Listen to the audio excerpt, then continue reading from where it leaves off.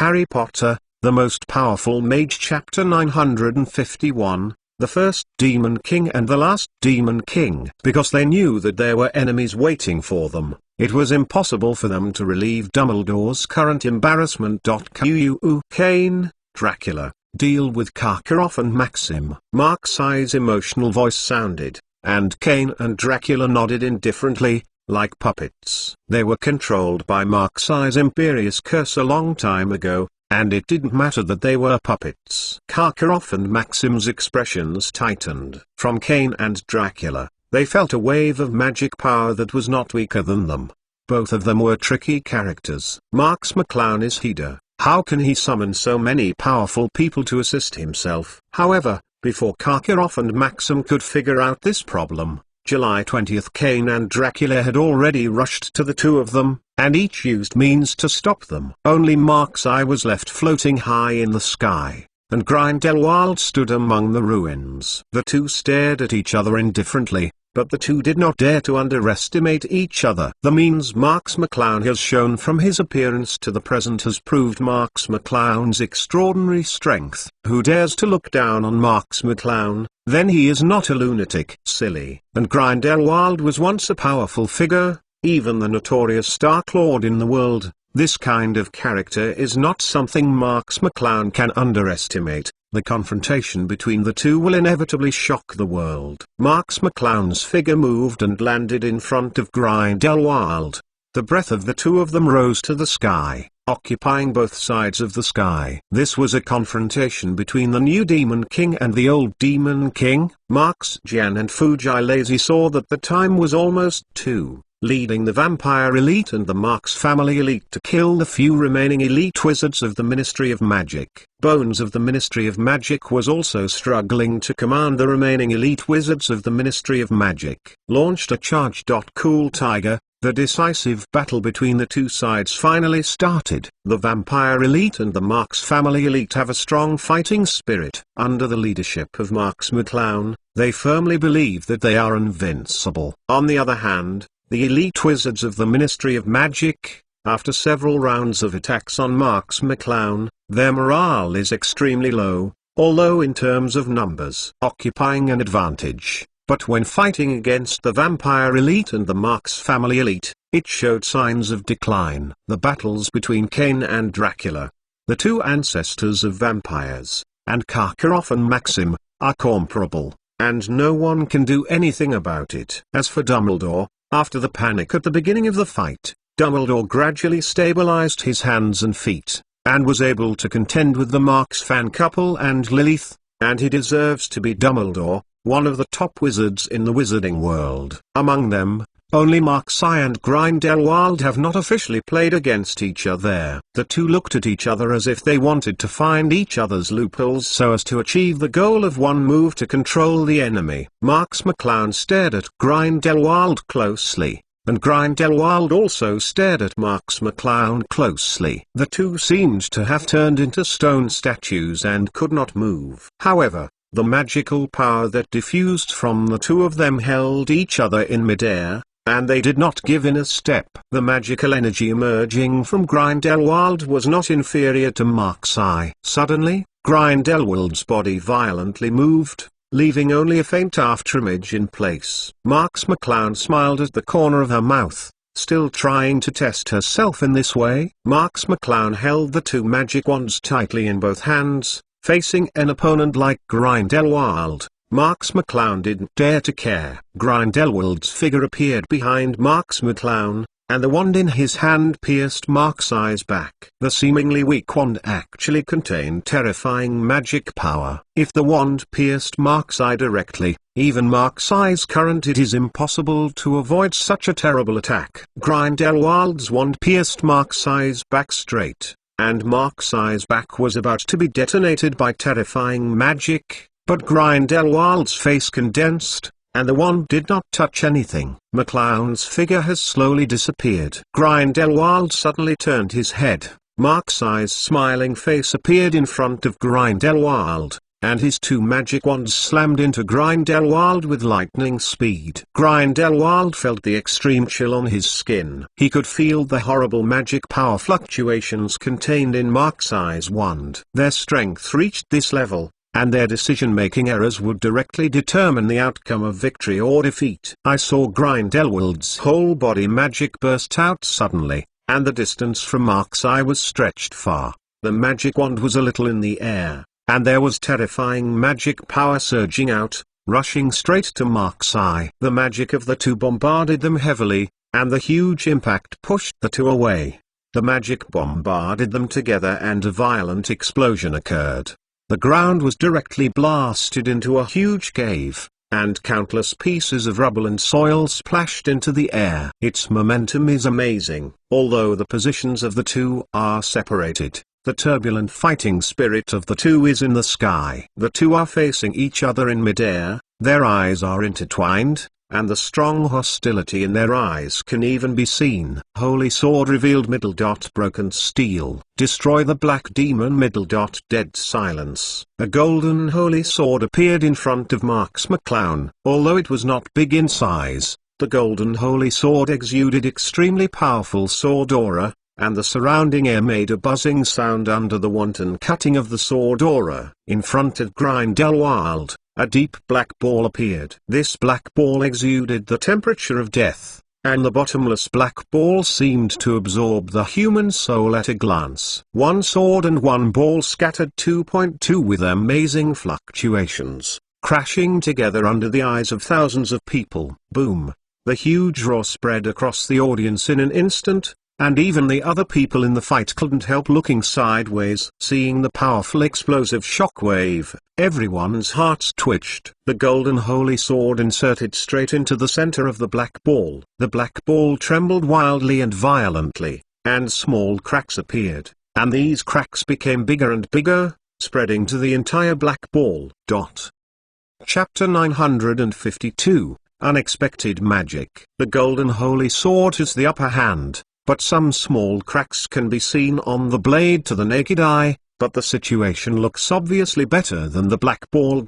Cool Tiger, there were more and more cracks on the black ball, and it finally could not bear to explode. The magical power of horror spread to the surroundings, and the huge pit originally possessed on the ground was expanded again, forming a bottomless pit. The golden holy sword broke through the black ball and pierced Grindelwald like lightning. Grindelwald frowned, and with a sharp wave of the wand, a black magic shield appeared in front of Grindelwald, finally blocking Mark-Eye's golden holy sword. Down. After all, Mark-Eye's golden holy sword lost a lot of power after breaking through Grindelwald's black ball, and the final power was not enough to break through Grindelwald's black shield. However, Grindelwald's brows frowned deeply. From the brief encounter, Grindelwald already knew that his magic manipulation methods were not enough to fight against Mark-Eye. If he fights against Mark-Eye's magic power again, I am afraid that he will soon be overwhelmed.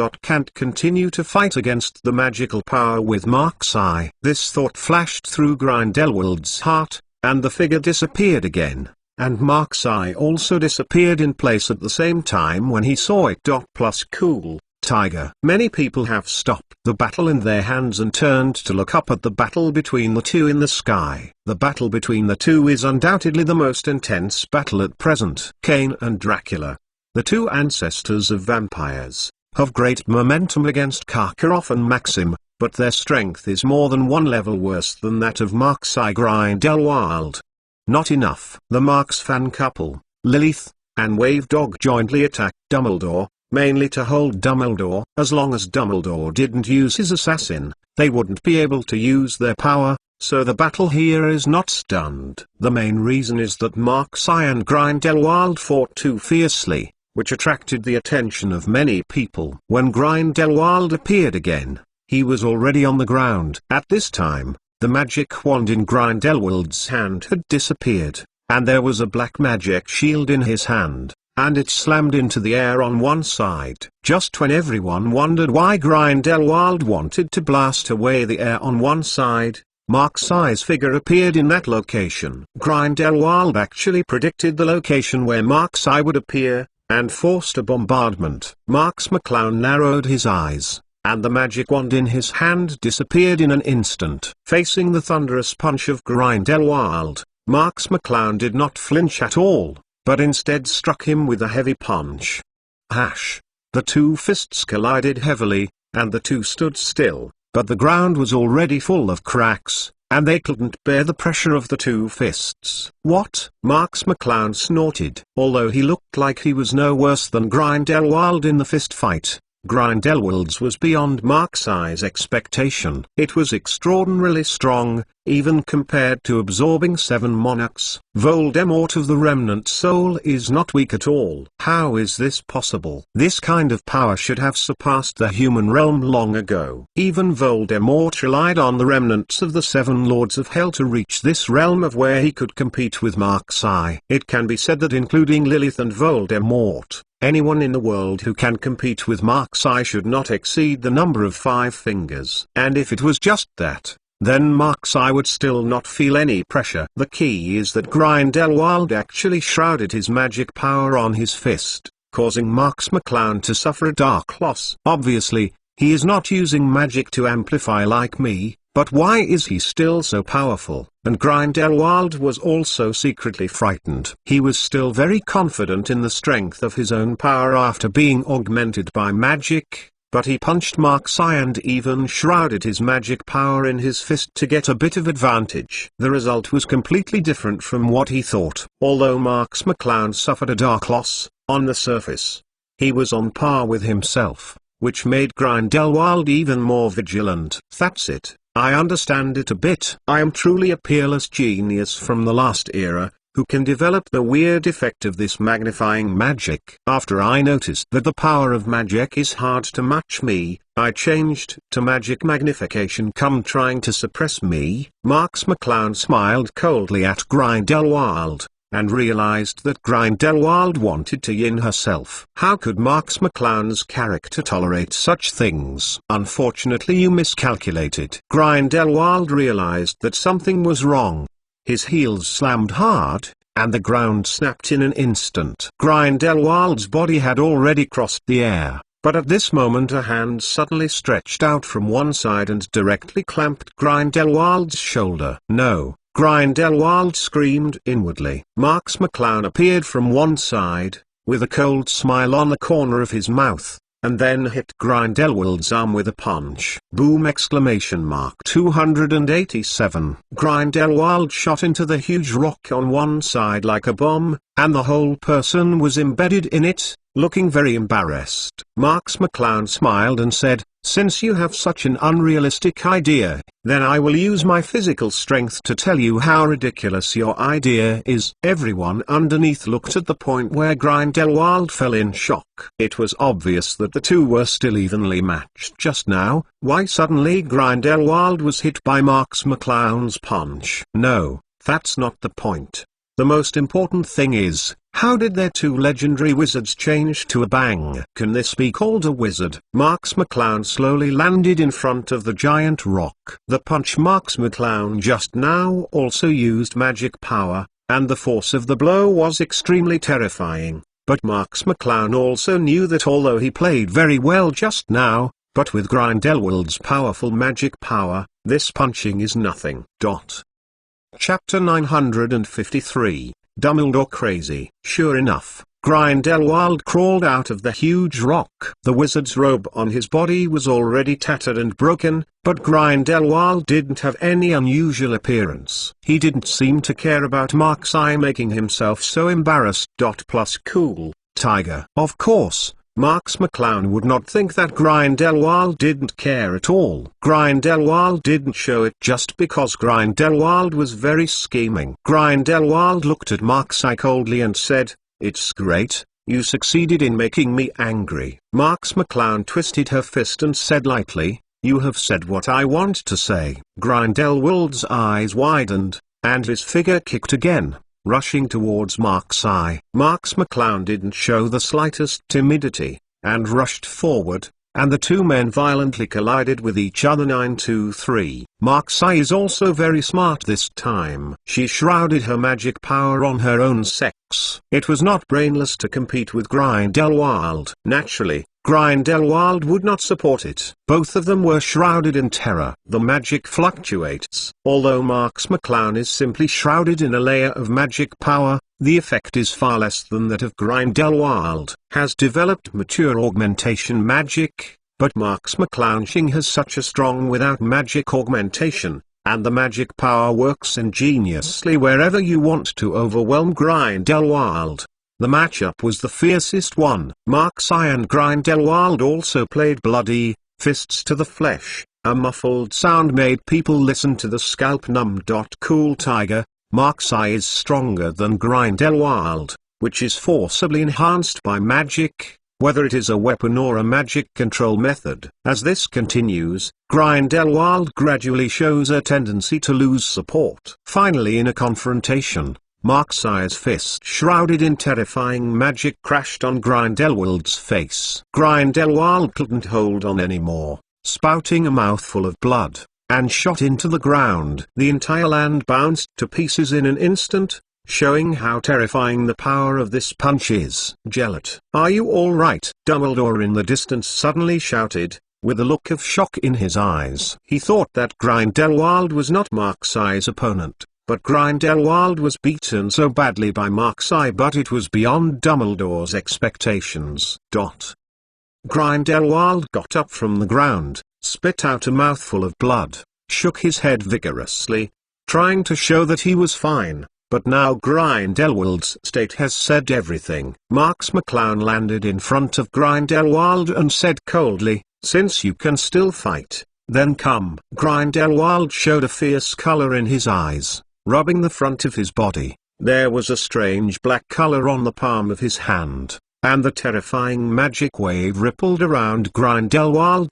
Cool Tiger. Marks McClown's eyes narrowed, and he naturally noticed the abnormal shape on Grindelwald's hand. When the palm of his hand was turned, the magic wand appeared, and a golden holy sword appeared in front of Marks McClown and slammed into Grindelwald. Grindelwald did not care about Marks McClown's golden holy sword at all, and with the power of the golden holy sword exposed the black ball in his hand and pressed it towards Marks McClown's body. Marks McClown's eyes moved, and the golden holy sword suddenly changed its direction and struck the black ball in Grindelwald's hand. It was too late to say that Grindelwald had no time to change direction, so he could only stop Marks McClown's golden holy sword with the black ball, and he was entangled. His palms turned into iron tongs and pierced Marks McClown's heart. Marks McClown took a deep breath. It is indeed Grindelwald. Knowing that his strength is not as good as his own, he still fights his life. This kind of cruelty is not everyone's. However, compared with Marks McClown, Grindelwald didn't understand Marks McClown too much. Marks McClown resolutely gave up the golden holy sword, and also blasted Grindelwald's chest with a punch. The golden holy sword and the black ball crashed together, and Marks McClown's fist carried 10,000 tons of pressure and bombarded Grindelwald's chest. But Grindelwald's iron clamp only caught the flesh and blood on Marks McClown's chest. Boom! A violent explosion exploded between the two of them, and two figures flew out, and a clear bloodline was flying between the two of them. Along with the roaring explosion, Mark's Eye blasted onto a rock. The schist rock shattered. Marks McClown's chest was covered with blood, and his face was not particularly good, and Grindelwald looked more miserable than Mark's Eye. His whole body bursting with blood, and bright red blood was constantly splashing in the air. The whole person fell to the ground like a broken sandbag, like a rotten rag doll. The ground is full of blood splattered from Grindelwald, and the battle is already clear. Gellert. Dumbledore saw Grindelwald hit the ground on one side and couldn't help shouting Grindelwald's name. Dumbledore burst into horrible magical fluctuations, and suddenly shook the Marks found couple and Lilith apart at the same time. The three were shocked. but immediately formed a defensive circle to surround Dumbledore. Although the three of them cannot defeat Dumbledore, they can still stop Dumbledore. Dumbledore shouted angrily, "You are not my opponent. If you don't want to die, let me go." The Marks fans and Lilith didn't mean to give in at all. They knew that Dumbledore was strong, but they were not weak. It was very difficult for Dumbledore to win their union. Marks fan said coldly, "Dumbledore, if you want to save people, let's break through our line of defense first." "Do you think I will let you leave so easily?" Even Marks Sixuan, who has always been gentle, said, "McClowns, you started with our Marks family before, but now it's so simple that you want 2.8 to let us go. You are too small for us." Dumbledore took a deep breath and said, "Marks fan, Marks Sixuan, since you want to die so much, then I will fulfill you." Hearing Dumbledore's words, Lilith hurriedly shouted, "You guys be careful." As soon as Lilith spoke, Dumbledore exuded a hot breath, and a terrifying wave rippled from behind Dumbledore, and the air was still full of the smell of scorching. Chapter 954 Beat Grindelwald. With a finger of Dumbledore's wand, a huge fire dragon emerged from behind Dumbledore in an instant. This is a fire dragon transformed by Dumbledore's magical power. The flames on his body can burn everything, showing the power of Dumbledore's fire dragon. The Marks fans condensed their eyes and looked at the fire dragon behind Dumbledore. The power of this fire dragon is bound to be extraordinary. It seems that Dumbledore is not willing to entangle them too much, and will decide the outcome with them. Lilith shouted, "You can't keep your hands anymore.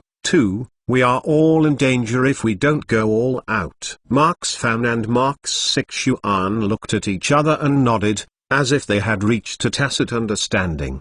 The magic wands of the two were tapped together, and the magic power of the two of them merged together, and it rose up. Marks fan shouted, "Just let you see the power of our Marks family." Lilith was also infused with magic power in her wand at this time, and a terrible blood mark appeared on Lilith's wand, exuding terrifying power. Plus cool, tiger. The Marks fan couple and Lilith no longer hide their strength, and at the same time show their strongest strength. Dumbledore shouted angrily, and the fire dragon behind him spit out a powerful flame. Wherever the flame went, even 613 air was directly roasted and evaporated. If someone stood in front of the flame, they would be roasted to nothingness. Marks fan and Marks Sixuan joined forces, and their heads turned into a purple lightning, which continuously hovered over their heads, brewing terrifying power. This was Marks fan and Marks Sixuan's combined magic. In the past,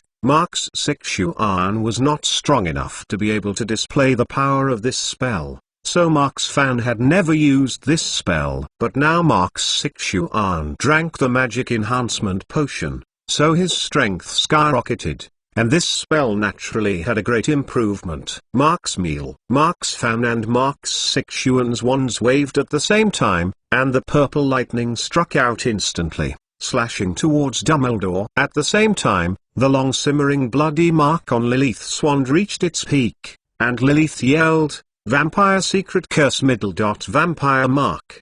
The purple lightning and the bloody mark were struck out at the same time, and they collided with the flames of the Dumbledore dragon. The three powerful magics suddenly burst out with the power of Pteropter. Bounced directly under pressure. Out of the corner of Dumbledore's eyes, he saw Marks and Grindelwald on one side. Grindelwald is now a blood man, and it is difficult to resist Marks' attack. At this time, Dumbledore was anxious, and even more magical installation. He wanted to break through the cooperation between Marks fan couple and Lilith in one fell swoop. The three spells finally exploded in midair, and the huge shockwave swept everything on the ground. Some innocent wizards were swept away because they were so close. It seemed that they would not be any better. Dumbledore snorted. The combination of Marks fan and Lilith is not a joke. Even Dumbledore's current strength is difficult to match. The Marks fan couple and Lilith were even more shocked by the powerful shockwave,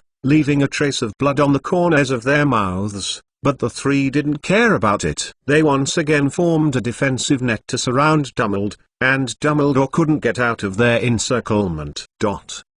Dumbledore's complexion became extremely ugly, and he didn't expect that the three of them were so tough that they would cling to himself. On the other side, the blood of Grindelwald was lying on the ground, struggling to get up from the ground, but now he has lost the power to fight Marks-Eye. Marks McClown slowly approached Grindelwald. Grindelwald in front of him had no threat to Marks McClown, but Marks McClown did not relax at all. Grindelwald was the former Dark Lord and still has his own pride. It won't be easy to fight Marks-Eye. Sure enough, Grindelwald did not seem to be able to get up.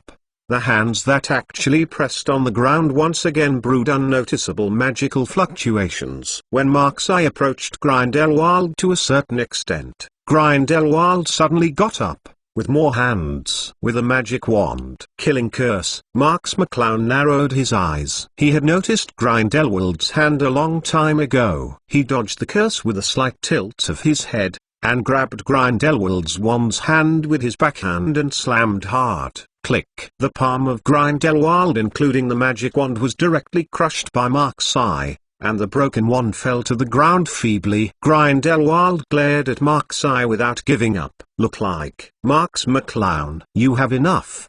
Dumbledore suddenly roared at Marks McClown ferociously. Like a beast, the fire dragon behind him was also madly spraying hot flames around, and the air was instantly burned into steam, which showed Dumbledore's inner anger at this time. Originally, Dumbledore arranged for Grindelwald to deal with Marks-Eye. He felt that although Marks-Eye's strength was strong, Grindelwald's strength should not be underestimated. How to say Grindelwald was also the former Dark Lord. Even if he could not defeat Marks-Eye, it will not be inferior to where. Regarding Grindelwald's battle against Marks-Eye, Dumbledore thought about a stalemate situation. Who knew that Marks-Eye's strength had grown so fast now that even Grindelwald was not Marks-Eye's opponent? Bludder became uncomfortable. Now that Grindelwald suffered such an unbearable encounter in Marks-Eye's hands, Dumbledore could no longer bear it, so much so that Marks-Eye stopped by roaring. But how could Marks McClown listen to Dumbledore's words? Seeing Dumbledore's appearance, she increased her strength and smashed Grindelwald's palm. Grindelwald snorted, but he was also a tough guy, insisting on being silent. Dumbledore also noticed Grindelwald's abnormality, and said angrily, Marks-Eye, don't shame you, or you will regret it. P.S. Ask for rewards and automatic subscription. Chapter 955, let you experience this feeling. Marks McClown nodded faintly, and said, McClowns, I just solve you now, I regret it a bit. Dumbledore forced himself to remain calm, and said, let go of Grindelwald, you and me have a decisive battle, no one is involved. Marks McClown didn't hesitate, shook her head and said, why should I listen to you? You destroyed our Marks family and killed so many of us. Now come and tell me not to involve other people? Dumbledore said angrily, aren't you also the one who killed a lot of Ministry of Magic? Even Nicolim died in your hands. Marks McClown narrowed his eyes and said, they all died because of you. Didn't you start the war between us and the Ministry of Magic? So many people sacrificed. Dumbledore took a deep breath and said, I won't argue with you about this. You immediately let go of Grindelwald. You and I have a decisive battle, and all grievances will be resolved by this decisive battle. Marks McClown slowly shook his head and said, I refuse. Compared to letting your old friend go to a decisive battle with you, I want to see how you are worried. Dumbledore frowned and said angrily, what are you talking about? Marks McClown smiled faintly, and said, why? Do you have any opinions when you say you are good with your old friend? Regarding the relationship between Dumbledore and Grindelwald, Marks McClown is naturally very clear. Although the two seem to be in an opposing relationship, or a relationship between life and death, Marks McClown understands very much in his heart. Between is the kind of ambiguous relationship that is not clear. But many people didn't know this kind of relationship. Hearing Marks-Eye's words, many people looked at Dumbledore and Grindelwald with strange eyes.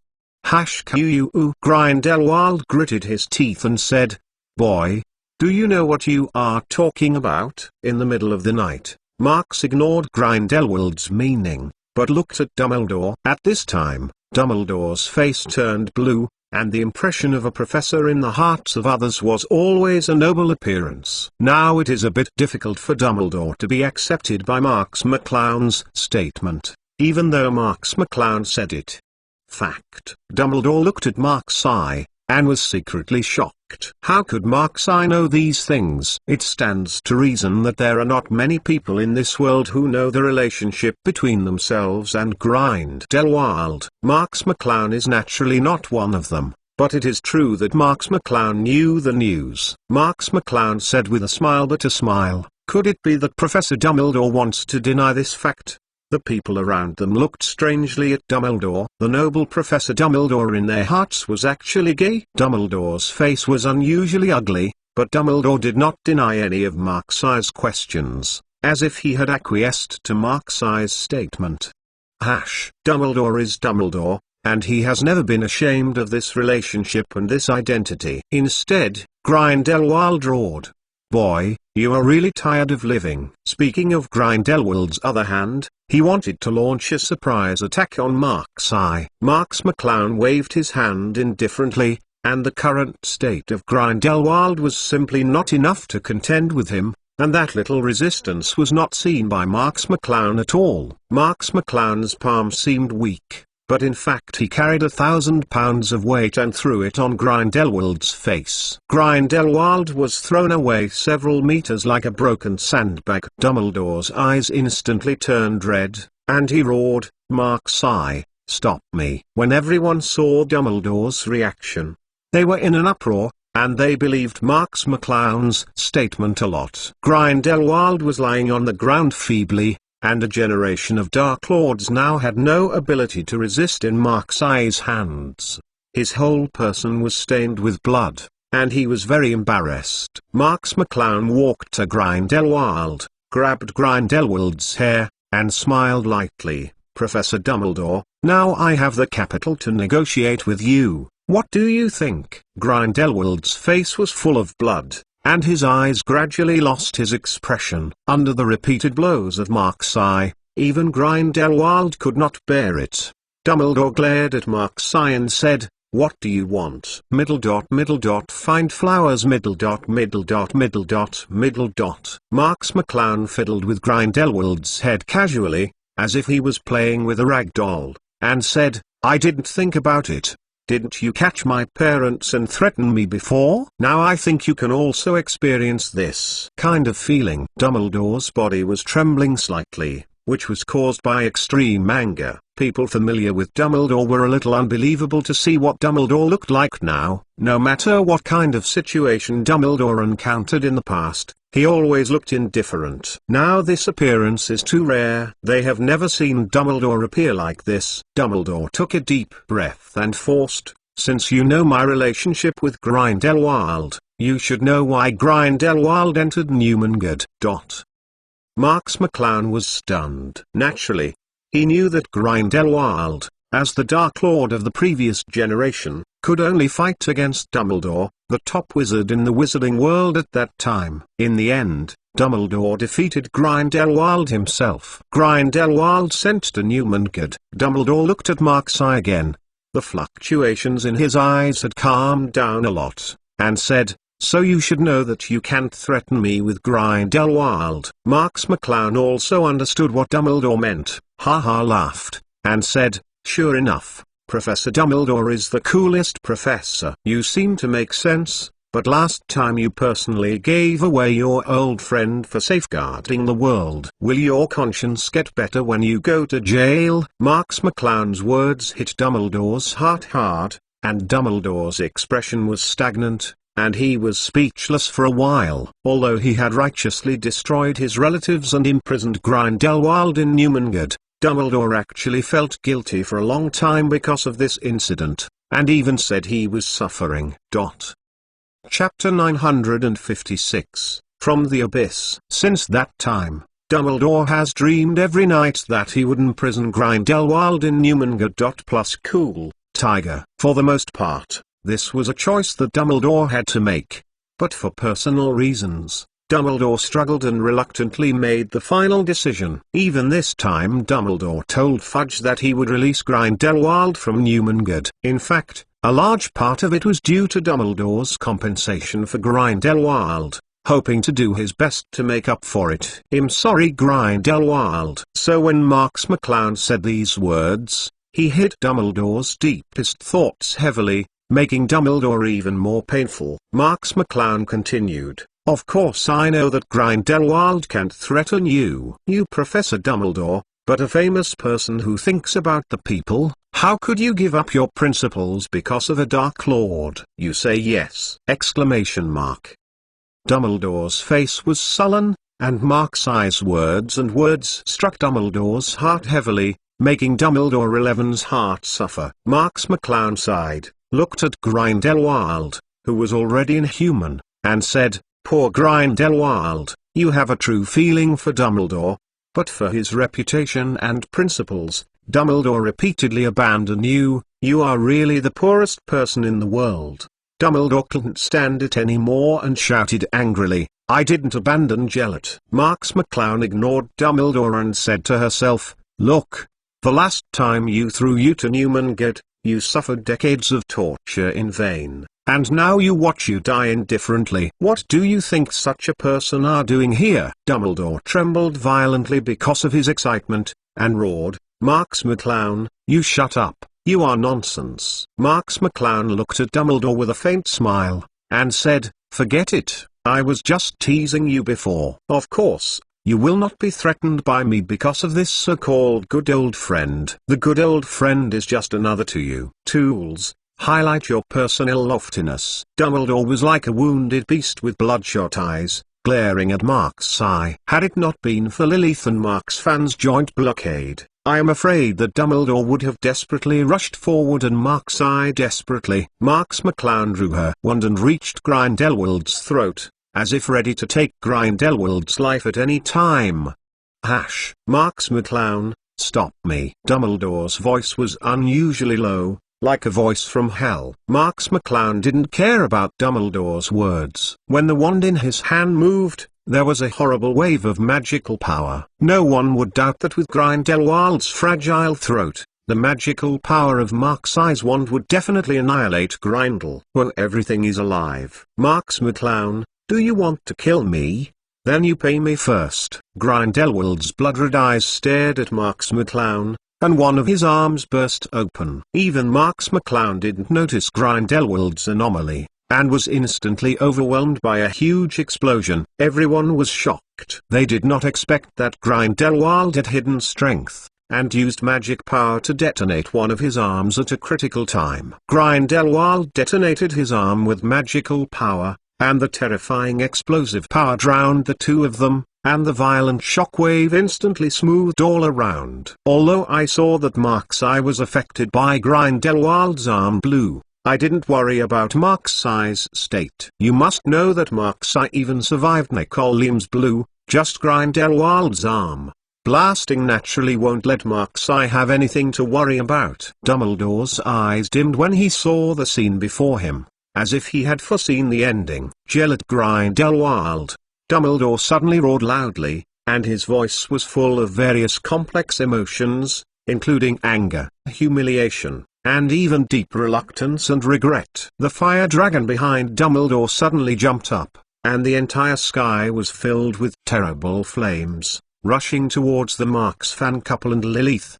The three didn't expect Dumbledore to suddenly attack, but they reacted quickly and immediately joined forces to stop Dumbledore's offensive. Who knew that this huge fire dragon rushed in front of the three of them, and did not show any attack? But the huge body suddenly rose, and a terrifying magical wave instantly spread. Boom! Dumbledore actually directly detonated the fire dragon he turned into with magic power. The fire dragon seemed to have become a huge firestorm, and half of the island was affected by the terrifying fire magic on its body. The Marks fans and Lilith did not expect Dumbledore to be so decisive. Their spell attack was instantly exploded by the fire dragon. Shattered. However, there was still a certain position between the three of them and the fire dragon. 743, so the retreat was very timely, and the three of them simultaneously exited the range of the fire dragon's self-destruct. It seems that Dumbledore's detonation of the fire dragon did not have much effect. But why did Dumbledore do it? Just when the Marks fan couple and Lilith were puzzled, while seeing the flames and smoke filled, Dumbledore's figure rushed towards Mark's eye. Dumbledore did not detonate the magic dragon to gain any advantage, but to force Mark's fan and Lilith back. Dumbledore's goal is Mark's eye. Both Mark's fan and Lilith were shocked, but the self-detonation range of the magical fire dragon in front of them was too large, and they couldn't make it through in a short time. Grindelwald's voice filled the sky. Marks McClown, let you see why I am called the Dark Lord. Let me show you the fear I used to make the world tremble. Grindelwald's voice is like hell, full of resentment and anger. Chapter 957, Farewell. The storm that Grindelwald's arm exploded slowly dissipated, and Marks McClown's undamaged body was still suspended in the sky, but his clothes were torn apart by the explosion. And Grindelwald was filled with black mist, and he could still see the blood-stained body and a broken arm. However, Marks McClown could not move at this time. The black mist on Grindelwald not only enveloped himself, but also Marks McClown's body, causing Marks McClown to temporarily lose the ability to move. It's another unknown magic like Nicole LeMay. It's a bit tricky to crack quickly. Marks McClown frowned. Just like his holy sword appearance and creation, Grindelwald and Nicole LeMay also have the highest level magic developed by them. The last time Mark's eye was because of the first contact with unknown strange magic. He was obviously stronger than Nicole LeMay, but he was restrained for a short time. At this time, Dumbledore rushed out of the wave of the fire dragon's self-explosion, his blood-red eyes staring at Marks McClown, as if Marks McClown were his unshakable enemy. Do you think this level can completely restrain me who is stronger than you? Marks McClown narrowed his eyes, and felt the extreme danger from the bodies of the two of them, and the terrifying magic power surged like the sky. Marks McClown did not act to underestimate the enemy this time. Just because Grindelwald's previous performance was so good that Marks McClown mistakenly thought that he had lost the ability to resist. Who knew that Grindelwald broke out in an instant at the final time? Suddenly stopped Mark's eye. After using the fire dragon to blow himself up, Dumbledore got rid of the Marks fan couple and Lilith instantly and rushed towards Mark's eye. At this moment, Dumbledore suddenly had a huge object in his hand, which was a clock-like object. What is that? Marks McClown looked at the clock in Dumbledore's hand, and the skin of his body was instinctively chilled. Although he didn't know the function of the clock-like in Dumbledore's hand, his instinct for many battles told Marks McClown that this clock device was not ordinary at all and even threatened Marks McClown. However, Mark's eye has nothing to do at this time, because the black mist on Grindelwald has fixed Mark's eye. Although Grindelwald has also lost the ability to act, but Grindelwald has achieved this effect with a severely injured body. It's already very powerful. Grindelwald shouted angrily, "Hurry up, my bondage won't last long." Dumbledore's face couldn't help showing a look of pain, and the clock in his hand burst out with a dazzling light, covering Dumbledore, Mark's eye and Grindelwald over. This terrifying wave instantly crushed time and space, and a bottomless space-time tunnel appeared. That is the power of time. Lilith cried out in shock. This profound energy fluctuation is actually the power of time. Mark's fan was also shocked by this terrifying time energy, and said in shock, "No, Xio is in danger." Mark's Sixuan desperately wanted to rush forward to rescue Marks McClown. It took so long for them to meet. She didn't want Marks McClown to disappear again without talking to Marks McClown. However, Dumbledore did not give the others any time. The power of time surrounded the three of them and entered the space-time tunnel instantly. The space-time tunnel lasted less than 3 seconds and closed in an instant, as if nothing had appeared in the air. Together with this disappeared Mark's eye, Dumbledore and Grindelwald, 3 people. Everyone looked at the situation in disbelief. and didn't realize what was happening. Could it be that Dumbledore and Grindelwald, in order to solve Mark's eye, they both died at the same time while pulling Mark's eye? In the space-time tunnel, Grindelwald and Dumbledore looked at each other with expressions. From the eyes of the two, one could see the dissatisfaction and pain of each other. Mark's eye on the other side also fell into the space-time tunnel. Although the black mist that Grindelwald used to control Mark's eye has disappeared, the three of them did not dare to move. In this terrifying space-time tunnel, if they were not careful, the energy that affects the space-time tunnel, even they will be crushed by the space-time force. Marks McClown also settled down at this time, although he was forcibly pulled into the space-time tunnel and knew nothing about what would happen next. Marks McClown knew that Dumbledore and Grindelwald still had no way to threaten him for the time being. Besides, Grindelwald was already seriously injured. Grindelwald suddenly stretched out his hand to grab the huge clock device in Dumbledore's hand. Due to Grindelwald's disturbances, some temporal and spatial power fluctuations crushed Grindelwald's body, but Grindelwald did not care. It was still one. He looked at Dumbledore with an expression on his face. Dumbledore had a look of pain on his face, and his eyes on Grindelwald were even more reluctant and regretful. Grindelwald actually smiled at this time, looking at Dumbledore. His mouth moved slightly. In the space-time tunnel, Grindelwald's voice could not be transmitted at all, but Marks McClown could understand Grindelwald's lips. The meaning of Grindelwald. Grindelwald said to Dumbledore, "Bye." Dumbledore looked at Grindelwald in pain, and there was still a trace of tears streaming from Dumbledore's muddy eyes.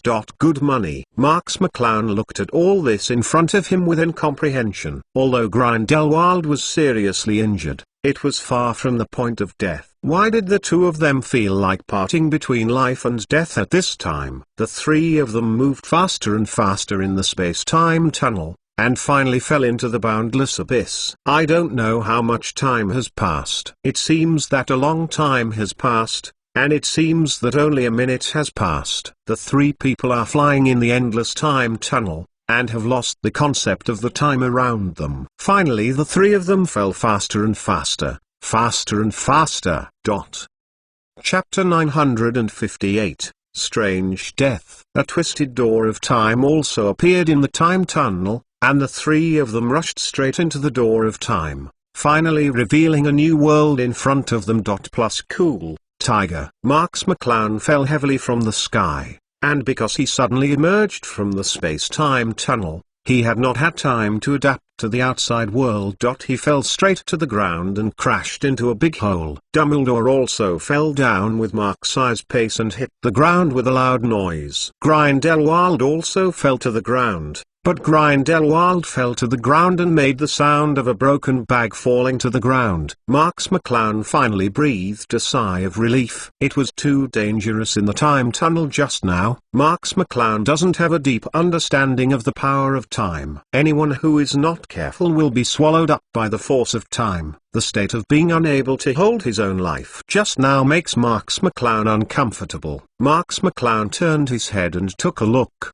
Dumbledore climbed up to Grindelwald with a hesitant look at this time. Grindelwald was like a scorched person. The skin on his body became extremely scorched and his whole body was weak. Lying on the ground, all kinds of hideous wounds on his body were constantly bursting with blood. Marks McClown frowned and looked at Grindelwald in a puzzled way. Although Grindelwald was seriously injured by her own 727 and used a secret spell to trap herself, she wouldn't have turned into the miserable appearance it is now. It's incredible. Plus cool, tiger. Dumbledore pounced on Grindelwald and roared Grindelwald's name, but at this time Grindelwald was so angry that he could not hold on any longer. Dumbledore locked his eyes tightly on Grindelwald, and said with a bitter expression on his face, "Why are you doing this again?" Grindelwald looked at Dumbledore with tenderness in his eyes, and said intermittently, "For you.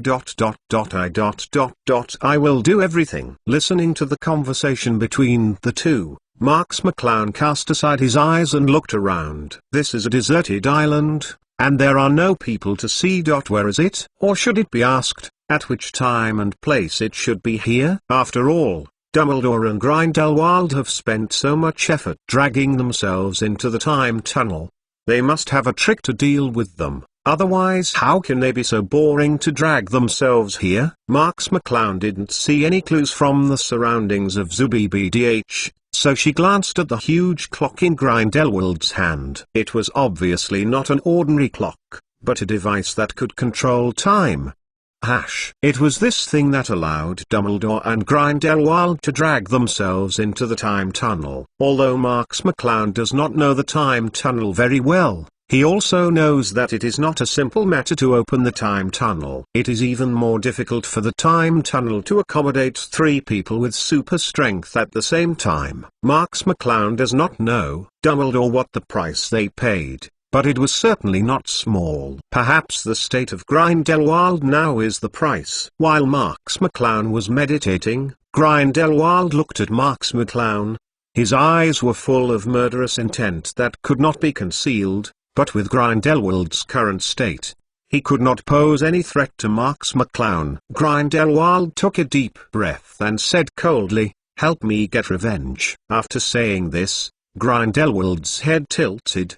His whole life mechanism was cut off, and he could never wake up again. Dumbledore was taken aback, watching the dead Grindelwald roar like a beast, and instead stared at Marks' with bloodshot eyes. Marks McClown smiled coldly and said, "Although I don't know where you took me, but now that Grindelwald is dead, it's possible that Dumbledore alone can solve me." Dumbledore roared and rushed forward. The old magic wand quickly drew out, and the magic of the distance surged against Marks' eye. Although Marks McClown is not afraid of Dumbledore, but now Dumbledore is like a crazy tiger, rushing forward like crazy, making Marks McClown have to take 2 steps back, and then immediately suspended in midair, wanting to fight Dumbledore. Leto separated a distance. However, Dumbledore showed no sign of giving up, but went straight into the air, rushing towards Marks' without life. And the magic power was not spilled like money. He was about to kill Marks'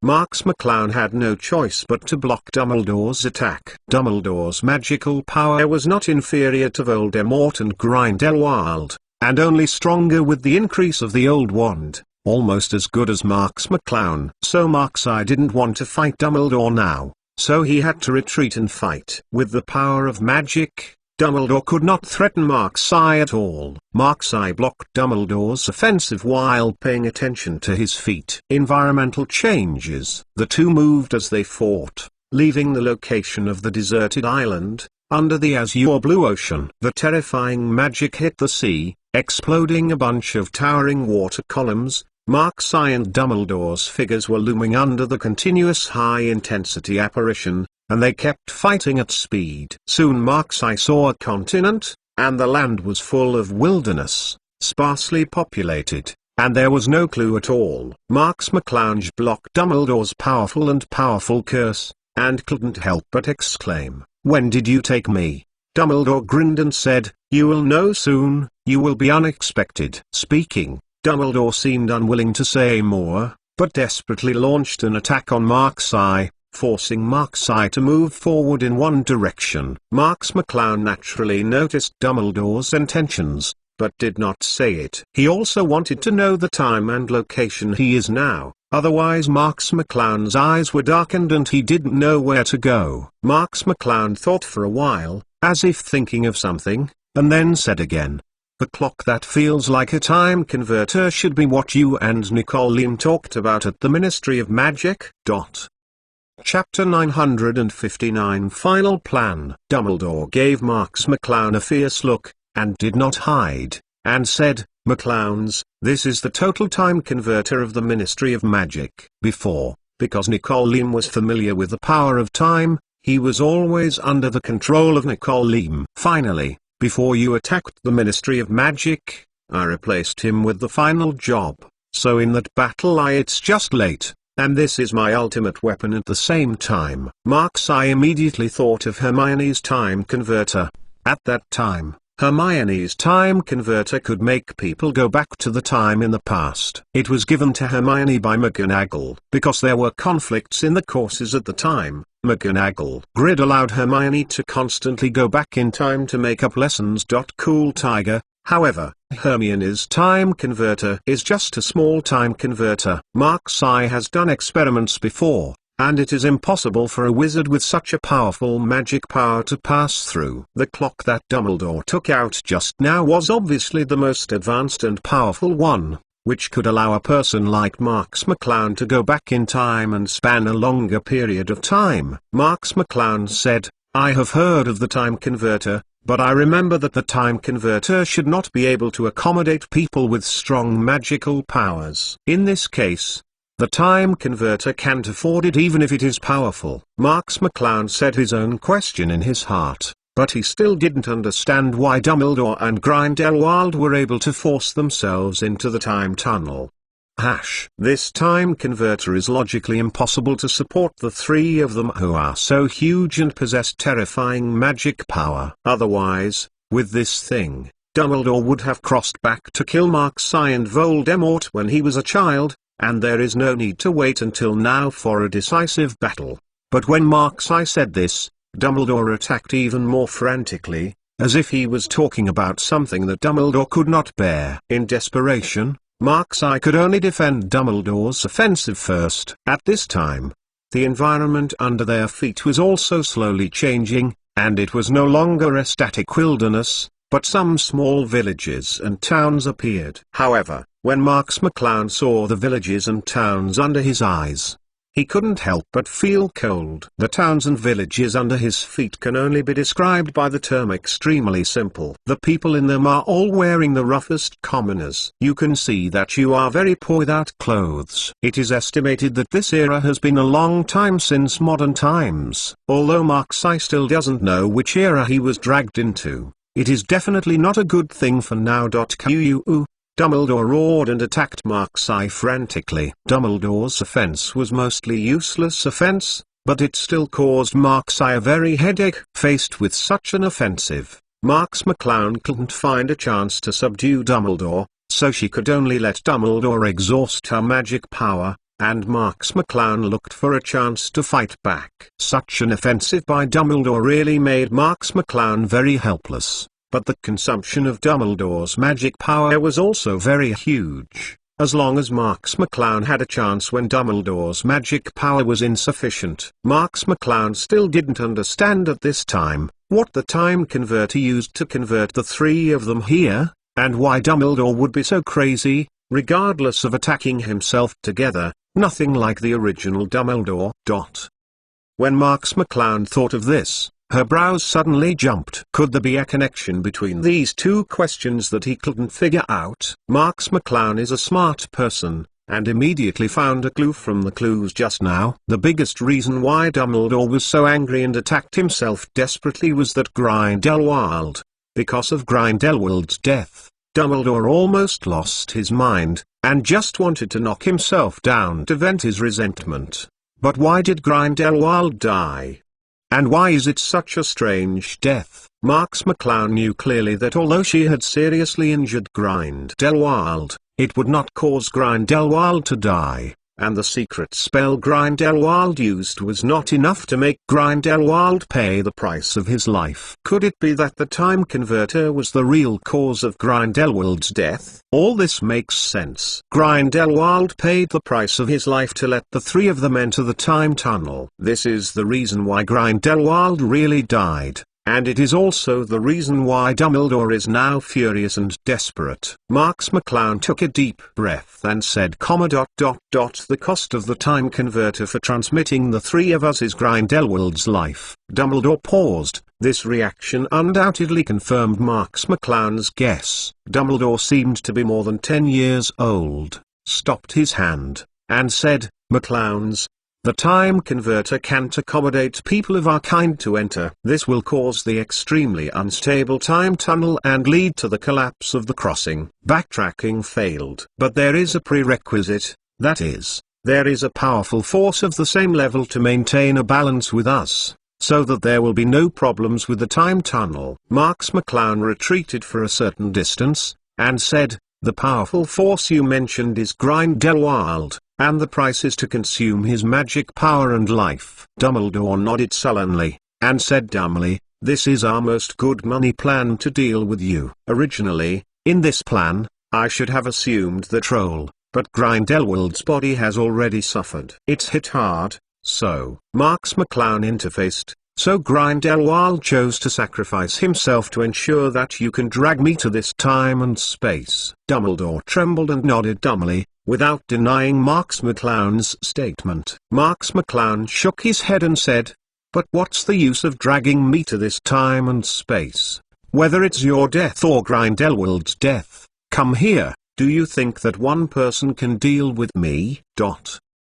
The most powerful mage of Harry Potter Chapter 960, the true ultimate usage of time converter. Dumbledore lowered his head and did not speak. Marx McClown continued, "Even if you follow the original plan and drag me to this time and space when you die, how can you deal with me? I really don't understand what you are thinking." Marx McClown was very dissatisfied with Dumbledore bringing him to this time and space at this time. Dumbledore slowly raised his head, with a crazy smile on his hideous face, and said, "Of course it's not me to deal with you, but time to deal with you. Look where it is." Marx McClown froze for a moment and looked in the direction Dumbledore was pointing. They had hit a valley unknowingly. It was shrouded in mist, and they vaguely saw a huge castle hidden in it. This castle gave Marx McClown very familiar feeling. Dumbledore laughed wildly. "This is Hogwarts 1,000 years ago. The Big Four who created Hogwarts back then are still alive." "What?" Marx McClown was startled. "Are you?"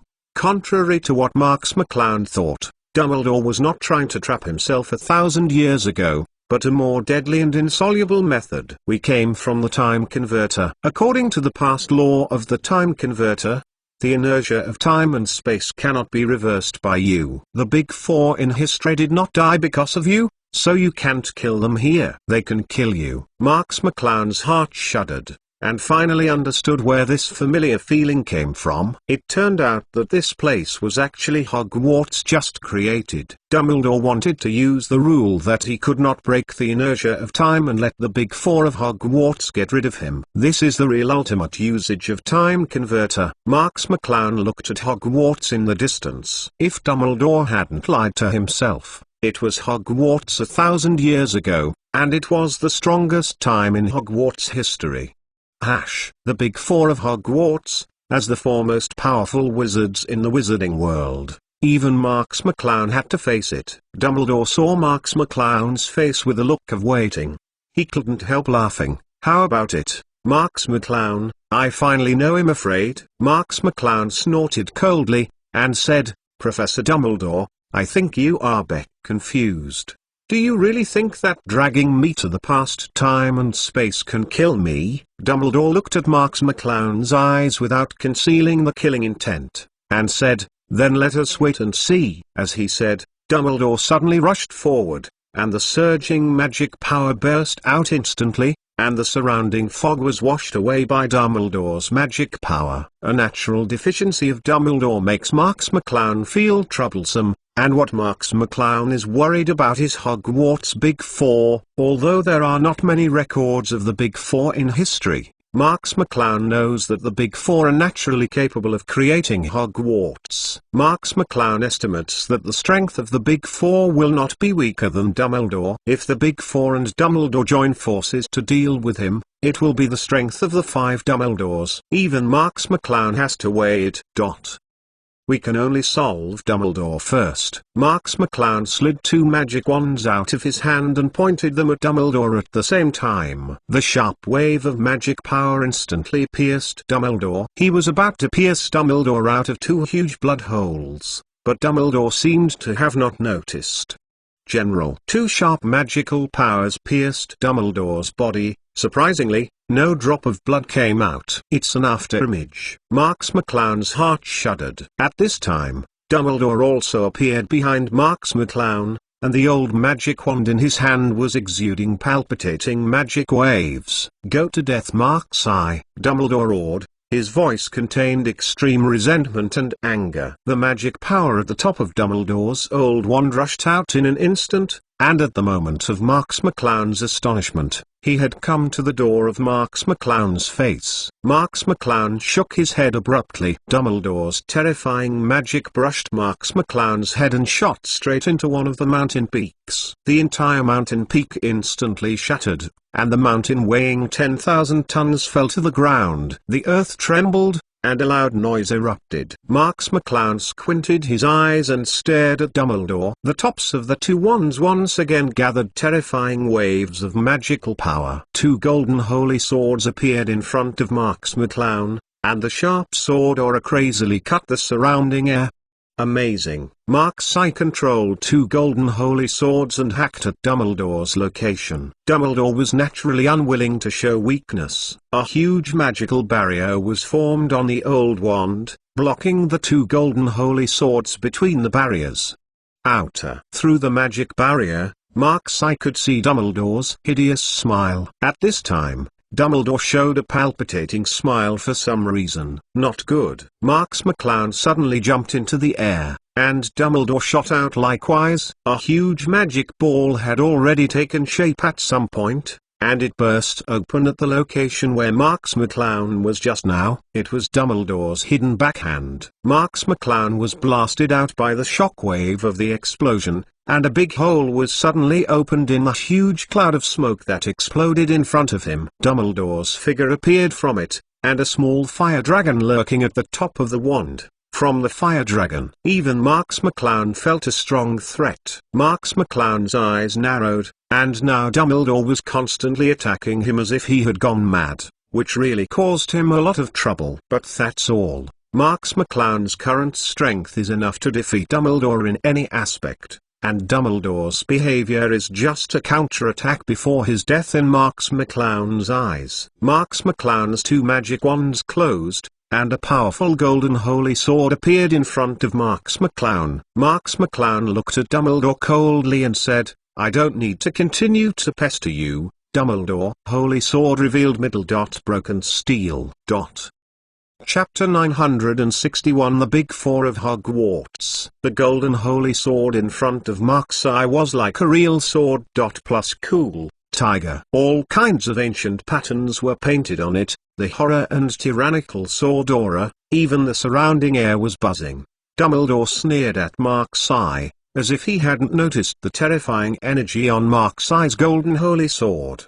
Dumbledore waved his hand violently. At the top of the old magic wand, a miniature fire dragon suddenly flew out, carrying a monstrous fire flame towards the Cloud Knight. Marks McClown's eyes widened, and the golden holy sword in front of him shot out, piercing the fire dragon, and the two crashed together. The vast magic power collided violently in the air, and the sword tip of the golden holy sword pierced the top of the fire dragon's head. However, Dumbledore's magic power was no longer Mark-Sai's opponent. A crack appeared on the top of the fire dragon's head, and then it expanded and finally filled the fire dragon's body. Dumbledore's eyes were staring, and he didn't seem to feel that the fire dragon was overwhelmed. He still instilled magic power continuously, entered the body of the fire dragon, and had the momentum to die together. Mark-Sai magic wand tapped lightly, and the sword energy on the golden holy sword suddenly rose. The body of the fire dragon split in an instant,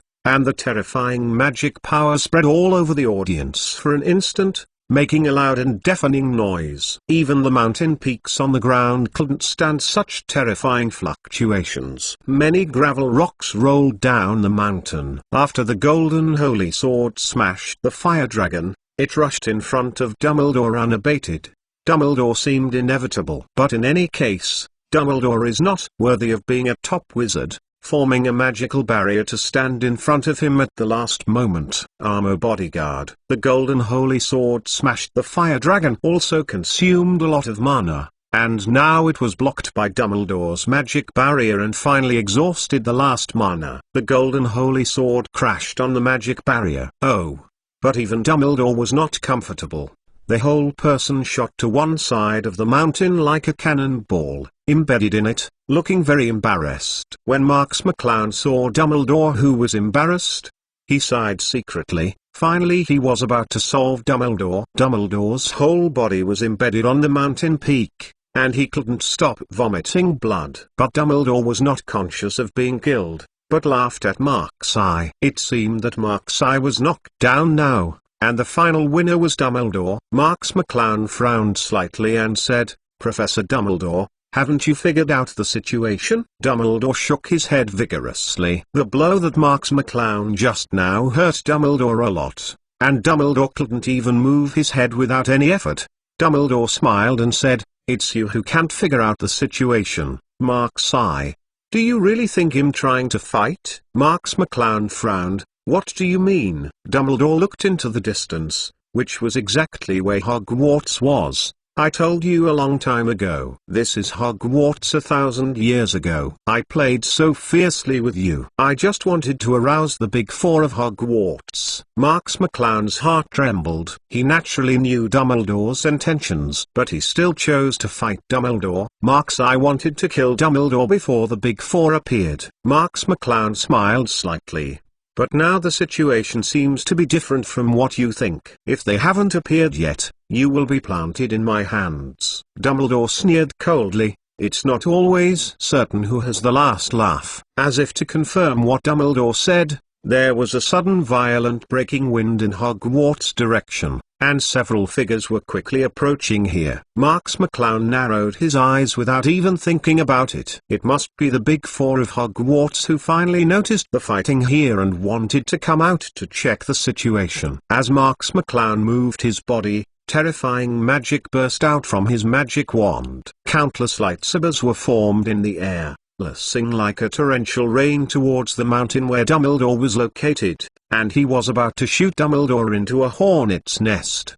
Dumbledore slapped his chest, and spouted a mouthful of blood on the old wand. Middle dot middle dot find flowers middle dot middle dot middle dot middle dot middle dot middle dot middle dot middle dot. Dumbledore, who had already lost his combat effectiveness, had his magic power increased, and a magic barrier appeared in front of Dumbledore. The lightsaber like a rainstorm in the night of clouds shot on the magic barrier of Dumbledore, constantly bursting out terrifying energy.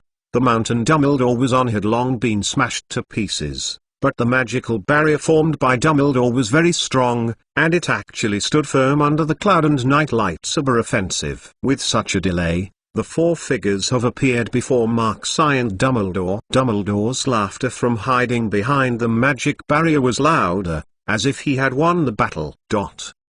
"Who are you guys? How dare you run wild before my Hogwarts?" A tall and stalwart man strode forward and stared at Marks' eye coldly. Marks McClown knew that he had missed the best chance to kill Dumbledore today. With a big wave of his hand, he put away the lightsaber offensive, and looked at the four figures that appeared indifferently. Dumbledore's embarrassed figure also appeared in front of everyone. Now Dumbledore, there were many cracks in the magic barrier in front of him, but he persisted to the end. Marks McClown looked at the four figures indifferently. In addition to the man who just made the noise, these four people also had a tall and thin man. This man had a gloomy face, giving people an uncomfortable feeling, but Marks McClown felt a familiar breath from this man. There are two other women. One is slender, with long hair to the waist, wearing neat and solemn robes, looking very dignified and elegant, and the other looking a bit fat, wearing loose robes,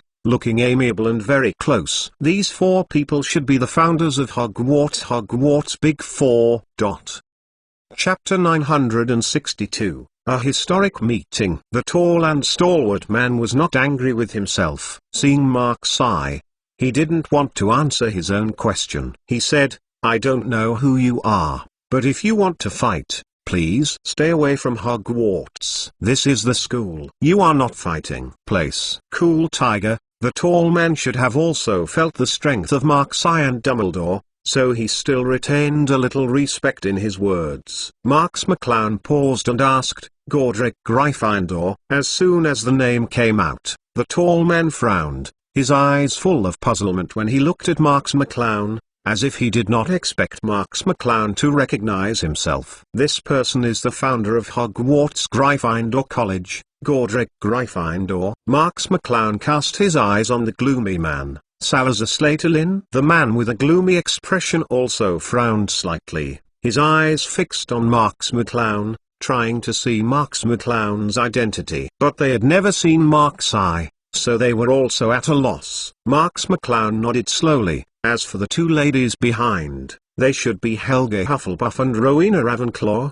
What Marks McClown said, he was also a schoolmaster. He liked to go to the library when he was at Hogwarts. He was quite clear about the names of the Big Four. Gryffindor frowned and said, "Who are you and why do we have no impression of you?" Marks McClown smiled freely. "Of course you don't know me, because I am a Hogwarts student after 1,000 years. My name is Marks McClown." "What?" The Big Four of Hogwarts showed shocked expressions at the same time, and did not understand Marks McClown's words for a while. Dumbledore also endured the severe physical pain at this time, and slowly rose into the air. "He is right, because I am the principal of Hogwarts in 1,000 years. Albus Dumbledore." Dumbledore's words hit the hearts of the Big Four like a flash of lightning. "What's going on today? How can two people claim that Hogwarts students and principals will be here 1,000 years later? And the two men are fighting like enemies." The Hogwarts Big Four claim to be people who have seen a lot of wind and waves,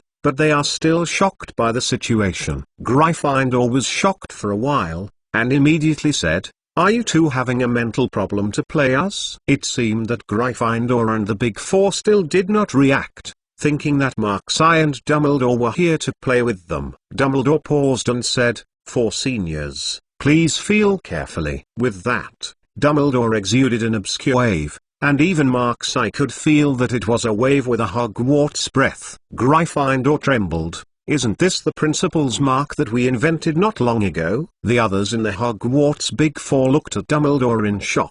"How did you invent the magic mark that didn't take long and appeared on others in the blink of an eye?" Hogwarts itself is like a giant magic enchantment, or giant magic props, which restricts many things such as technology products or apparition. And this principal's mark is something that Principal Hogwarts can have. With this mark, you can travel various privileges in Hogwarts, like being able to operate and so on. Gryffindor and the others have only recently smashed this mark and let the Big Four have one. How can an outsider have the principal's mark now? Is it possible that he is really the Principal Hogwarts who came back after 1,000 years? Gryffindor was surprised. "Are you really Headmaster Hogwarts?" Dumbledore nodded multiple times. "It's true. I use my head as a guarantee that." Gryffindor pointed towards Mark's eye, with a puzzled expression on his face. Not to mention Gryffindor, the other big three also looked confused and did not figure out the situation in front of them. If Dumbledore is really the principal of Hogwarts 1,000 years later, isn't Marks McClown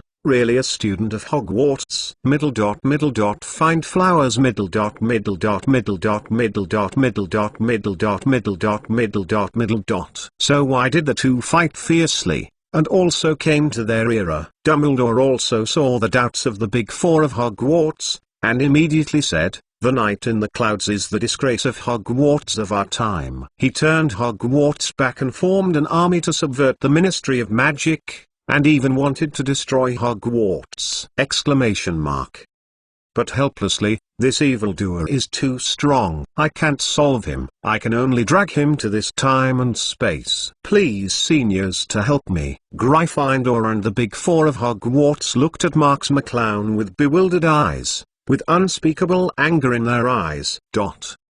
This was when they set out to build Hogwarts, and all their efforts were devoted to Hogwarts. But Dumbledore told them that Mark's eye would be the one who almost destroyed Hogwarts. How could they not be angry? Marks McClown curled his lips and didn't mean to refute. He had actually done Hogwarts to subvert the Ministry of Magic. As for the destruction of Hogwarts that Dumbledore imposed on him, Marks McClown's refutation was useless. Marks McClown, who is a man of two generations, knows people's hearts. Compared to him who claims to be a Hogwarts student who has no proof, The Hogwarts Big Four will undoubtedly trust Dumbledore, who is the mark of the principal. Besides, Dumbledore was the principal, and he wouldn't hurt Hogwarts no matter what he thought, so Marks's refutation was useless. The Big Four will inevitably give priority to customers first, thinking that Marks McClown's rebuttal is sophistry. In that case,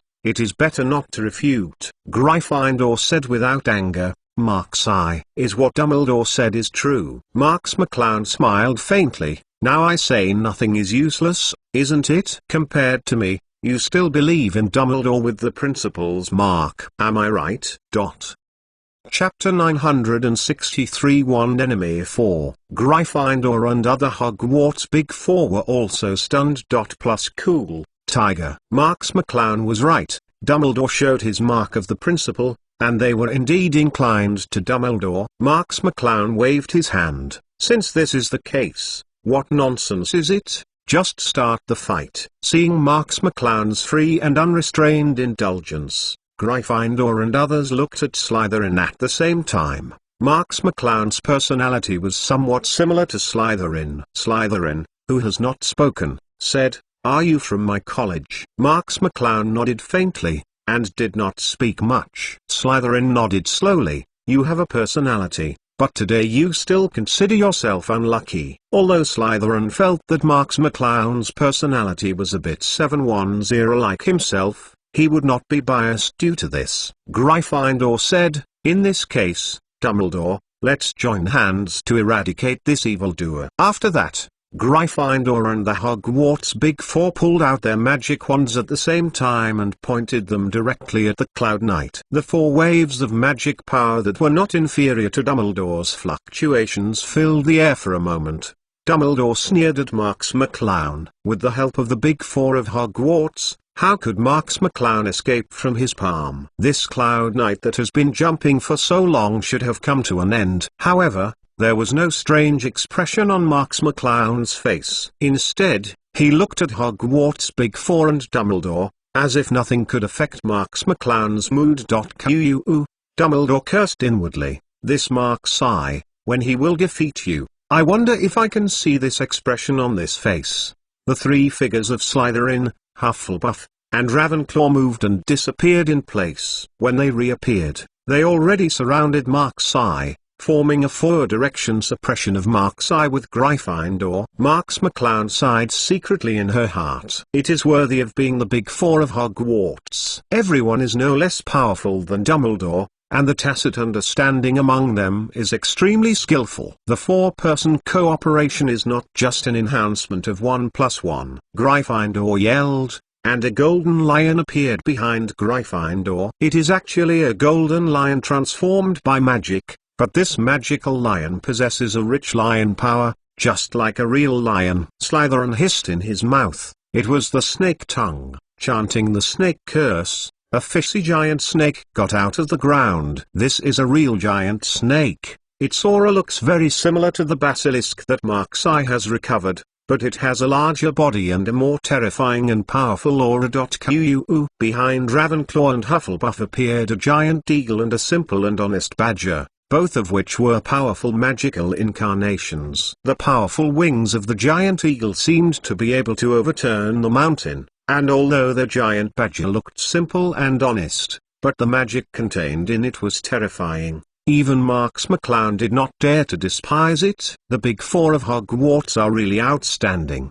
Dumbledore sneered at Marks surrounded by the Big Four. It is true that he alone cannot defeat Marks McClown, but now that the Big Four make a move, Marks McClown will inevitably be unable to fly. Marks McClown stared at the Big Four of Hogwarts intently at this time. As the founder of Hogwarts, it would be impossible to say that the Big Four were not strong, so Marks McClown didn't dare to be careless. Gryffindor shouted, "Shoot! Catch this evildoer!" The magic wands of the four giants of Hogwarts swung down at the same time. The magic lion, the magic giant badger, the magic giant eagle and the giant snake rushed out at the same time, carrying the ferocity soaring. The rock on the ground instantly shattered and swept into the Cloud Knight. Marks McClown's eyes narrowed, and even Marks McClown felt a little surprised by the Big Four's offensive. This level of attack had exceeded Marks McClown's expectations, and he couldn't fight it hard. Marks I lightly touched the wand with both hands,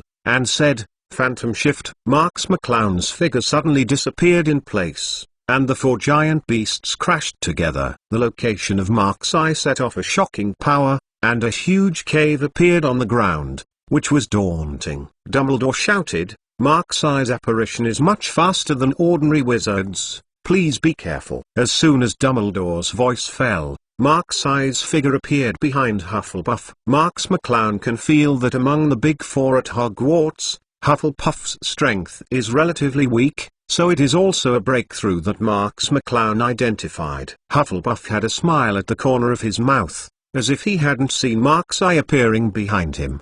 Dumbledore said in surprise, "Mrs. Hufflepuff, behind you." Marks McClown shot suddenly, and the two wands pointed at Hufflepuff's back at the same time. When Marks McClown was about to succeed, the giant badger appeared in front of Marks McClown in an instant. Marks McClown's two magic wands pierced directly into the belly of the giant badger, and the magical power of horror burst out in an instant. The giant badger was under Mark's eye's magical power, but did not respond, as if it was not a giant badger that was hit. Marks McClown frowned.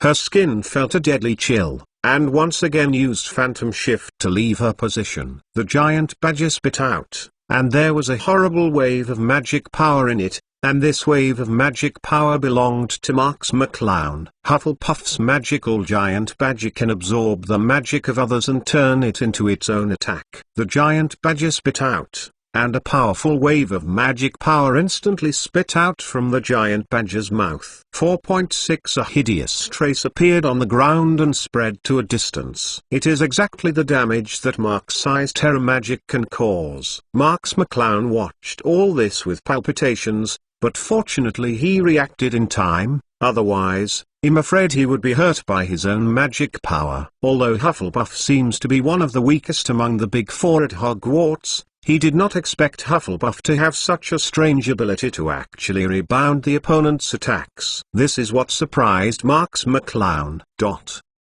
Chapter 964 5-1. At this moment, a sharp wind blade slammed past, slashing straight towards Mark's eye's location. Cool Tiger. Marks McClown tilted his head dangerously, and Fang Blade wiped Marks McClown's face. Although he did not directly touch Mark's eye, the strong wind cut the skin on Mark's eye's face. You must know that Marks McClown's strength is rare in the world. It takes Marks McClown's skin to cut it apart without direct contact. What a powerful force is needed to do it. Marks McClown stared at the wind blade flying past with palpitations. It is estimated that if he was directly hit by this wind blade, even Marks McClown's body would be divided into two. Marks McClown turned his head, and it was Ravenclaw's magical giant eagle that released the wind blade. This giant eagle stared at Mark's eye, as if Mark's eye were its dinner. Stunned, "It's not a good habit." A gloomy voice rang from behind Marks McClown. A giant snake opened its blood basin and bit towards Marks McClown, with its sharp fangs shining with black luster, which is exactly the poison that this basilisk possesses. Marks McClown hurriedly backed away, and the basilisk bitten down with a big mouth, making a huge popping sound. Even the air trembled. It can be seen how amazing the bite force of the basilisk is. Plus Cool Tiger. Just when Marks McClown thought that the basilisk's offensive had ceased, a black liquid was ejected from the basilisk's mouth. Marks McClown quickly grabbed his hand, and her wizard robe shook sharply, forming a temporary barrier in front of her. The black liquid poured on the Mark's eye wizard robe made a sizzling sound, and the stench smelt to people. Smell to vomit. Marks McClown immediately threw out his wizard robe, and then the wizard robe was directly destroyed by the venom in midair. The venom of this basilisk is so terrifying. Arrow sounded from behind Marks McClown. Without even thinking about it, it must be the magic lion under Gryffindor. Marks McClown. The two magic wands burst out of magic, forming a magic barrier behind him. The magical lion carried tens of millions of tons of impact force and hit the magical barrier formed by Mark's eye. The magic barrier shattered instantly, and Mark's eye shot out thousands of meters away like a cannonball. Marks McClown tried his best to maintain her balance, and finally stopped the impact in midair. Despite this, Marks McClown still felt the blood rolling, almost couldn't help it, and vomited the sweet blood in his mouth. Marks McClown was attacked one after another, and the magic barrier formed just now was not enough to stop Gryffindor's attack. So Marks McClown was injured under Gryffindor's offensive. Marks McClown looked at the Big Four Hogwarts not far away with cold eyes, and took a deep breath. The four of them have fighting power comparable to Dumbledore. If this were the case, Marks McClown would be afraid, but he wouldn't be so embarrassed. The most important thing is that the tacit cooperation between the Big Four is amazing, and the combat effectiveness has doubled, so that even Mark's eye can hardly fight the Big Four at the same time. Dumbledore appeared in front of Mark's eye at this time, looked at Mark's eye with a sneer, and said, "Now you should regret it, Mark's eye. It is impossible for you to win me. All your resistance is a futile struggle. It's just speeding up your path to destruction. Now you go to die for me." Dumbledore raised the old magic wand, and a miniature fire dragon appeared on Dumbledore's wand again. But this time the fire dragon gave Mark's eye a feeling of palpitations. This was created by Dumbledore using his most powerful magic power. The fire dragon spell. Marks McClown hummed heavily. It turned out that Dumbledore had always hidden his strength before fighting against himself, and he had to wait until now to break out. Dumbledore really had a deep heart. Seeing Dumbledore use the most powerful attack spell, the Big Four of Hogwarts will naturally not be idle, but one after another shot to surround Mark's eye. This time Gryffindor also took action to affect this space, so that Mark's eye could no longer use apparition to avoid it. Gryffindor shouted, "Cooperate with Dumbledore, kill this dog." Gryffindor also noticed at this time that Mark's eye's strength is indeed extraordinary. Even their Big Four individuals are inferior to Mark's eye. If it weren't for their teamwork against Mark's eye, I'm afraid they would not be able to defeat Mark's eye. Night. The rest of the Hogwarts Big Four also know this. In this case, Dumbledore's words are very credible. In order to eradicate this person who will be harmful to Hogwarts in the future, they must join hands to kill Mark's eye. Gryffindor's sword destroying heaven. A sword with ancient patterns appeared in front of Gryffindor. It was deep and restrained. It was completely different from Mark's eye's powerful sword, but no one could deny that this sword contained powerful magical fluctuations that could destroy the sky. Destroy. Zoogie. Slytherin was heavily wrapped by the huge snake shadow, and the cold aura instantly filled the audience. An extremely foul smell smelled 467, but under the snake shadow it seemed like an active volcano was brewing, and the momentum was amazing. The Supreme Blade. The giant eagle behind Ravenclaw let out a huge long scream, and its magical power fluctuated into a huge wind blade. Under the sharp wind blade, even the space was cut into small black marks. The wind blade cuts down absolutely even the space will be split. Armor bodyguard reflective shield. The giant badger behind Hufflepuff forms a huge shield, but this shield is like a mirror that can reflect the appearance of the reflected person. It looks no different from an ordinary mirror, but you can feel the horror inside as long as you look at it. Magic fluctuations. The Big Four of Hogwarts and Dumbledore shot at the same time, and 5 powerful magic powers were shot at the same time. The momentum was impressive, and the world changed color. Marks McClown took a deep breath. The space has now been affected by Gryffindor. Marks McClown can't use phantom movement to avoid their attacks. Chapter 965, The Hand of Creation. In the face of such a terrifying attack, Marks McClown could only fight his back. Open the world. Marks McClown did not hesitate to use his most powerful curse now, and his whole body exploded with shocking waves of magic power, which was consistent with the magic power between heaven and earth. At this time, the Cloud Knight stood like a god between the sky and the earth, and the whole land was trembling. Gryffindor and the Big Four of Hogwarts couldn't help showing horror when they saw Mark's momentum. Mark's McClown is very powerful. This is something they have recognized, but now they are shocked to see Mark's McClown showing such a terrifying attack. This person must be removed. This is the same idea in the mind of the Big Four at this moment. The magical power between heaven and earth became agitated for a moment, and gathered into a huge palm in front of Mark's eye. 5 powerful spells attacked together and hit Mark's eye's magical palm. The shockwave of horror crazily escaped from it, and a whole piece of ground in front of the Hogwarts campus was instantly shattered,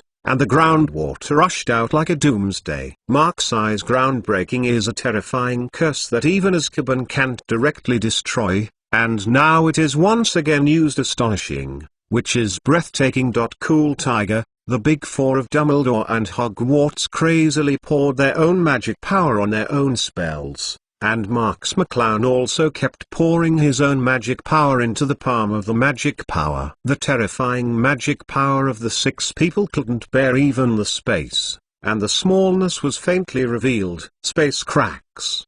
The reflective shield formed by Hufflepuff was the first to be unable to withstand this immense power. Numerous cracks appeared and then burst open. Hufflepuff shot into the side of the mountain. However, after the Hufflepuff reflection shield was destroyed, the magical palm of Mark's eye's condensed hand was also dimmed a lot, obviously consuming too much energy. Following the Hufflepuff reflection shield, Ravenclaw's wind blade also tended to fail, spreading across cracks and finally bursting open. Ravenclaw also laced to the ground on one side. But in the same way, the magical palm of Mark's eye's condensed hand was also full of cracks, and it felt like it could not be supported. Mark's McClown shook his hand abruptly, and the magic palm was also a fierce one, pinching the spells of Gryffindor, Slytherin, and Dumbledore in the magic palm. Boom. Boom.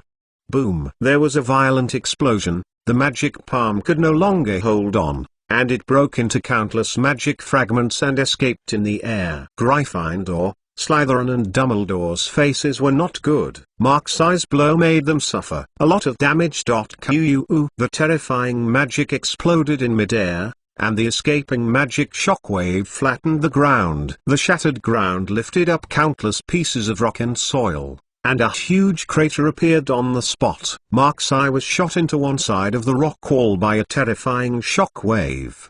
The clothes on her body were torn into countless cloth strips, and her body was covered with blood holes of various sizes. This was caused by the Hogwarts Big Four and injuries caused by Bloodo's teamwork. Mark's McClown took a deep breath and finally couldn't help but spit out a mouthful of blood. The blood hole on his body quickly healed and recovered at a speed visible to the naked eye, but the blood stains on Mark's McClown's skin still proved the pain Mark's McClown had just experienced. The combined attack of the Big Four of Hogwarts and Dumbledore was too terrifying. Even Mark's McClown's strongest curse was invincible. If it weren't for Mark's McClown's strong body recovery ability, Mark's McClown had already lost his combat effectiveness. According to Mark's McClown's own estimation, if there is no physical advantage, I am afraid that her magic power alone can be worth the 2 Hogwarts giants at most. Fortunately, she has a good body that can recover without immediate death. In a matter of seconds, all the wounds on Mark's McClown's body have recovered, but Mark's McClown knows that even if he has a strong recovery ability, he is still no match for the 5 people's team. If it is delayed, it will only be very detrimental to Mark's McClown. Mark's McClown climbed out of the mountain. At this time, Mark's McClown was in ragged clothes. Although there were no scars on his body, he was stained with blood, and looked quite embarrassed. Ravenclaw and Hufflepuff also climbed from one side. Although the injuries were not serious, they were as embarrassed as Mark's eye looked. As for Gryffindor, Slytherin and Dumbledore, they were much better. Except that it looks a bit messy. It doesn't matter at all. Gryffindor groaned. This man is really an enemy. Even we are not sure that we can defeat it. Slytherin nodded. He and Gryffindor are both proud people. They seldom recognize their opponents like this, but Marks McClown's performance really made them admire. If Marks McClown were not their Hogwarts enemy, it would be great things. Dumbledore said, "Predecessors, it is because of Marks' troubles that I have come to seek your help. In our time, there are no people who can stop Marks. If we let Marks be like this again go on, let alone Hogwarts, even the world will be destroyed by him." For Dumbledore's words, Gryffindor and Slytherin had no doubts. Judging from the fight with Marks' does have the ability to destroy the world. This Bane staying in the world is not only for Hogwarts. This is not good, and it is not good to the world. Ravenclaw, "Is it alright?" appeared beside Slytherin with a look of embarrassment, and said angrily, "Don't hesitate anymore. Let's kill this monster." Ravenclaw is a loving woman, and now she is so embarrassed by Marks' that she can't swallow this breath. Hufflepuff also appeared next to Gryffindor with a look of anger, and the always kind Hufflepuff was full of resentment towards Marks McClown, wishing to tear Marks McClownching away. Marks in the distance saw the faces of the 5 people with anger, and knew that today's incident could not be easily overturned. P.S. Ask for automatic subscription. Chapter 966 Level 6 Mental Power. But with Marks McClown's current strength, he couldn't defeat the 5 at all, and even escape was a problem. Marks McClown had to strengthen her own strength. At this time, the importance of storing potential points is reflected. It is necessary to have more than one enemy, and it is an upgrade that can be paid at this stage. And it is still this. Marks McClown's mind sank without hesitation, opened the division system, and directly upgraded level 6 mental power. At the same time as his mental strength was upgraded, Marks McClown only felt that his eyes were bright, and he felt as if a door had suddenly been opened, and the world around him was completely new. Marks McClown's feeling about the surrounding area has also increased several times, and Marks McClown clearly felt that his mental power had risen several times like a flood. Marks McClown's eyes narrowed, and the mental power he hadn't used for a long time came out, and they overwhelmingly attacked the Hogwarts Big Four and Dumbledore. All 5 of them were frightened by Marks McClown's mental power. There is still such a horror in the world of spiritual power. Gryffindor and Slytherin became the main targets of Marks' mental power. The 2 are the best preserved combat power among the 5. After all, Ravenclaw and Hufflepuff are not as effective as the 2. But although Boo 573 Lido had an old magic wand, he had been injured by Marks before. Gryffindor and Slytherin obviously felt that Marks McClown's mental power was coming to them, but the 2 had no time to resist. Marks McClown's tide-like mental power rushed into their brains, and the 2 became stiff, actually lost the ability to act for a moment. "Oh, it seems that although I don't use mental power, the level of mental power is not much worse than me." Marks McClown kicked his toes,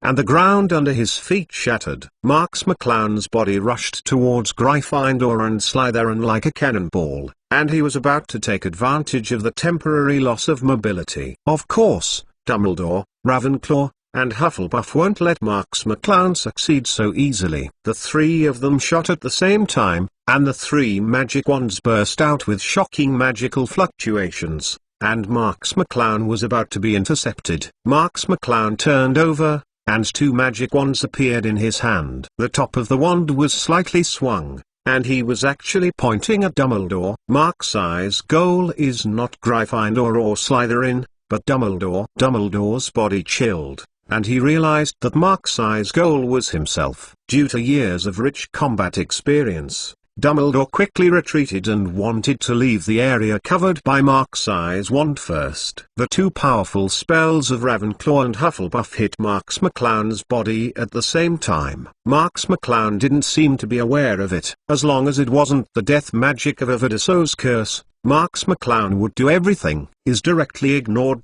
Plus cool, tiger. In the next moment, a dazzling golden light burst from the tops of Marks' 2 magic wands, instantly cutting through the sky, condensing into a golden holy sword and stabbing Dumbledore. Dumbledore's magic power madly resisted the invasion of Marks' golden sacred sword, But how could the fierce magic power of Mark's golden sword be something that Dumbledore could easily resist? Dumbledore finally couldn't bear the sword aura of Mark's golden holy sword. He sprayed out a bloody mist, and his whole breath was extremely sluggish.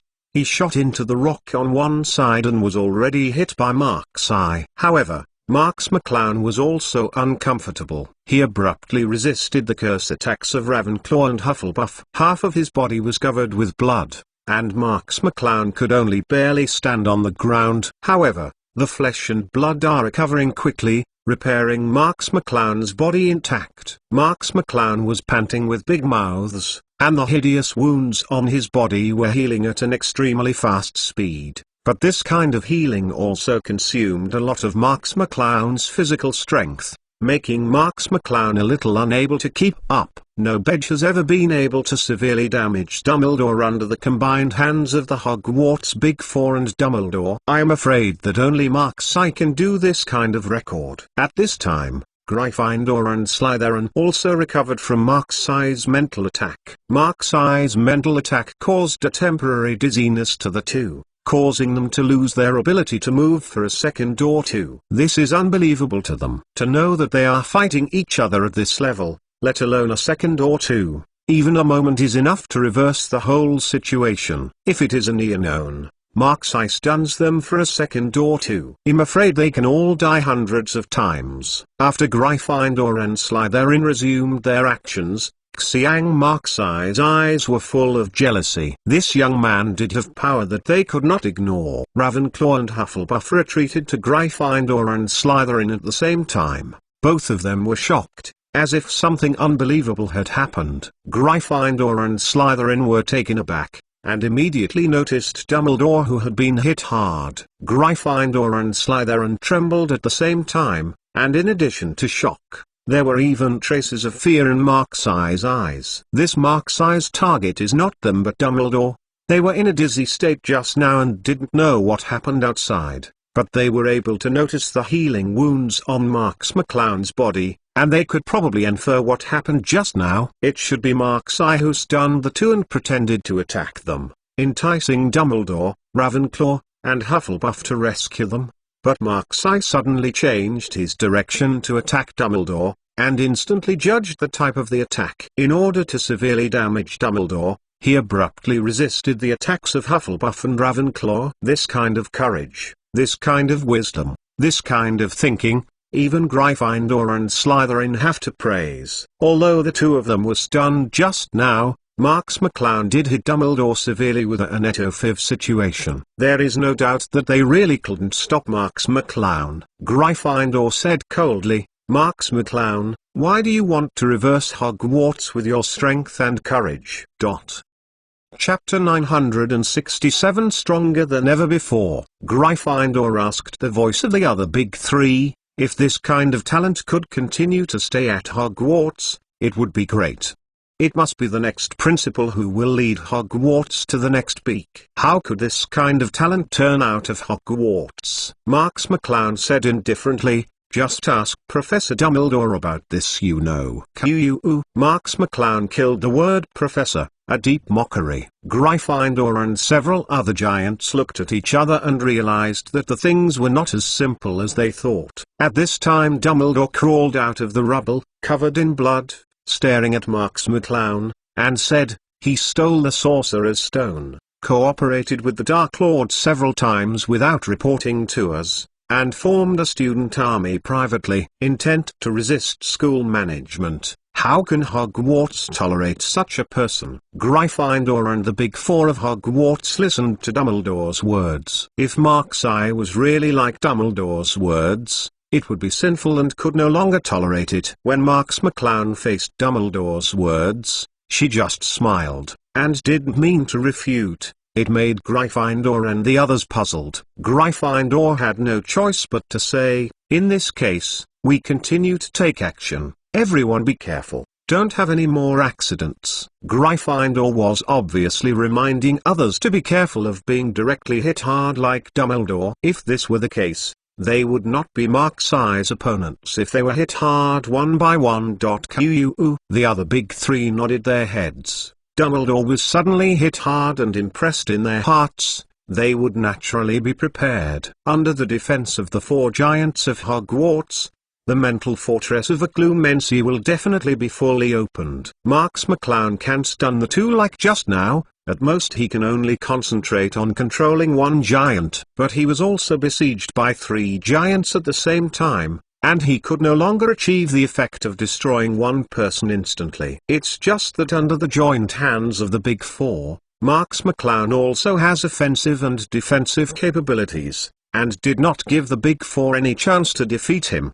The mental impact supported by level 6 mental power, even if there is no unexpected effect, can cause great trouble to the Big Four at Hogwarts from time to time. After all, no one knows who will be stunned by Marks-Eye remotely next moment, and need help back immediately. Therefore, although he did not have the upper hand, and was even suppressed and attacked, Marks-Eye was able to maintain a deadlock with the Big Four at least, and no one could easily defeat anyone. Finally, in a confrontation, Marks McClown's figure retreated to the top of a mountain, panting heavily. Plus cool, Tiger. Before entering the space-time tunnel, Marks McClown had been fighting continuously. Until now, Marks McClown was injured several times in the middle, and even used a lot of curses that consume a lot of energy. Marks McClown's physical strength was exhausted. In contrast, the Big Four of Hogwarts, although they consume a lot of money,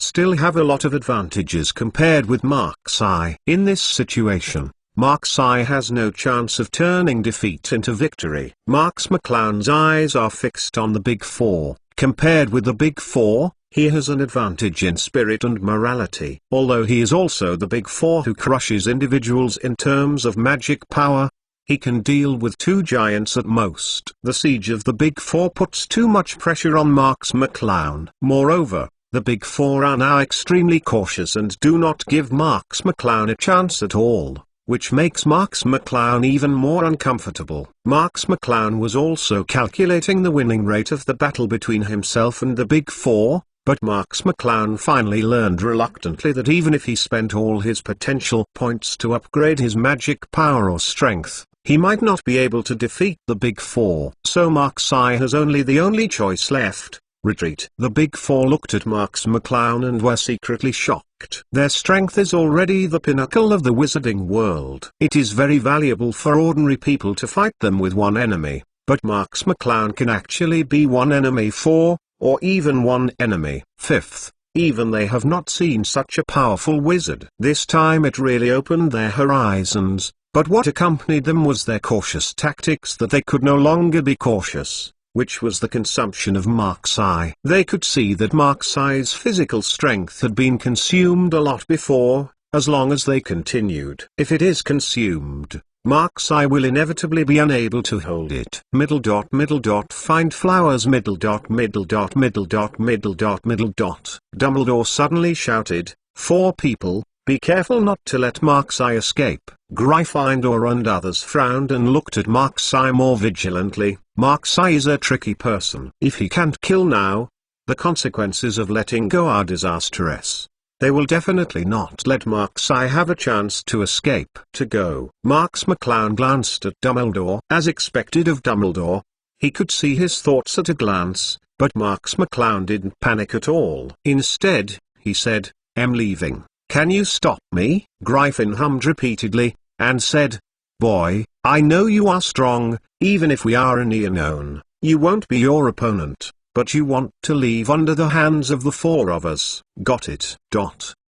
Marks McClown smiled faintly, and said, Then try. I want to leave you. Who can stop me? Gryffindor's eyes squinted, and the wand shook again, and the terrifying magical fluctuations continued to affect the balance of the space. In Gryffindor's view, there is only one way to escape from the space curse when they work together. As long as Marks-Eye can't use a space curse similar to phantom transformation, it is impossible for Marks-Eye to escape from their palms. Dumbledore also stared at Marks-Eye closely. Having dealt with Marks-Eye so many times, Dumbledore also knew that Marks-Eye's cards were endless. Who knew what Marks-Eye would use? If Marks-Eye escapes beyond the control of the Big Four at Hogwarts, Dumbledore will have to drag Marks-Eye with his severely injured body, and Marks-Eye must die today. Marks McClown looked at the Hogwarts Big Four and Dumbledore with a light smile. All five of them were thinking about how they would leave.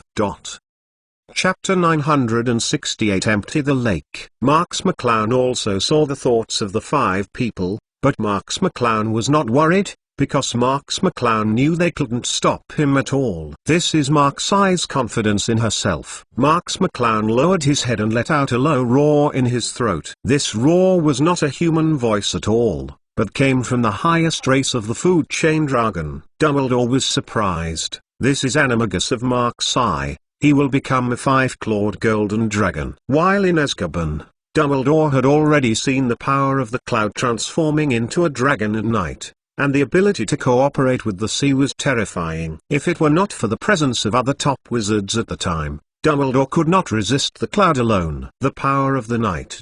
Plus Cool, Tiger, Gryffindor and the Big Four of Hogwarts were also staring at Marks-Eye closely. Animagus had naturally seen many of them, but Animagus, who had never seen anyone turned into a five-clawed golden dragon. Marks McClown broke out with a very strong power 11. This power is not a powerful power radiated by magical fluctuations, but a power that despises the world, as the top level of the food chain, and despise all the bottom creatures long way. With exquisite dragon scales, sharp and strong dragon claws, and the slender figure that is graceful and majestic, Marks McClown has already transformed into a huge five-clawed golden dragon, stretching his huge body in the sky. Plus Cool, Tiger, Gryffindor and the Big Four of Hogwarts looked at all this in shock, not to mention people incarnate as five-clawed golden dragons. Even the five-clawed golden dragons have not seen them with their own eyes. Now they see Marks-Eye incarnate as five-clawed golden dragons. There is actually a feeling of breathtaking. Marks McClown slammed a huge dragon's tail and appeared in the huge lake next to the Hogwarts campus. The entire lake with the cloud knight seemed to have gained vitality, unexpectedly rippling huge ripples. Not good, Dumbledore exclaimed. Marks-Eye can control the power of water after becoming a five-clawed golden dragon. He has tried to control the sea to attack us before. Gryffindor and the Hogwarts Big Four were shocked at the same time. Animagus was just a transformation skill in their minds, and it was not very useful. But Marks-Eye could control the sea and use it to attack the enemy. When it was too late, the huge lake next to the Hogwarts campus suddenly stirred up huge waves of water, as if to submerge the sky, overwhelming the sky. Gryffindor looked at all this in shock, and shouted angrily, "Hurry up and get away, there are at least tens of thousands of tons of lake water." Slytherin, Ravenclaw, and Hufflepuff also knew the power of the lake. If such a heavy lake water was pressed down, even they would not feel comfortable. Plus Cool, Tiger. Seeing Gryffindor waiting for the Big Four of Hogwarts to escape, Dumbledore roared and said, "This is Marks-Eye's strategy to slow down. He is going to run away." But Gryffindor and others are hard to protect themselves now. How can they manage Marks-Eye? Dumbledore deliberately wanted to rush forward to stop Marks-Eye, but thought that he had been severely injured by Marks-Eye. If he rushed to stop Marks-Eye, maybe Marks-Eye would directly kill himself. This is not worth the loss. Dumbledore hesitated for a moment, and finally sighed helplessly. He didn't want to use his life to win the opportunity of nothingness. Suspended high in the sky, Marks McClown looked at Dumbledore's direction, just like Dumbledore thought. If Dumbledore couldn't help but stop him, I'm afraid Marks McClown would kill Dumbledore if he gave up and left. However, Dumbledore chose to stay in place in the end and did not rush forward. Marks McClown curled his lips faintly, still thinking about taking this opportunity to clean up Dumbledore, who knew that Dumbledore hadn't taken the bait. Marks McClown could only swing a huge dragon's tail and manipulated the huge dragon body to leave Hogwarts area. The speed of Marks-Eye's five-clawed golden dragon was terrifying. It was just a breathing time. Marks-Eye had disappeared on the edge of the sky and was no longer visible. Only then did the Big Four of Hogwarts leave in embarrassment from the weight of the lake. Wet and very embarrassed, Gryffindor looked at the direction Mark's-Eye was leaving, and couldn't help groaning. He had thought about a lot of Mark's-Eye's way of leaving, but he didn't expect Mark's-Eye to leave in this way. All played a trick. The faces of the other 4 giants of Hogwarts were not pretty. They and Dumbledore were 5 top wizards after all. When they joined forces to deal with Mark's-Eye, they were hit by Mark's-Eye and escaped smoothly. Where did their faces go? Put it aside. Seeing Mark's-Eye's 5-clawed golden dragon getting further and further away, the faces of Dumbledore and the Big Four of Hogwarts were so gloomy that they could drip water. Gryffindor said in a low voice, "Forget it, he has run away, we can't catch up." Hufflepuff on the side was unwilling to say, "If we knew that his 807 animagus had this ability, we would never give him a chance." Hufflepuff's words immediately got the response of other giants. In their view, they were just unfamiliar with Mark's-Eye's battle mode. If they really competed in combat power, Mark's-Eye would definitely not be their opponent. Gryffindor said, "It's useless to say anything now. Mark's-Eye has already run away. We can only find a chance to solve him next time." The others also nodded helplessly.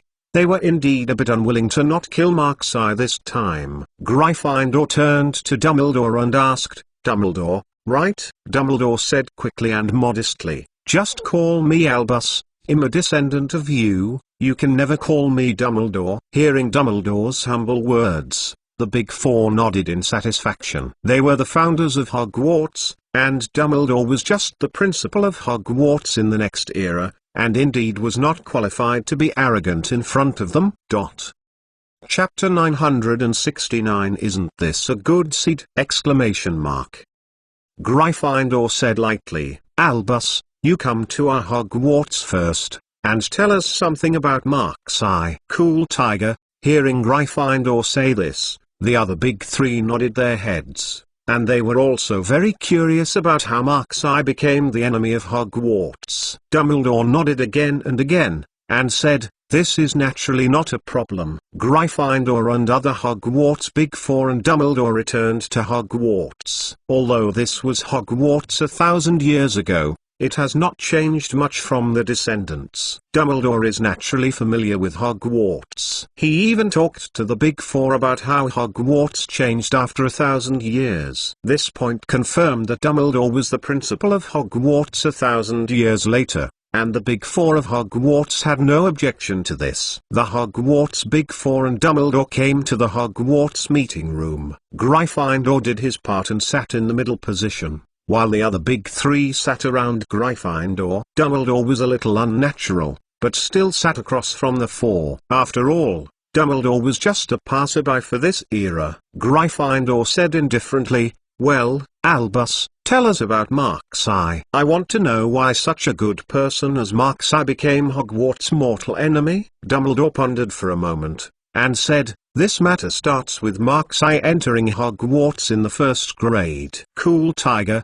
Dumbledore began to elaborate on Mark's-Eye's first-year experience. When Dumbledore explained it like a bystander, he spoke about Mark's-Eye without any partiality. This also made the Hogwarts Big Four feel certain, dang, this attitude of Blido won their trust. When Marks McClown was able to fight trolls alone when he was in the 1st grade, and that Quidditch had outstanding talents, the Big Four of Hogwarts showed shocked expressions. This kind of good seedling, Hogwarts, should focus on cultivation. Why Mark's-Eye has become like this has increased the doubts in the hearts of the Hogwarts Big Four, but the Big Four of Hogwarts did not interrupt Dumbledore's words, but listened intently to Dumbledore's narration. When they heard Mark's-Eye and Harry enter the basement chamber, they defeated the remnant of Voldemort and demolished Professor Quirrell's tricks. The Big Four finally couldn't help it. Ravenclaw said in surprise, "This kid is so courageous. If I had such a student now, I would be proud of it." Gryffindor also had a ruddy face and said,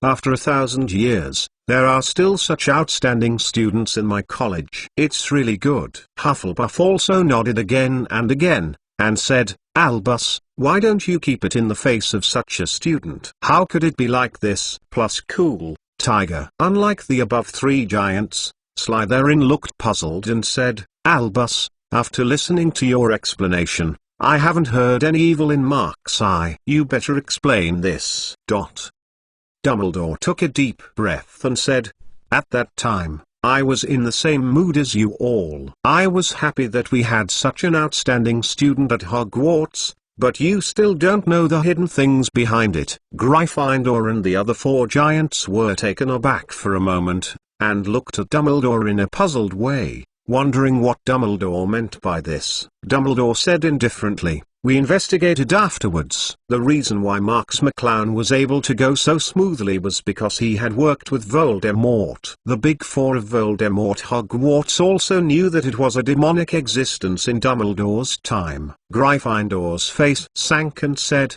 "It has something to do with that big demon?" Dumbledore nodded repeatedly and said, "McClowns, according to Mark's eye and Harry's strength at the time, even if Voldemort had only a ray of remnant soul, they would never be able to defeat it." Mark's eye's victory over Voldemort was actually due to Mark's eye and Voldemort's cooperation. In the process, Mark's eye betrayed Voldemort, and only when he started behind his back would such a result happen. What Dumbledore said was only his own speculation on this matter, and there was no real evidence to prove it, but Dumbledore still said his speculation as a fact.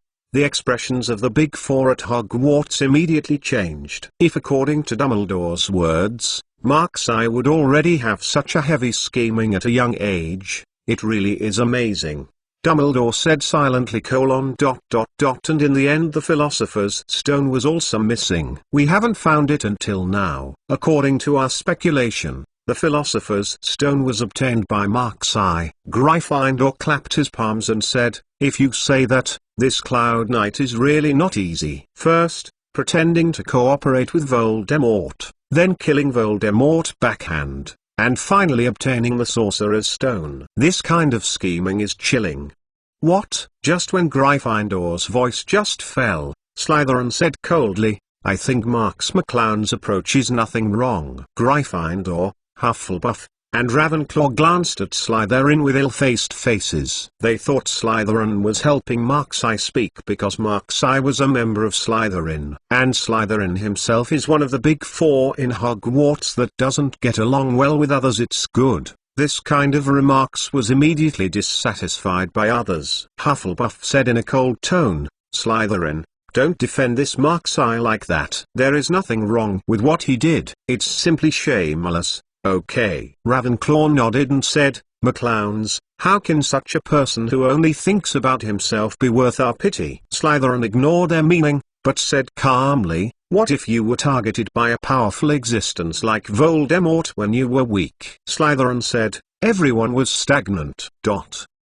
Chapter 970, Slytherin's Objection. Nowadays, they are all so powerful wizards that make people feel trembling. Naturally, they feel that people cannot be surrendered and cannot bow to evil forces, but if they encounter such things when they are weak, they have nothing to do.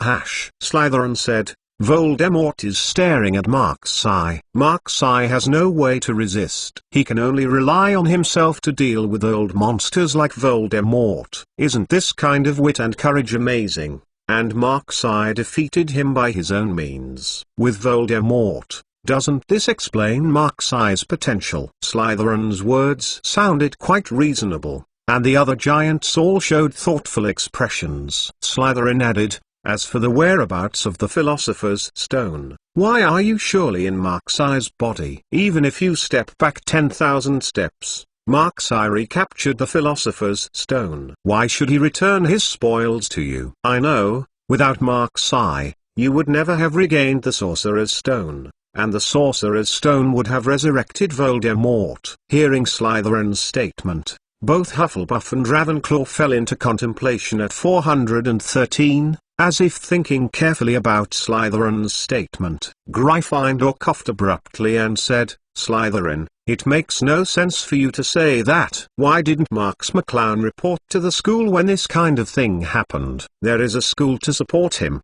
and Voldemort's remnant soul in a small area counts. What's wrong?" In the final analysis, it was Mark's McClown that was too greedy for petty and cheap, and relied on a little cleverness to self-defeating.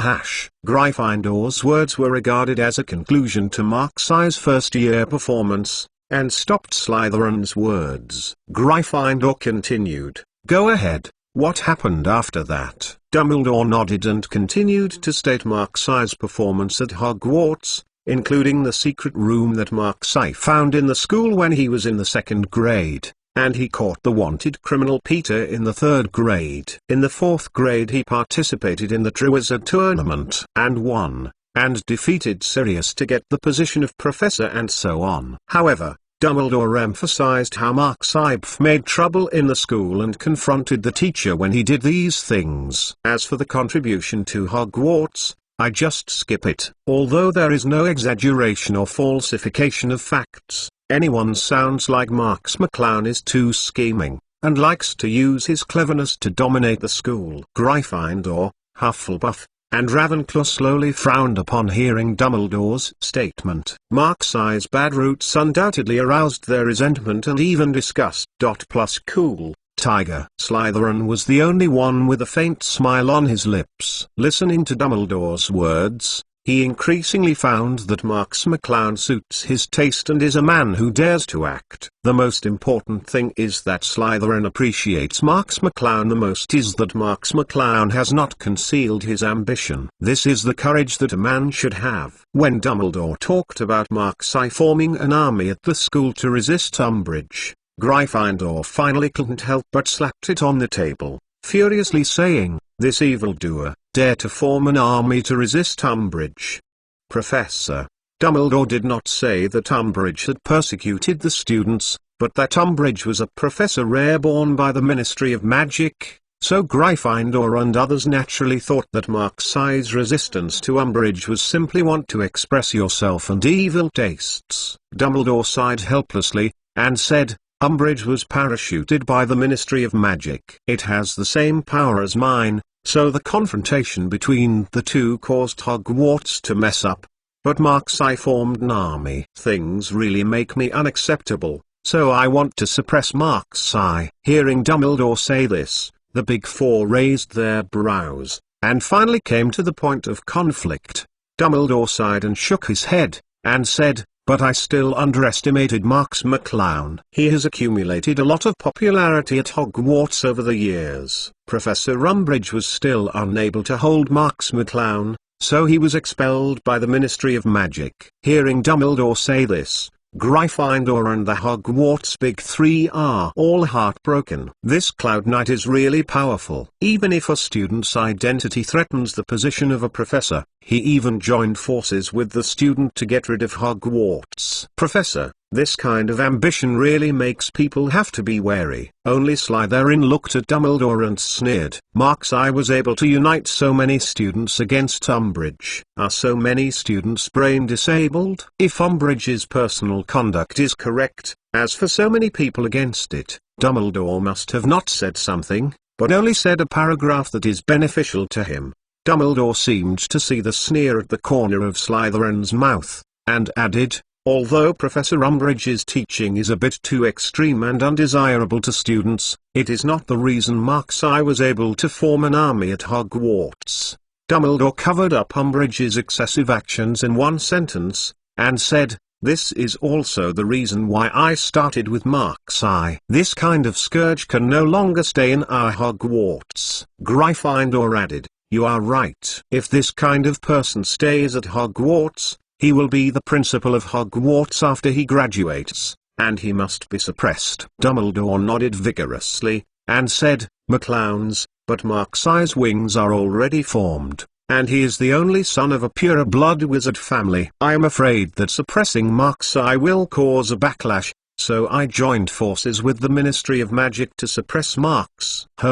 Let Marks throw the rate-inhibiting weapon, so that Marks can be captured without blood." Gryffindor nodded and said, "McClowns, you are doing the right thing. Isn't that Marks' family pure-blood wizard family obediently?" Dumbledore sighed helplessly and shook his head, and said, "Naturally not. They regard Marks as a treasure. How can we easily catch Marks? Chapter 971, Justice and Shameless Extreme. They chose to fight us to the death. We didn't intend to do it, but in this case, we were helpless. We had no choice but to destroy the Marks family. Gryffindor sighed and said, "This is no way. Don't have a psychological burden." Hufflepuff and Ravenclaw also nodded slowly, seeming to think that this was a matter of course. Slytherin curled his lips in disdain. Marks McClown didn't do anything. Just because Dumbledore wanted to arrest Marks McClown because of Dumbledore's suspicion, how could the Marks family agree? This was justified. Dumbledore actually killed the Marks family. This kind of thing Marks McClown did not reverse. Slytherin really looked down on Marks McClown. But Slytherin didn't say anything. He saw that Gryffindor, Hufflepuff, and Ravenclaw all agreed with Dumbledore's approach. At this time, his objection made no sense. Dumbledore shook his head helplessly and said, "We just destroyed the Marks family and did not attack Marks McClown's parents. We wanted to discuss with Marks McClown, who knows that Marks McClown is rebellious and does not care about the safety of his parents. Out of Hogwarts, what can you say I can do?" Slytherin sneered coldly. "What, just destroyed the Marks family and didn't attack Marks McClown's parents?" He said it as if Dumbledore was innocent. Plus cool. Tiger. It's like a thief who stole everything in the house and only left 2 pieces of clothes for the owner. Is it still the thief's kindness? Gryffindor said in a puzzled way. At that time, Markseye shouldn't be your opponent, right? Can't you stop him? Dumbledore shook his head and said, Marks McClown has a lot of means. At that time, he didn't know which space crack he hid. Even I couldn't find Marks McClown. After a month or 2. Marks McClown came out of it with great strength. Zeng ran away without even being able to stop me. Gryffindor said with a serious face, "This is a tricky guy, you can't ignore it." Hufflepuff and Ravenclaw nodded at the same time. Mark's eyes, scheming and courage were first-rate, and she knew how to tolerate, and was indeed an opponent that could not be ignored.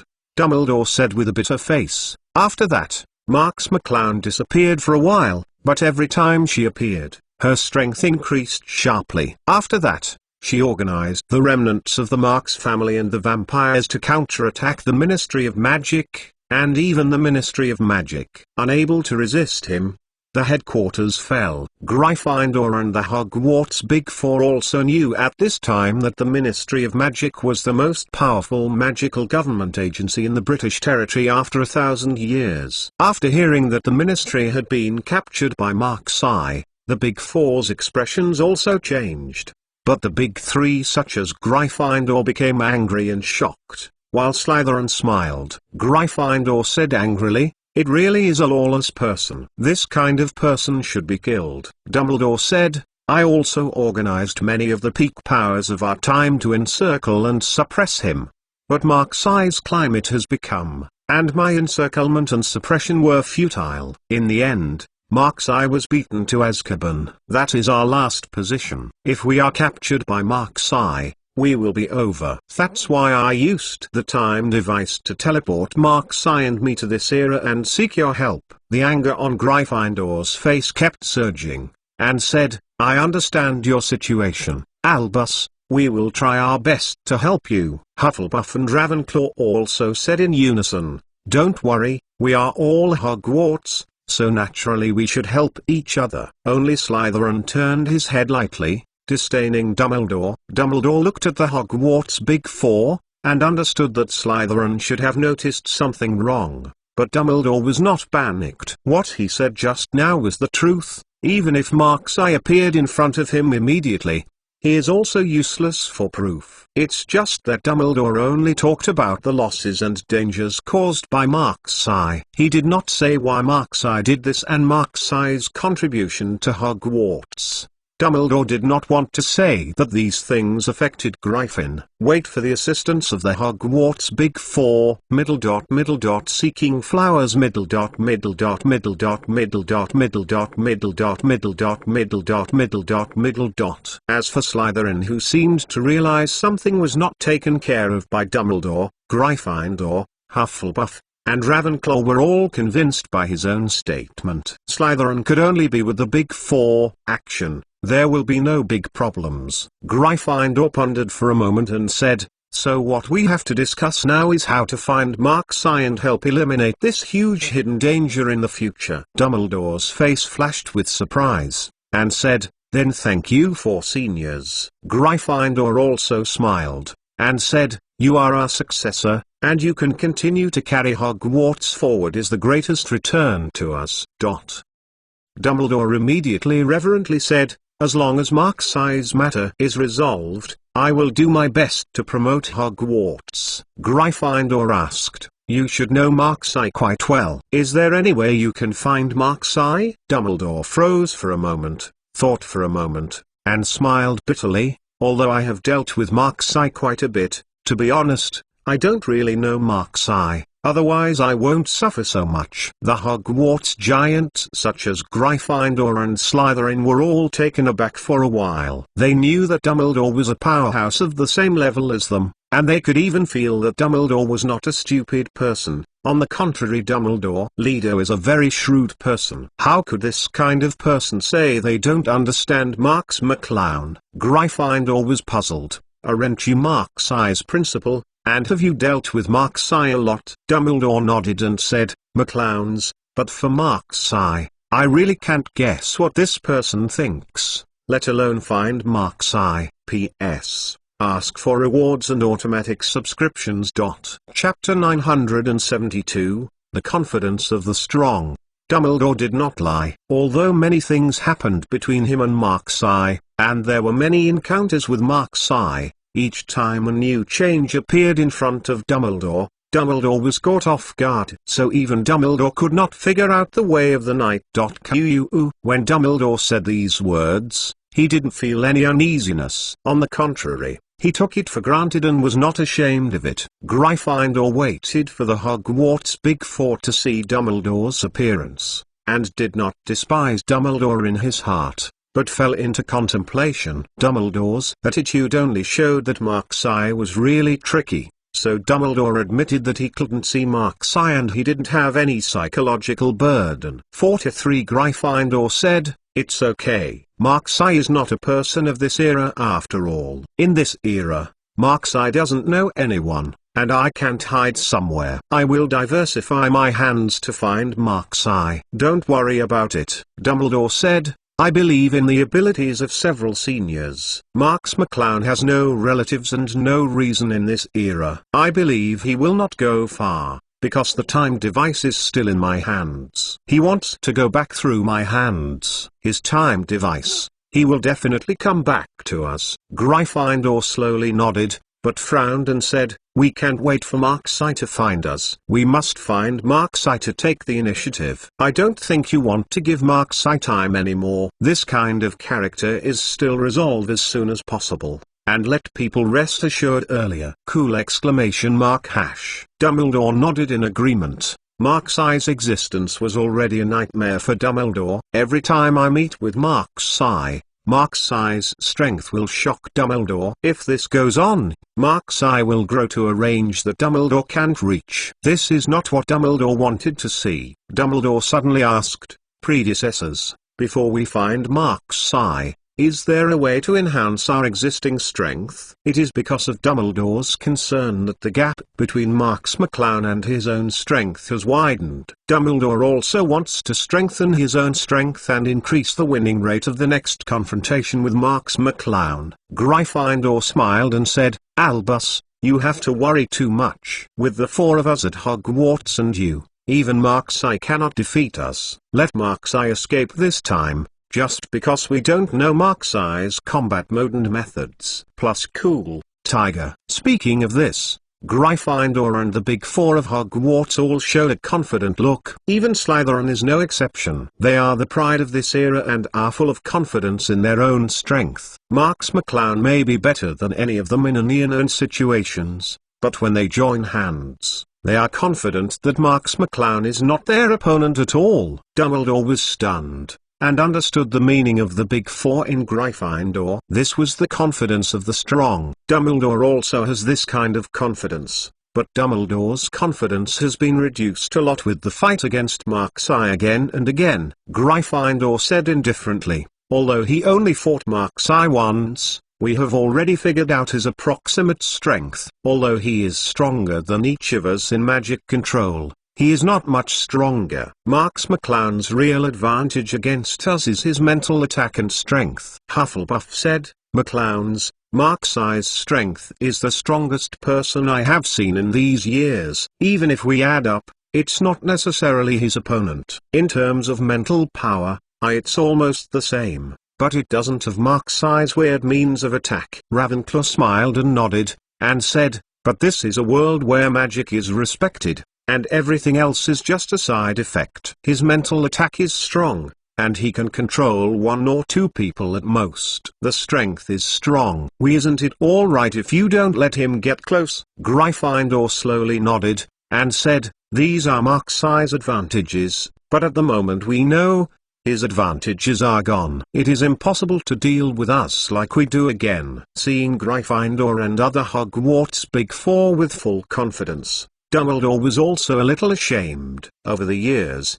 Dumbledore was really palpitated by Mark's that's why he confused his heart. He fought Mark's and was timid before fighting. How could he win Mark's in this way? The Big Four such as Gryffindor and the Hogwarts did give Dumbledore a lot of confidence, allowing Dumbledore to regain his confidence against Mark's Gryffindor continued, as for Animagus, who is transformed into a dragon in the night, although he can control the sea and move at a speed far beyond our reach, as long as we don't give him the time for Animagus. What storms can you find? Speaking of this, Gryffindor laughed loudly. The laughter was incredibly confident in himself, and the rest of the Hogwarts giants also laughed lightly. In their view, as long as they achieved the points Gryffindor just said, Mark's was not their opponent at all. As long as Marks McClown appeared in front of them, he would be arrested by them without any ability to fight back. Dumbledore also smiled, and he had restored the self-confidence that the strong should have. The next time he encounters Mark's he will not be timid again. In 5.6, Gryffindor and the Big Four of Hogwarts were all powerful wizards. This time Marks McClown had a chance to escape, but it only strengthened their belief that they must kill Marks McClown next time. However, Gryffindor hesitated. Dumbledore's proposal just now was indeed good. After all, it is difficult for us to find Mark's in a short period of time. This period of time is used to enhance their strength and is more conducive to capturing Mark's. Be sure. P.S. Ask for rewards and automatic subscription. Harry Potter, The Most Powerful Mage Chapter 973. The Deathly Hallows of this era. Gryffindor said, Albus, I think the idea you just mentioned is actually feasible. Plus cool, Tiger. Dumbledore was taken aback, and then exulted. Really? Gryffindor nodded and said, McClowns, although our strength is enough to defeat Mark's to be on the safe side, we can think of ways to improve our strength and increase the chance of killing Mark's. Hearing that Gryffindor made such a decision, the other Hogwarts Big Three were not surprised. They know that Gryffindor is an extremely stable person, so it is not surprising that Gryffindor will have this idea. Dumbledore said excitedly, do you seniors have a way to improve our current strength? Dumbledore knew that it was undoubtedly a difficult process to improve their strength at this level, but each improvement was a qualitative change, enough to bring their strength to a higher level. Gryffindor paused and said, everyone, think about how we can improve our strength. The other Big Three at Hogwarts frowned. 11 and Dumbledore thought the same. It is a very difficult process for their level of strength to improve. It is indeed not easy for them to want to increase their strength for a while. Hufflepuff was stunned for a moment, and when he looked at Dumbledore's eyes, a strange expression suddenly bloomed, as if he had discovered something remarkable. Dumbledore also noticed Hufflepuff's wink, and asked puzzledly, Mrs. Hufflepuff, are you? Hufflepuff clapped his palms and said, Albus, is the old magic wand in your hand the legendary old wand? Everyone turned their eyes to the magic wand in Dumbledore's hand. This wand has already attracted the attention of Gryffindor and other Hogwarts Big Four, but they haven't thought that this is the legendary old wand for a while. Dumbledore paused and said, McClowns, I snatched this from a Dark Lord of our time. Having said this, Dumbledore's eyes inevitably dimmed, because the Dark Lord he was talking about was the dead Grindelwald. However, the Big Four of Hogwarts did not notice the dimness in Dumbledore's eyes, but stared closely at the wand in Dumbledore's hand, which was enough to attract all their attention.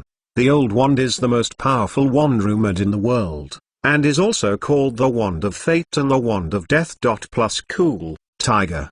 Because the power of the old magic wand is so powerful that it can control the fate of others and deprive others of their lives, so it has this name. Dumbledore's strength is comparable to the single strength of the Hogwarts Big Four, but with the old magic wand, Dumbledore is able to defeat any Hogwarts giant, which shows how terrifying the increase in combat power of the old magic wand is. Dumbledore wondered, is there any problem with the old wand? Hufflepuff slowly shook his head and said, there is no problem with the old magic wand. You are holding the old magic wand after 1,000 years, and we know where the old magic wand is now. Dumbledore was startled and surprised. What do you mean? Gryffindor and the Big Four of Hogwarts also nodded. Gryffindor said, Mrs. Hufflepuff is right. It is too difficult for us to improve our level of strength, and it is even difficult to reach the sky. Only through this external force can we improve our strength in the fastest time. Dumbledore also understood what Gryffindor meant.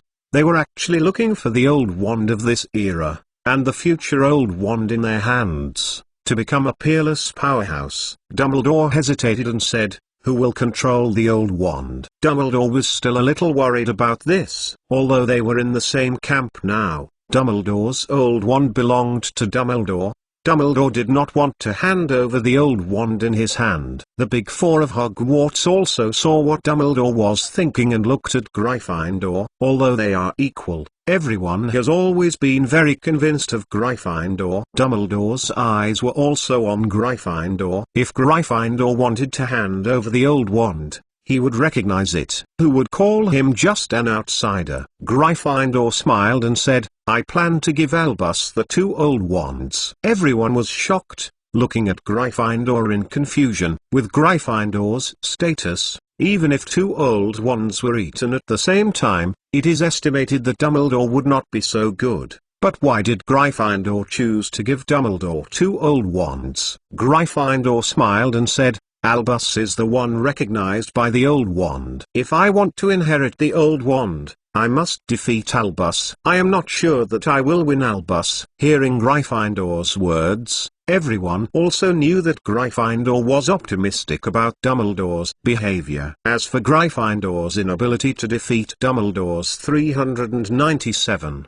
they did not take it seriously. In terms of personal strength, Gryffindor may not be Dumbledore's opponent with the old magic wand, but Gryffindor wants to unite with the Big Four at the same time. How can Dumbledore be the enemy? As long as Gryffindor finally defeated Dumbledore, he would be recognized by the old wand. The reason why Gryffindor gave up the right of the old wand was simply because Gryffindor was optimistic about Dumbledore. Dumbledore also understood what Gryffindor meant, and said gratefully, Senior Gryffindor, thank you so much. Dumbledore thought for a while. He only had one old magic wand and his strength had improved so much. If he held two old magic wands, I was afraid that Mark's-Eye would be afraid of him. Although the two magic wands in Mark's-Eye's hand were also of extraordinary origin, they were still inferior to the old magic wands. Gryffindor shook his head slowly, and said, Albus, don't be so happy first. Chapter 974, 1000 McClown hours later. We only know the whereabouts of the old magic wand of our age. Whether it can be obtained depends on your luck. Dumbledore said solemnly, predecessors, I can get this old wand, and naturally I can get the old wand of this era. Just rest assured. Plus cool Tiger. Dumbledore's words revealed a strong confidence. Hearing Gryffindor's confident words, Gryffindor and several other Hogwarts giants nodded in unison, very satisfied with Dumbledore, the future principal of Hogwarts. Dumbledore asked, where is the old magic wand of this age? Gryffindor smiled and said, you can guess. Dumbledore was taken aback for a moment, and immediately fell into contemplation. Dumbledore knew nothing about the origin of the Old Wand, but it was said that the Old Wand belonged to one of the three Deathly Hallows. Long ago, the three Deathly Hallows belonged to the three brothers. I got it. At that time, it was said that it was Peveria Antioch who had the Old Wand. But this was a legend after all, and no one knew whether it was true or false, so Dumbledore was not sure. Dumbledore hesitated for a moment and said, "Is it Peveria Antioch?" Gryffindor slowly shook his head, and said, "That is just a legendary character. It is still unknown whether there is such a person." Cool Tiger. Dumbledore shook his head helplessly, saying that he couldn't guess it, and indeed it was. After all, it was 1,000 years away from the time when Dumbledore lived. How did Dumbledore know? Gryffindor smiled and said, "We don't know if Peveria Antioch is a real person, but the old wands of our time do exist in the Antioch family." Dumbledore frowned, and said, "The Antioch family? Are they descendants of Peveria Antioch?" Gryffindor slowly shook his head and said, "I don't know. This family is also a pure-blooded family with a long history, and it is very local. We may need you to work hard to get the old wand in their hands." Dumbledore asked, "Seniors, please rest assured, I will definitely do my best." Gryffindor smiled and nodded, looking at Dumbledore's eyes full of satisfaction, and said, "Since it turns out that Hogwarts got the old wand after 1,000 years, then we go now to borrow the old wand from their clan. I don't think they will have any problems." Gryffindor's tone was full of domineering. It seemed that he was not going to talk, but to step on the court. The other Hogwarts giants also stood up and laughed domineeringly. In this era, Hogwarts is not only a magic school, but also a force that no one can underestimate in the wizarding world. It's just that the Big Four hated the intrigue of the outside world, so they joined forces to form Hogwarts. If they make a move together, I am afraid that the wizarding world of this era will be shaken again. Dumbledore is also full of self-confidence. He believes that with his strength and the old magic wand in his hand, no one in this world can threaten him except Mark-Sai, and the Antioch family is even more impossible! Time and space 1,000 years later. The time travel between Mark-Sai and Dumbledore didn't seem to affect the current time, or it might not affect the current time temporarily. In other words, the time and space of 1,000 years ago seemed to be developing simultaneously with the time and space of 1,000 years later, and there was no mutual interference for the time being. At the same time that Cloud Knight and Dumbledore disappeared, New Haven, Connecticut, United States of America. This is a seaside city. The sea breeze blows the coastline. The brilliant sunshine in the endless sea make it a place for many people to relax and play. Every year during the holidays, many foreign tourists come to this city for sightseeing, which is also the main source of income for this city. A huge ship is moored in the harbor of New Haven. This is a luxury cruise ship from the United Kingdom, full of many British tourists who come here. These guests are either rich or expensive, and each time they give New Haven a lot of income. Americans also welcome this luxury liner to their country for consumption. There is a room at the bottom of the ship. This is a crew room, but now the crew member stares at the air in front of him with a blank expression. He sits on the side stiffly, looking very strange.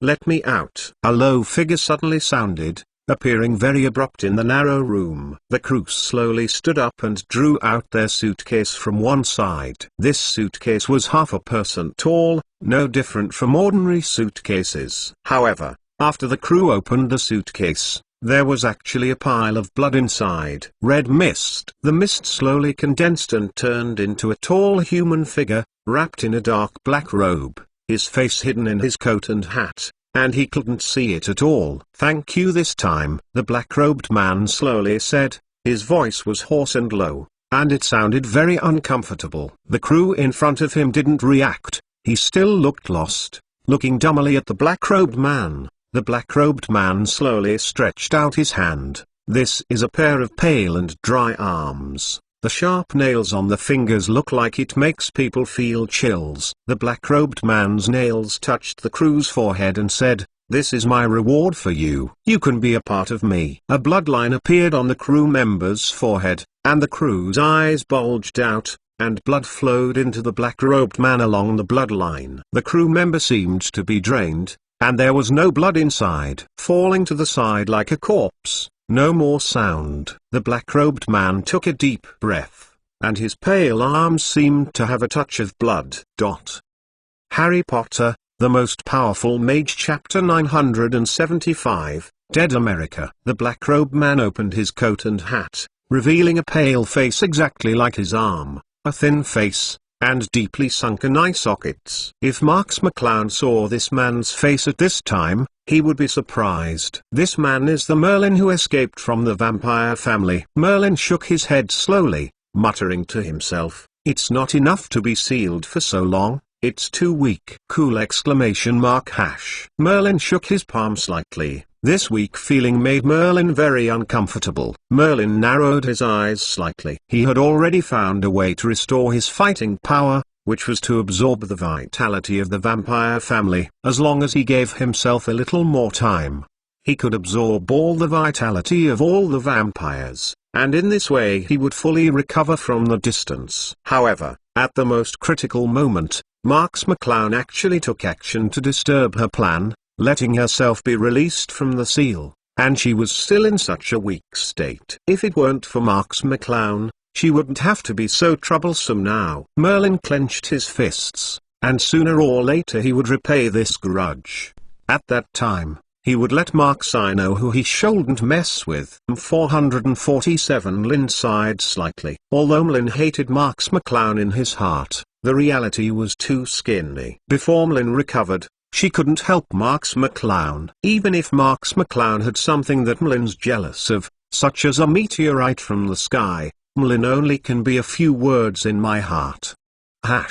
But Marks I's good days will not last too long. Merlin thought bitterly. This time he came to the United States to restore his strength. The situation in Britain is now very chaotic, and the battle between Marks I's forces and the British Ministry of Magic is in full swing, and Merlin can't get any benefit at all. This is also the reason why Merlin turned his attention to the United States. In order to restore his strength as soon as possible, Merlin came to the United States decisively. Merlin put the hat back on. Her pale face was covered by the hat, and Merlin walked out of the room slowly.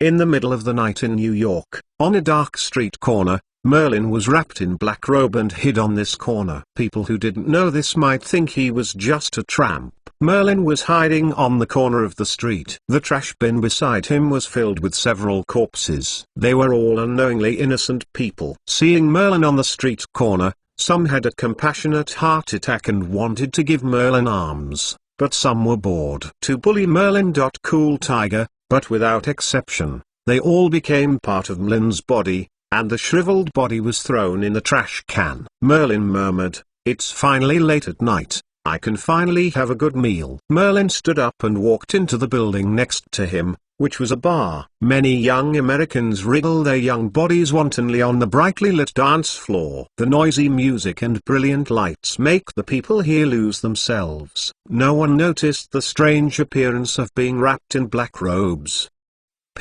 Merlin absorbed the breath of the young people around him, and closed his eyes obsessively. This fragrance really made Merlin unbearable. When Merlin opened his eyes again, his eyes had turned blood red, and bloodlines bloomed from Lynn's body and shot into the young people around them. These people did not notice this bloodline at all, and they were still twisting crazily. Moving, blood energy and vitality were absorbed by Merlin along these tiny bloodlines. The dance movements of these young people became blunt, and finally stagnated. All of them were deprived of their vitality by Merlin in an instant, and the rosy and vibrant body instantly became a shriveled corpse. The noisy BBFJ music hasn't stopped, and the constantly changing colors of the lights are still flashing back and forth, but all the people underneath have died.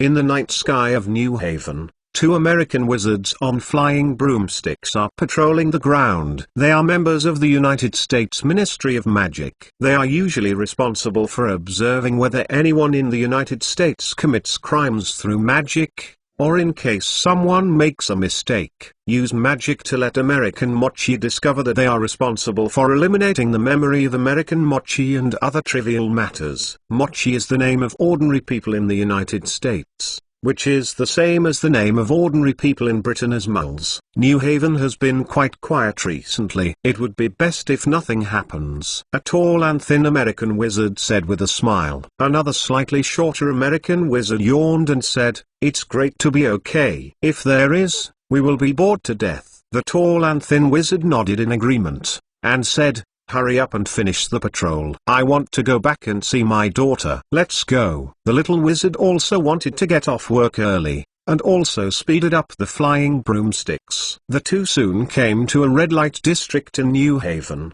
which belongs to a relatively prosperous place in New Haven. Even at night, there are many activities, but tonight empty. It looked very strange. The tall wizard hesitated. "Isn't this movie where a lot of magic activities? Why is there no one alone tonight?" The little wizard shook his head and said, "I haven't heard of what happened here. There is something wrong with this situation. Let's go down and take a look." Two American wizards slowly landed on the ground, and they could see more clearly when they got down to the ground. The surrounding shops were lighted up and the snacks in the snack bar were still steaming, but they couldn't see a single figure. The two wizards hurriedly looked around with vigilance. They already felt the magical breath nearby, and the magical breath was very strange, which made people tremble. If you really use one word to describe this magical breath, they all thought of the word, death. The tall wizard couldn't help but shudder, and said, "Do you think this place is a bit weird? How do I feel that there is a breath of death nearby?" Chapter 976, Human Massacre. The little wizard also turned pale, and said, "I can feel it too. This breath is like hell." The tall wizard hurriedly took out a small pendant, which was a magic machine used by the U.S. Ministry of Magic for communication. As long as they spoke to the inside, they could communicate with people from the ministry. "Hello, what's the matter?" The pendant made a female voice, a female clerk responsible for contacting the U.S. Ministry of Magic. When the tall wizard was about to speak, he suddenly froze. His eyes bulged and his mouth opened slightly, but he couldn't say a word. The little wizard was taken aback, looked at the tall wizard, and said, "What's wrong with you?" As soon as the voice of the little wizard fell, the tall wizard withered at a speed visible to the naked eye, and all his blood was instantly absorbed into a mummy with only skins. "No, there." The little wizard finally realized that it was not good, but before he could finish speaking, a dry hand touched the forehead of the little wizard. It was Merlin. The little wizard also followed in the footsteps of the tall wizard and turned into a corpse, falling straight at the feet of Merlin. Mlinji sneered, and licked his tongue and said, "Sure enough, the blood of a wizard suits me much better than those useless moles." Cool exclamation mark hash. The pendant in the hands of the tall wizard is still calling out, "What's the matter with you? Has something happened?" However, no one paid any attention. Mlin glanced at the pendant coldly, stepped on it, and the pendant shattered. On the other side of the street, countless corpses are stacked together. It can be really described by the term corpse mountain. It turned out that Merlin used the method to confuse vampires to control the American Mochi in the entire area and gather them together, and then absorb their blood and chi at the same time. This is also the reason why the two American wizards did not find anyone, but before they had time to pass the news back to the U.S. Ministry of Magic, they were discovered by Merlin, who then took the initiative to solve the two mice. Merlin's pale face finally showed a trace of blood, but this was far from what Merlin needed. Merlin strode towards another area of New Haven. "Tonight is destined to be a night of massacre. It's a devil. Run away, everyone." A church in New Haven burst into a scream. Dozens of American wizards watched Merlin approaching step by step with their eyes wide open. There were already countless corpses lying on the street behind him. This is the American wizards in New Haven. They have discovered the massacre of Merlin in New Haven,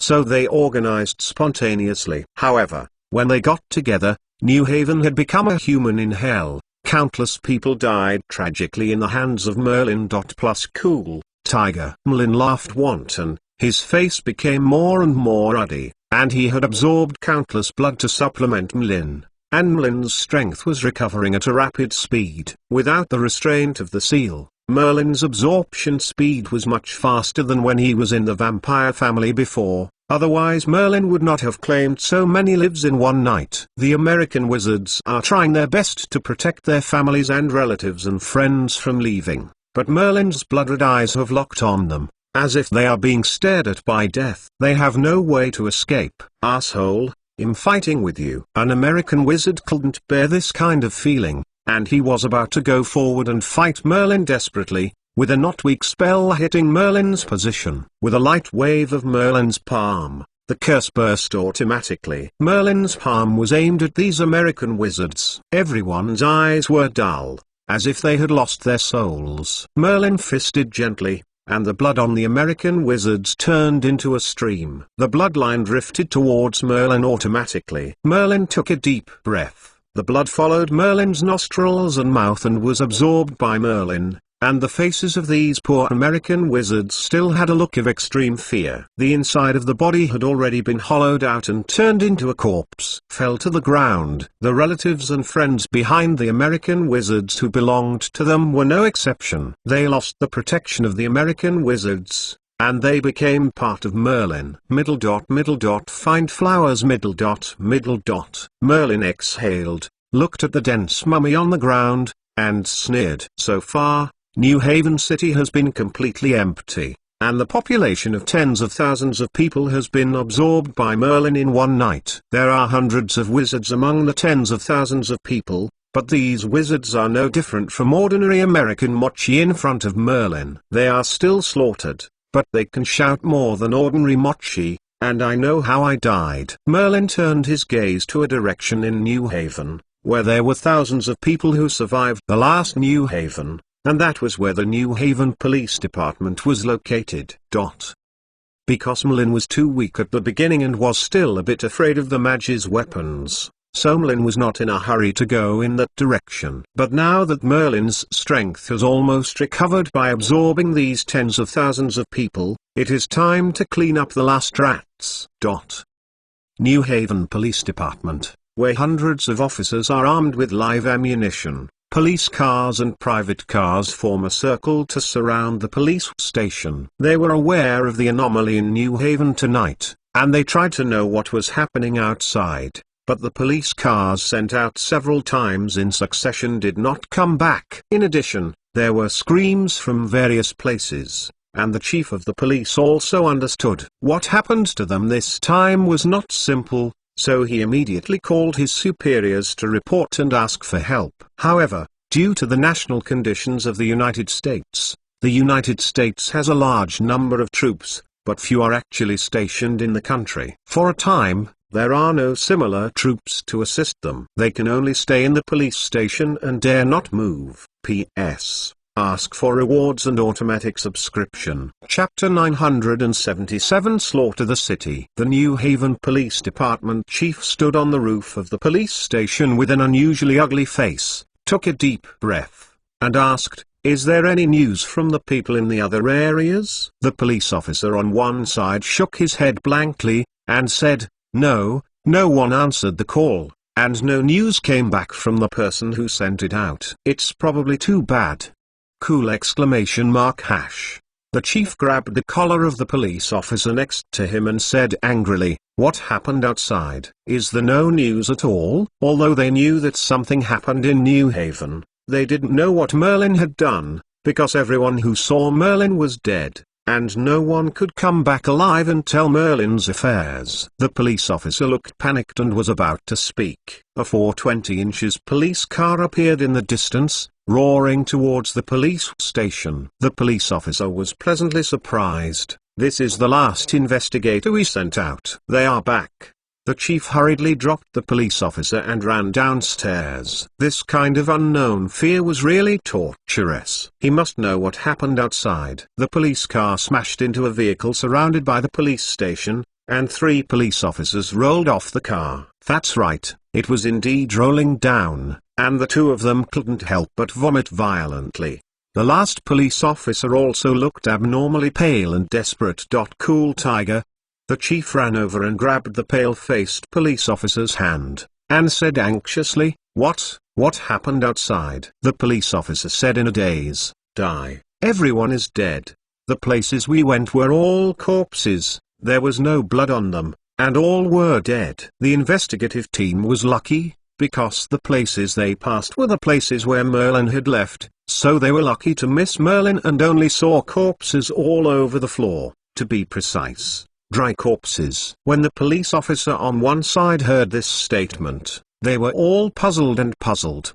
The whole city was dead. What happened? Wasn't it okay yesterday? New Haven's population of tens of thousands disappeared in an instant. What happened? A dark figure suddenly appeared at the farthest position within the sight of the police station. This was a figure wrapped in a black robe, and it was Merlin. The chief of the police station looked at the lonely figure and didn't react for a while, thinking it was a survivor, and quickly called someone to help Merlin. Plus Cool Tiger. Because some citizens near the police station also noticed something was wrong, the clever ones did not dare to go and went to the police station to take refuge. In this case, it is normal for the chief to think Merlin was a civilian who had taken refuge. But before the 2 police officers approached Merlin, the vitality of their bodies had been absorbed by Merlin, and they turned into 2 corpses and fell to the ground. The director noticed this scene and said in horror, No, it's that person. Other police officers also noticed Merlin's methods, and realized that it was the black-robed man in front of him that made New Haven what he is now. Many police officers were holding submachine guns, and a shuttle of bullets slammed toward Merlin desperately. Grenades or howitzers were also desperately smashed toward Merlin. The location of Merlin was instantly covered by a violent explosion. In this case, it is impossible someone can survive. Of course, the people here refer to ordinary people. When Merlin was weak, he might be afraid of this, but now Merlin has regained his full strength. This kind of attack has no effect on Merlin. I saw countless bloodlines rising from the explosion position, rising up and covering the heads of everyone in the police station. After a while, the police station had no one to live. The city of New Haven became a dead city in the true sense. The entire city's 120,000 people were all turned into corpses and absorbed by Merlin. Merlin's crazy laughter continued to circulate in the deserted city of New Haven, and then slowly disappeared. At this time, the morning sun slowly rose from the east, and a city with a population of 120,000 people disappeared overnight. The past. Time and space. 1,000 years ago. Far away in a country in England, a figure slowly landed on the ground. It was Marks-I. Even though Marks McClown was not embarrassed at this time, she was not pretty. His clothes were torn and tattered, and Kinxia's face was full of gloomy colors. This time the Hogwarts Big Four and Dumbledore's teaming together caused a great threat to Marks McClown. Even Marks McClown was in a bad mood. Marks McClown took out some dry food from the small world. Fortunately, Marks McClown put some food in the small world before. Now you can take it out to fill your stomach. Otherwise, Marks McClown is not familiar with life in this era, and you have to get it. Food is not an easy task. Marks McClown sighed helplessly. Now that Dumbledore is governed by the Big Four of Hogwarts, his own strength can't compete with the combination of the Big Four and Dumbledore. It will be very unfavorable for him to continue. And through the fight with the Big Four and Dumbledore, Marks McClown knew clearly that his strength was far less than the 5 players. I'm afraid that even if Marks-I's mental strength or strength rises by a level, Marks-I is not sure that he can defeat the 5 Epperson team. The key is that Marks-I has many potential points, but it is not enough to support Marks-I's current upgrade, the highest level of magic. This is the biggest problem Marks-I faces. Marks McClown filled his stomach and was thinking about his future plan. In a short time, he could not defeat the Big Four and Dumbledore. This means that Marks McClown will have to stay in this era for a long time, and Marks McClown's knowledge of this era is basically zero. Marks McClown thought for a while, and decided to inquire about a little bit of news in this era, and get more information. Otherwise, Marks McClown opened his eyes and couldn't make any progress. As for the issue of money, Marks McClown was not very worried. Chapter 978 Two Death Rods. Although Marks's property exists in the Coolin Pavilion, Marks still has a lot of Jinjialong in his small world. Of course, these currencies cannot be used like in the original world, but they are all gold in this era. It is also worth a little money. Plus cool, Tiger. As long as you have money, it won't be too difficult. Marks made up his mind to find a place where wizards are densely populated to inquire about information. In this era, the land is vast and the population is sparsely populated. After going out, I finally found a densely populated place. What Marks is looking for is naturally not a densely populated place with moles, but a place with a lot of wizardry atmosphere. This is a space hidden in the city. Many wizards come in and out. The energy fluctuations that the wizards emit are Marks' the key to finding this place. This is it. On the other side, central England, in a lush forest, a beautiful manor was built in it, like a fairyland hidden in the woods. But ordinary people cannot see this manor because the entire 11 manor is shrouded in a magic in the hood. Outside perception is isolated. However, this magic shield only works for ordinary people, and the wizard can easily detect the existence of the manor.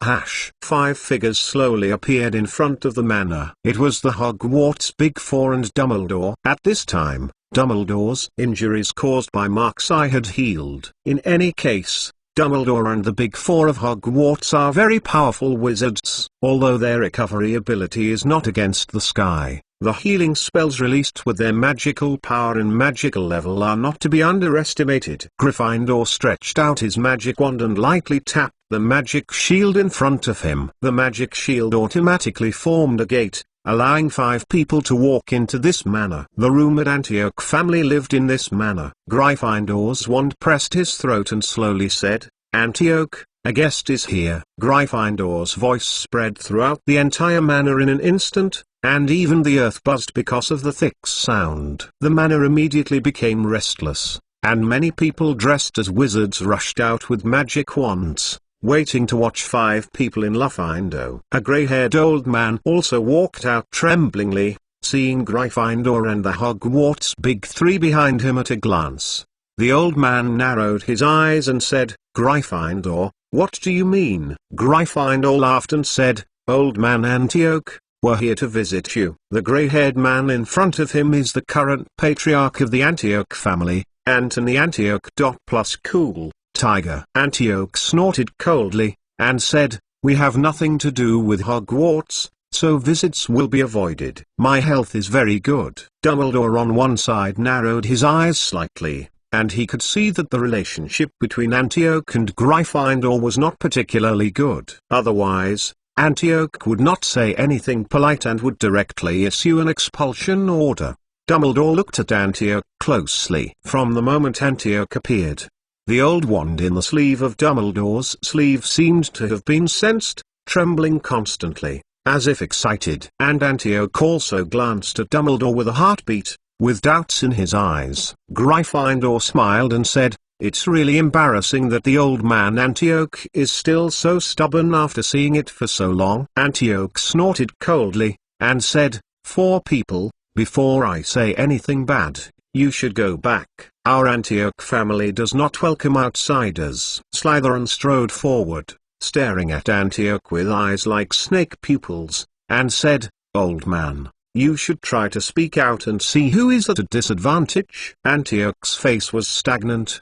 His eyes looking at Slytherin were full of unkindness, and he said coldly, "So it seems that you are here to find fault today." When Slytherin was about to speak again, a hand suddenly stretched out to block Slytherin. It was Gryffindor. Gryffindor said lightly, "Slytherin can't speak, let me do it." Antioch turned his eyes to Gryffindor, and the unkindness in his eyes diminished a lot. He knew that his Antioch family alone could not go to war with the 4 top wizards of Hogwarts, But if it was Slytherin, he has always been a tough attitude, he can only stay tough and be tough. And Gryffindor was willing to talk peacefully. Antioch certainly couldn't ask for it. He didn't want the two sides to face each other, and his attitude slowed down a lot. These are naturally in Gryffindor's calculations. They know Antioch's character well, so the semi-tough and semi-negotiating attitude is best to discuss with Antioch. Gryffindor smiled and said,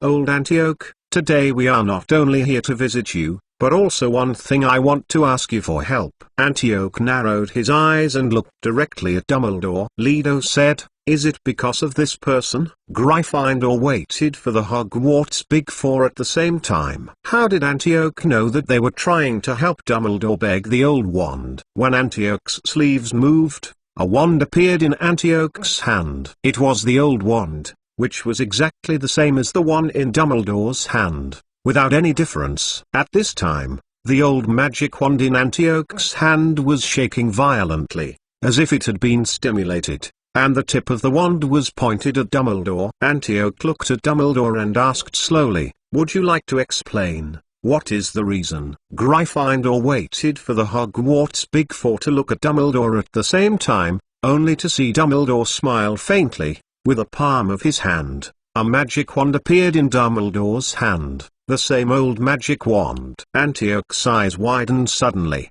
and he said in disbelief, "Why do you also have a death rod?"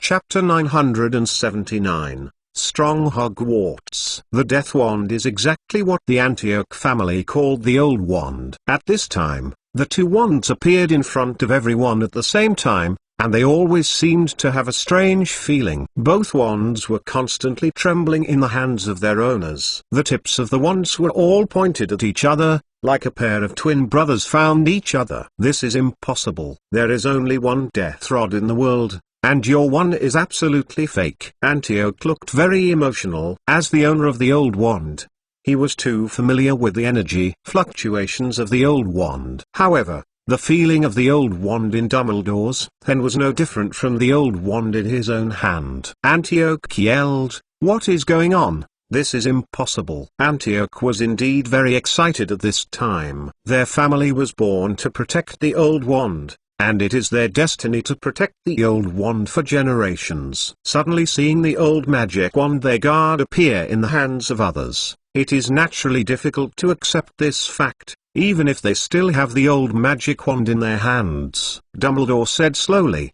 "Don't get excited, you should have also noticed that the old wand in my hand is also real, and of course it is also real in your hand. There won't be two death rods in this world. Yours must be a fake." Antioch looked overly excited, trembling and staring at Dumbledore.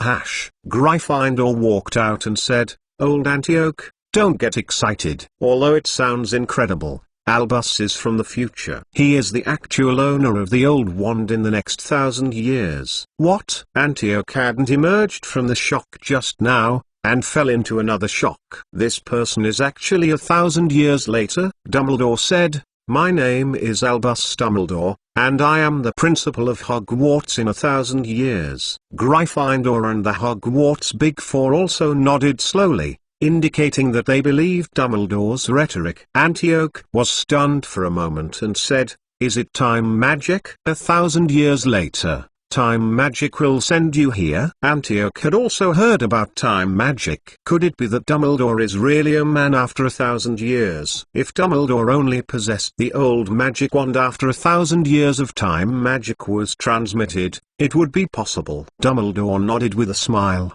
and said, "McClowns, I have something to solve and I need your help." Antioch put away his shock. He firmly believed that there would not be two old wands in the world, and Dumbledore had another old wand. This has made Antioch a little bit convinced of Dumbledore's statement.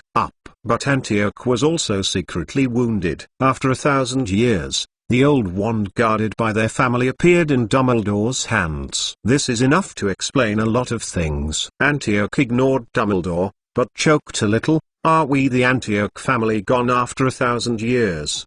Dumbledore arched his hands and said, "I'll be honest, there is no Antioch family in my time and space. and the first few owners of my old wand are not from Antioch family. Hearing Dumbledore's words like this, the Antioch family members were shocked. They looked at each other hesitantly, and had various reactions to Dumbledore's words. Some were angry, some were regretful, and even more did not believe Dumbledore. Think Dumbledore is nonsense. Antioch shook his head helplessly. He could see this very clearly. After all, time passed by. This is the law of the passage of time. Now their Antioch family is already going downhill. It is normal that the old wand cannot be guarded, but that is also a matter of the next generation. He only needs to guard the old wand in his hand. Dumbledore looked at Antioch and smiled. This time we come to the Antioch family, just to borrow the old wand in your hand. Antioch raised his head in shock. His eyes seemed to burst into flames, and he shouted angrily, "Don't even think about it." Antioch was thinking about protecting the old wand in his hand just now, so that the old wand will not be lost in his own hands. Who knows that this hateful Dumbledore would actually ask for the old wand in his hand? Really? I think him a bully, right? Antioch said coldly. I didn't ask you for my wand. It's already a shame for you. You still want the death wand in my hand. Have you put our Antioch family in your eyes? Up.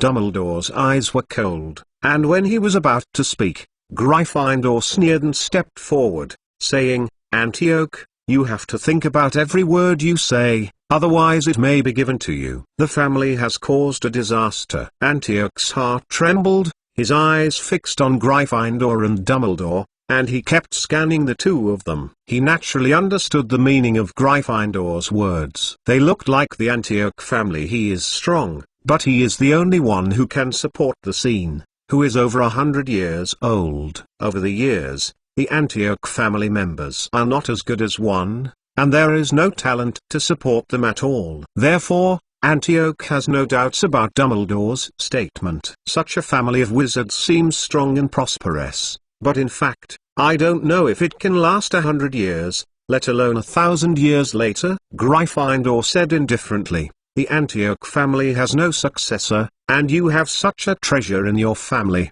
Do you think you can continue to protect it? You can stay on your side by giving up the old magic wand. It's bringing the most devastating disaster to your clan. Antioch's face revealed a painful look. How could he not know the meaning of being guilty? But how could he be willing to agree if he wanted him to hand over the old wand? Chapter 980, The Old Magic Wand's Gambling Rules. Slytherin took a step forward again and said, Old man, don't shame you. If we really grab it, your Antioch family will not end well. Antioch's face changed again, and he sternly said, Dare you? Anyone can hear the helplessness and powerlessness in Antioch's voice. Gryffindor and the Big Four at Hogwarts did not hesitate to step forward at the same time, and the terrifying magic pressure filled the entire manor in an instant.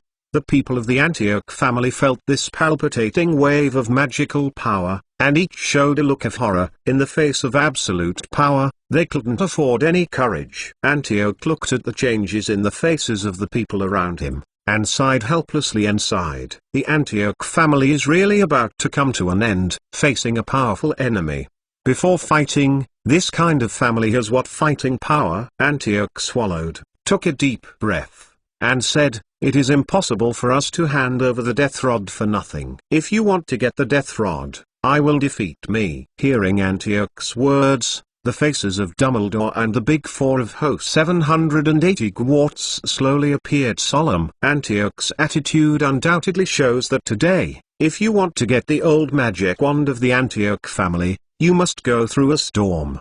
Gryffindor's complexion also became difficult to look. It seemed that Antioch didn't think that Antioch was so shameless, and said coldly, Since you are so shameless, I don't think the Antioch family needs to exist anymore. Go down. Slytherin also said coldly, It seems that we haven't taken a shot for too long. Many people have forgotten our methods. Antioch's face was pale, and he smiled sadly. Our Antioch family was born to protect the Rod of Death. Since you want to grab it, then we have to fight to the end. The rest of the Antioch family members also strengthened their spirits. staring at the Hogwarts Big Four and Dumbledore. These people have the power of top wizards. It is not too easy to destroy their small Antioch family, but as a member of the family bag, they can only fight to the end with the Patriarch. Hufflepuff and Ravenclaw pondered for a moment, and they looked at each other, and they all saw the hesitation in each other's heart. Ravenclaw immediately said, "Senior Antioch, we just want to borrow your hand. The old magic wand. I didn't think about destroying your Antioch family. Please don't get me wrong!" Gryffindor and Slytherin looked at Ravenclaw in a puzzled way. With their strength, there was no problem in trying to annihilate a small Antioch family, and there was no need to say such kind words. Hufflepuff whispered, "We just want to get the old wand." There is no need to fall out with the Antioch family. Although their strength is not good now, it is said that their ancestors have seen the Death God, and they must have the help. If you force them too tight, it won't be good to bite us back. Gryffindor and Slytherin also froze for a while, thinking about what Hufflepuff said is not wrong. Antioch was once a big family. Although it has declined recently, they say that there is no foundation in their family. It is impossible. Now they are at the critical moment of fighting against Marks-Eye, and it would be no good if there were any accidents in the middle. Dumbledore also saw the contradictions among the Big Four of Hogwarts, and immediately said, "I also don't think it is necessary to destroy the Antioch family. We just need the power of the old magic wand. After Marks-Eye is resolved, I cannot go back with the old magic wand. It is better to follow the rules of time and let the Antioch family develop on its own." Dumbledore was thinking about following the rules of time. After all, the old wand in his hand was constantly flowing in the long river of time, and finally reached Dumbledore's hands. If now Dumbledore is trying to snatch the old wand of the Antioch family, and if you destroy the Antioch family, who knows, will it affect time and make the original old magic wand disappear? Gryffindor and Slytherin pondered for a moment, and understood the concerns of Hufflepuff, Ravenclaw, and Dumbledore, but how would they get the wand of the Antioch family? At this moment, Dumbledore strode forward suddenly and said, "Old Antioch, I know that the old wand is something your family has guarded for generations. I just want to borrow the old wand and return it as soon as it is used up." Antioch heard that the Big Four of Hogwarts and Dumbledore had dispelled the intention of annihilating his own family, and his expression was slightly relieved. "Although I don't understand what they mean, it is always a good thing. Who wants his family to be annihilated?" But Antioch didn't mean to give up the old magic wand in the slightest, and sneered, "Why should I trust you?" Dumbledore paused, raised the old magic wand in his hand, and said, "By this." Antioch's pupils shrank, and he looked at the old wand in Dumbledore's hand, and didn't understand what Dumbledore meant. Dumbledore said indifferently, "I am the current owner of the old magic wand." "You are the owner of the old magic wand thousands of years ago. In fact, we are all the same. I hope you can give me a chance for me to challenge you. If I win, you lend me the old magic wand. If I lose, we will just withdraw and promise not to come to your Antioch family again." The Big Four of Hogwarts looked at Dumbledore, but did not expect Dumbledore to make such a request. In this case, if Dumbledore fails, isn't it the most direct way to improve his strength? Gryffindor pondered. "Albus, have you figured it out clearly?" Dumbledore nodded immediately. He was the top wizard in the world today. Even Marks-Eye did not dare to underestimate himself. P.S. Ask for rewards and automatic subscription. Chapter 981, The Confrontation Between the Strongest Wands. This is Dumbledore's self-confidence in himself. He does not think he will lose to Antioch. Cool Tiger. If even Antioch can't win, why should he fight Marks-Eye? Hufflepuff smiled and said, "As expected of the current headmaster Hogwarts, he is really responsible." Gryffindor. "Trust him." Ravenclaw also smiled and nodded, looking at Dumbledore's eyes with satisfaction, and she also agreed with Dumbledore's opinion. Slytherin looked at Dumbledore with a little disdain. There was a more convenient and direct way to get the old wand, but he didn't want to use it. But he liked to be aggressive, but Slytherin didn't say anything and took a step back with his hand. It can be regarded as acquiescing to Dumbledore's approach. Gryffindor also sighed lightly and said, "Well then, old man Antioch what's your opinion?" Antioch's brow jumped. The Hogwarts Big Four had already given in a lot. Originally, their family couldn't escape the consequences of the extermination today. Who knew it turned out to be like this in the end? If he disagrees, it seems impossible to justify. Antioch pondered for a moment, and said, "Okay, I want to see if the master chosen by Death Rod has the strength. Please don't let me down." As he said, Antioch strode forward, and a wave of soaring magic power instantly enveloped Dumbledore. He was indeed the patriarch of the Antioch family, and his strength was not a joke.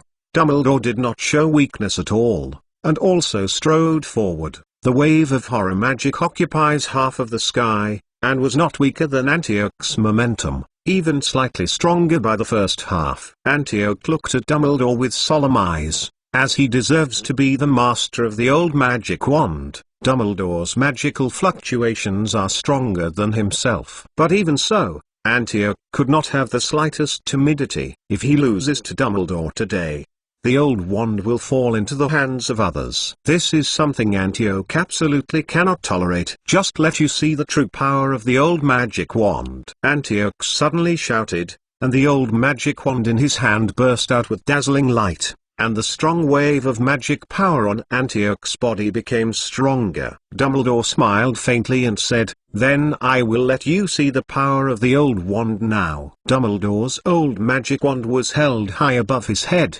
just like Antioch. Under the increase of the old magic wand, Dumbledore's magic power soared, and the soaring increase was stronger than that of Antioch. Antioch said in shock, "You have actually mastered this level of Death Rod." Dumbledore smiled faintly. "The old wand has been in my hand for decades, and the tacit understanding between me and the old wand is naturally deep." Cool Tiger. Antioch's face became extremely ugly. As one of the owners of the old magic wand, he naturally knew that a high degree of compatibility with the old magic wand increased his magic power a lot, and his compatibility with the old magic wand was naturally not low. But with Denbride it is a little worse than that. Dumbledore's strength was already stronger than himself, and his fit with the old wand was higher than himself. His strength was beyond Antioch's imagination. Antioch yelled and said, "If you want to get the Rod of Death, don't even think about it." The old wand of Antioch pointed out suddenly that a huge whirlpool appeared on the top of the wand, and the fallen leaves on the ground were rolled up in a moment, and pierced Dumbledore like a sharp cone. Dumbledore moved his eyes and said lightly, "This little curse of temptation will not work for me." Dumbledore was motionless. A powerful wave of magic swept Dumbledore, and another huge magic storm was formed with Dumbledore as the core. Antioch's spike was outside the storm for even a second. They couldn't hold on and broke directly. Antioch's face became more solemn, staring at Dumbledore, who was surrounded by the magic storm. Dumbledore lightly pointed his old wand in the magic storm, and a whirlwind broke out in the storm and rushed towards Antioch in a flash. The ground was covered with tiny cracks by a powerful cyclone. Find flowers. Antioch had a calm face, and Dumbledore's strength really exceeded Antioch's imagination. If he and Dumbledore continue to consume like this, Antioch has no doubt that he must lose. Antioch's old wand stretched out fiercely, and the cyclone that Dumbledore shot instantly bounced and turned into countless magical powers scattered in the air. But at the same time, Antioch's hand holding the old wand trembled slightly, seemingly unable to hold it. Gryffindor and the Hogwarts Big Four shook their heads slightly when they saw all this. They had already seen that Antioch was not Dumbledore's opponent, and Dumbledore had crushed him in terms of magic and spells. Antioch took a deep breath and shouted angrily, "Don't think that our Antioch family is easy to bully. I want you to see our strength." As he said, Antioch didn't hesitate anymore, and even spit out a spit of blood on his wand. Antioch's old wand burst into a dazzling light. Dumbledore's eyes narrowed. He knew that Antioch was using his own blood to maximize the power of his old magic wand, which would raise Antioch's strength to a level. Naturally, Dumbledore could do the same, but this approach would make himself weakened for a period of time. Dumbledore would still look for Marxian McClown next, and naturally he would not be like Antioch. The most important thing is that Dumbledore knew confidently that even if Antioch improved his strength like this, he was still not his opponent. Behind Antioch appeared a huge black shadow, like a bone-like hand holding a huge scythe. The black shadow exuded a terrifying murderous aura, as if death descended. P.S. Ask for automatic subscription. Harry Potter, The Most Powerful Mage Chapter 982, The Strongest Man in This Age. Dumbledore looked at the dark shadow behind Antioch with a serious expression. Even Dumbledore felt an extreme threat from this dark shadow. This was definitely not a simple spell.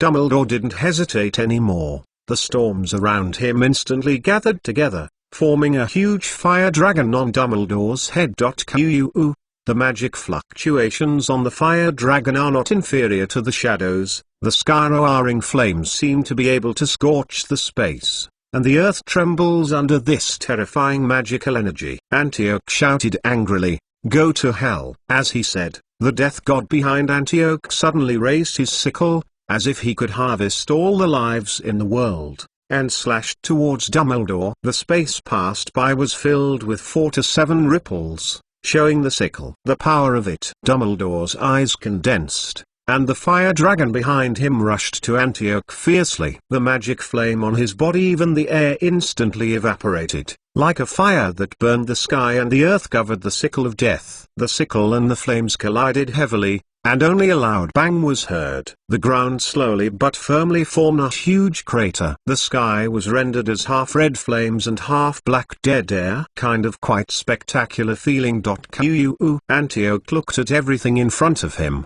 His pupils shrank suddenly. Dumbledore and the fire dragon formed one body, wrapped in an omnipotent flame, broke through the envelope of death, and broke through the defense of the shadow of death. I rushed to Antioch. Boom! The shadow of the god of death burst into countless black air in an instant, and the death air in the sky quickly disappeared, like a flame that can burn the world and burn everything, enveloping their master Dumbledore, while Dumbledore stood quietly in Antioch in front of K.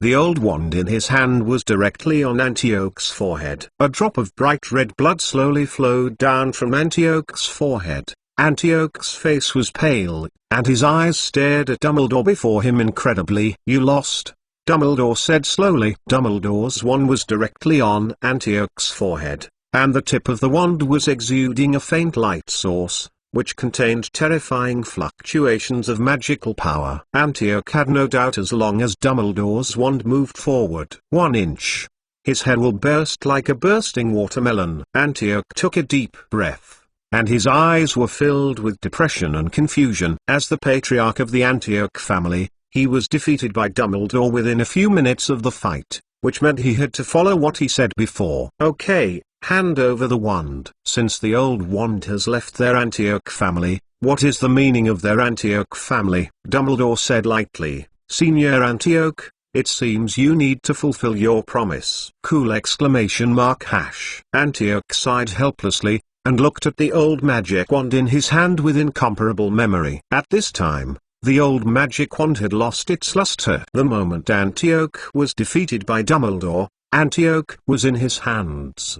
Old wand has changed hands and has become Dumbledore's wand. Antioch glanced at Dumbledore miserably, and reluctantly raised the old wand in his hand. Even if he drives the old wand forcibly now, the old wand will not obey Antioch's orders. Antioch lost the old wand. OK was not even Dumbledore's opponent, so Antioch could only admit his fate. As for Dumbledore's borrowing of the old wand, Antioch did not take it seriously. This world is a world where the weak and the strong eat the strong, and all history is written by the victor. Since Dumbledore has won the old wand, it is Dumbledore's decision to return it or not. If Dumbledore really returns the old wand afterwards, maybe Antioch still looks down on Dumbledore's behavior. Dumbledore smiled, took the old wand from Antioch, and smiled, "Thank you." Then Antioch seemed to be several years old, and he sighed helplessly. Their Antioch family had guarded the old magic wand for so long,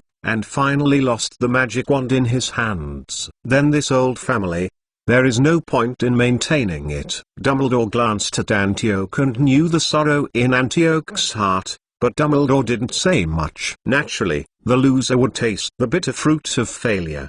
Dumbledore did not have so much time to go sympathize with the loser. Dumbledore turned his head and looked at the two old wands in his hands, with satisfaction in his eyes. The old magic wand itself greatly improved its own combat power, and now that Dumbledore had two old magic wands in his hand, Dumbledore even felt that the magic power flowing in his body doubled the speed. With the increase of the two old magic wands, Dumbledore even felt that the quality of his magic power had also improved a lot.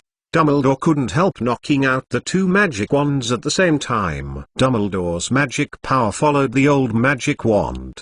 The two magic shockwaves hit a huge rock, and the huge rock directly bounced into countless small pieces, which burst into power.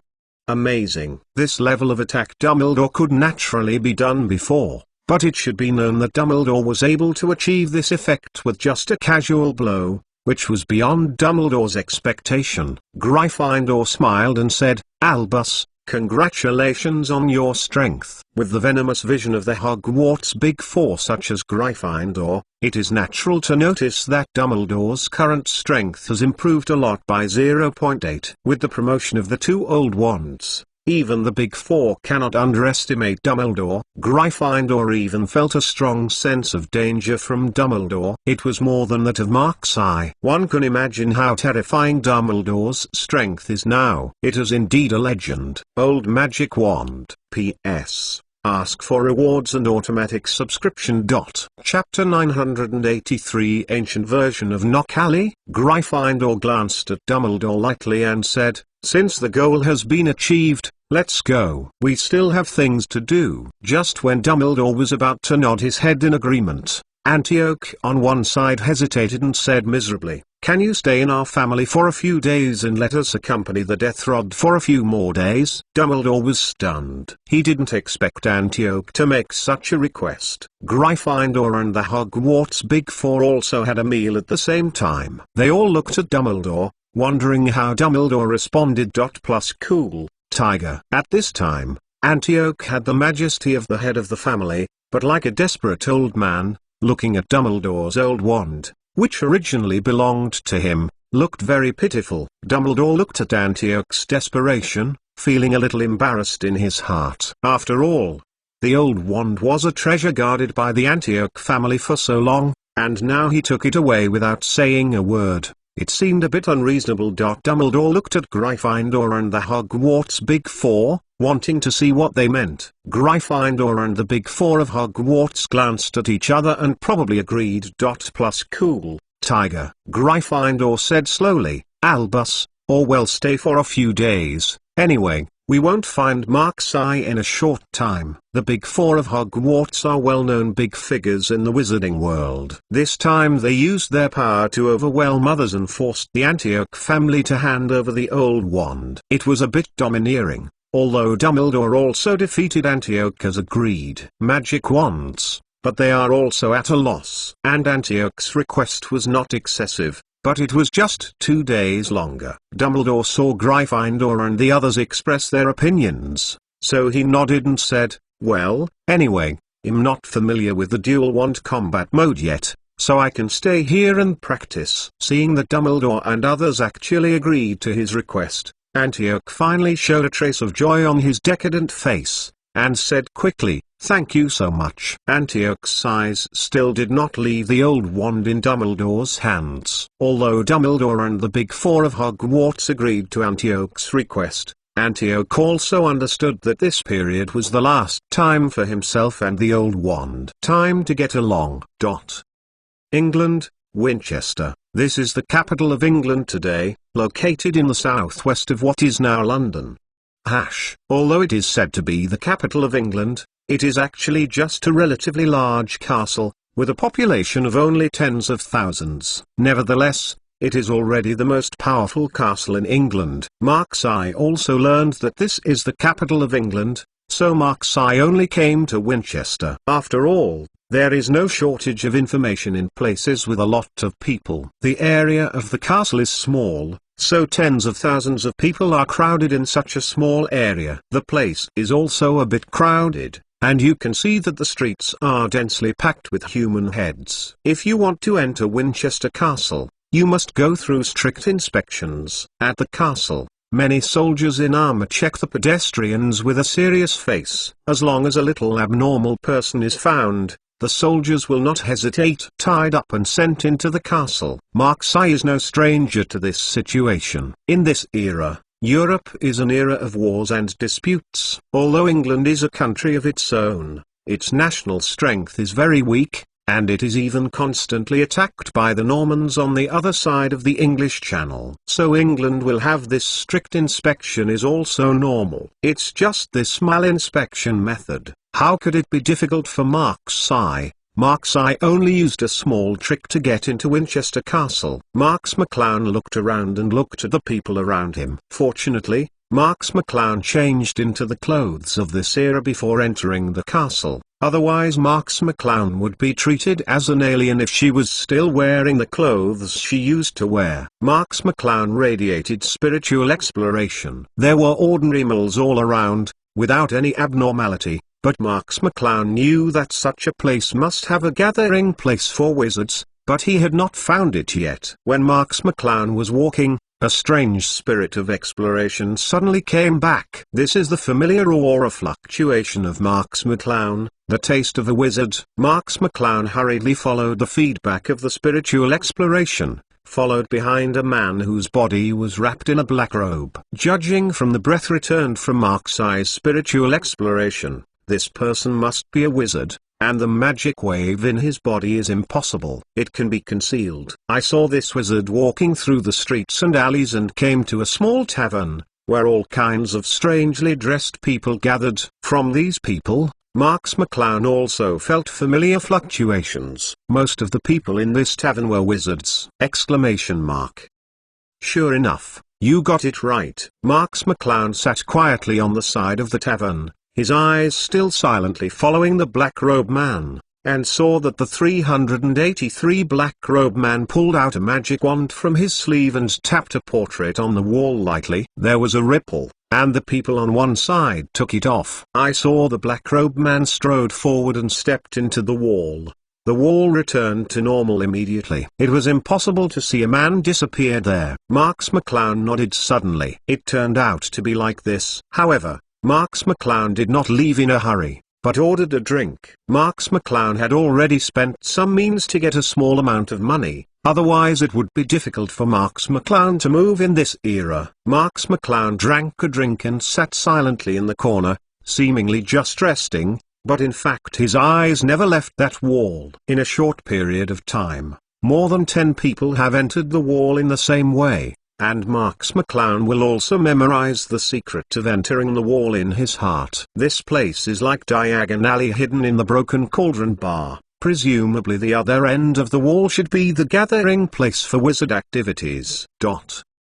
Chapter 984. Do you want Amway? After Marks McClown finished drinking his drink, he calmly walked to the wall, took out his wand and tapped the portrait lightly, and muttered a spell in his mouth. It was the spell that the wizards went in to meditate. Mark-Sai's magic power gathered at the top of the magic wand, dotted on the portrait, and the portrait paused, as if it didn't react for a while, but soon, a familiar ripple appeared in front of Mark-Sai. It's done. Marks McClown strode in, and there was a blur in front of her eyes. But soon a narrow street appeared. On both sides of the street were hawking wizard merchants. It was very similar to Diagon Alley, except that the shop appeared in front of Mark-Sai. It looks more backward and simple. As soon as some sharp-eyed wizards and merchants saw Mark-Sai appearing, they leaned forward familiarly and introduced the products they had in hand. Marks McClown naturally looked down on these ancient things,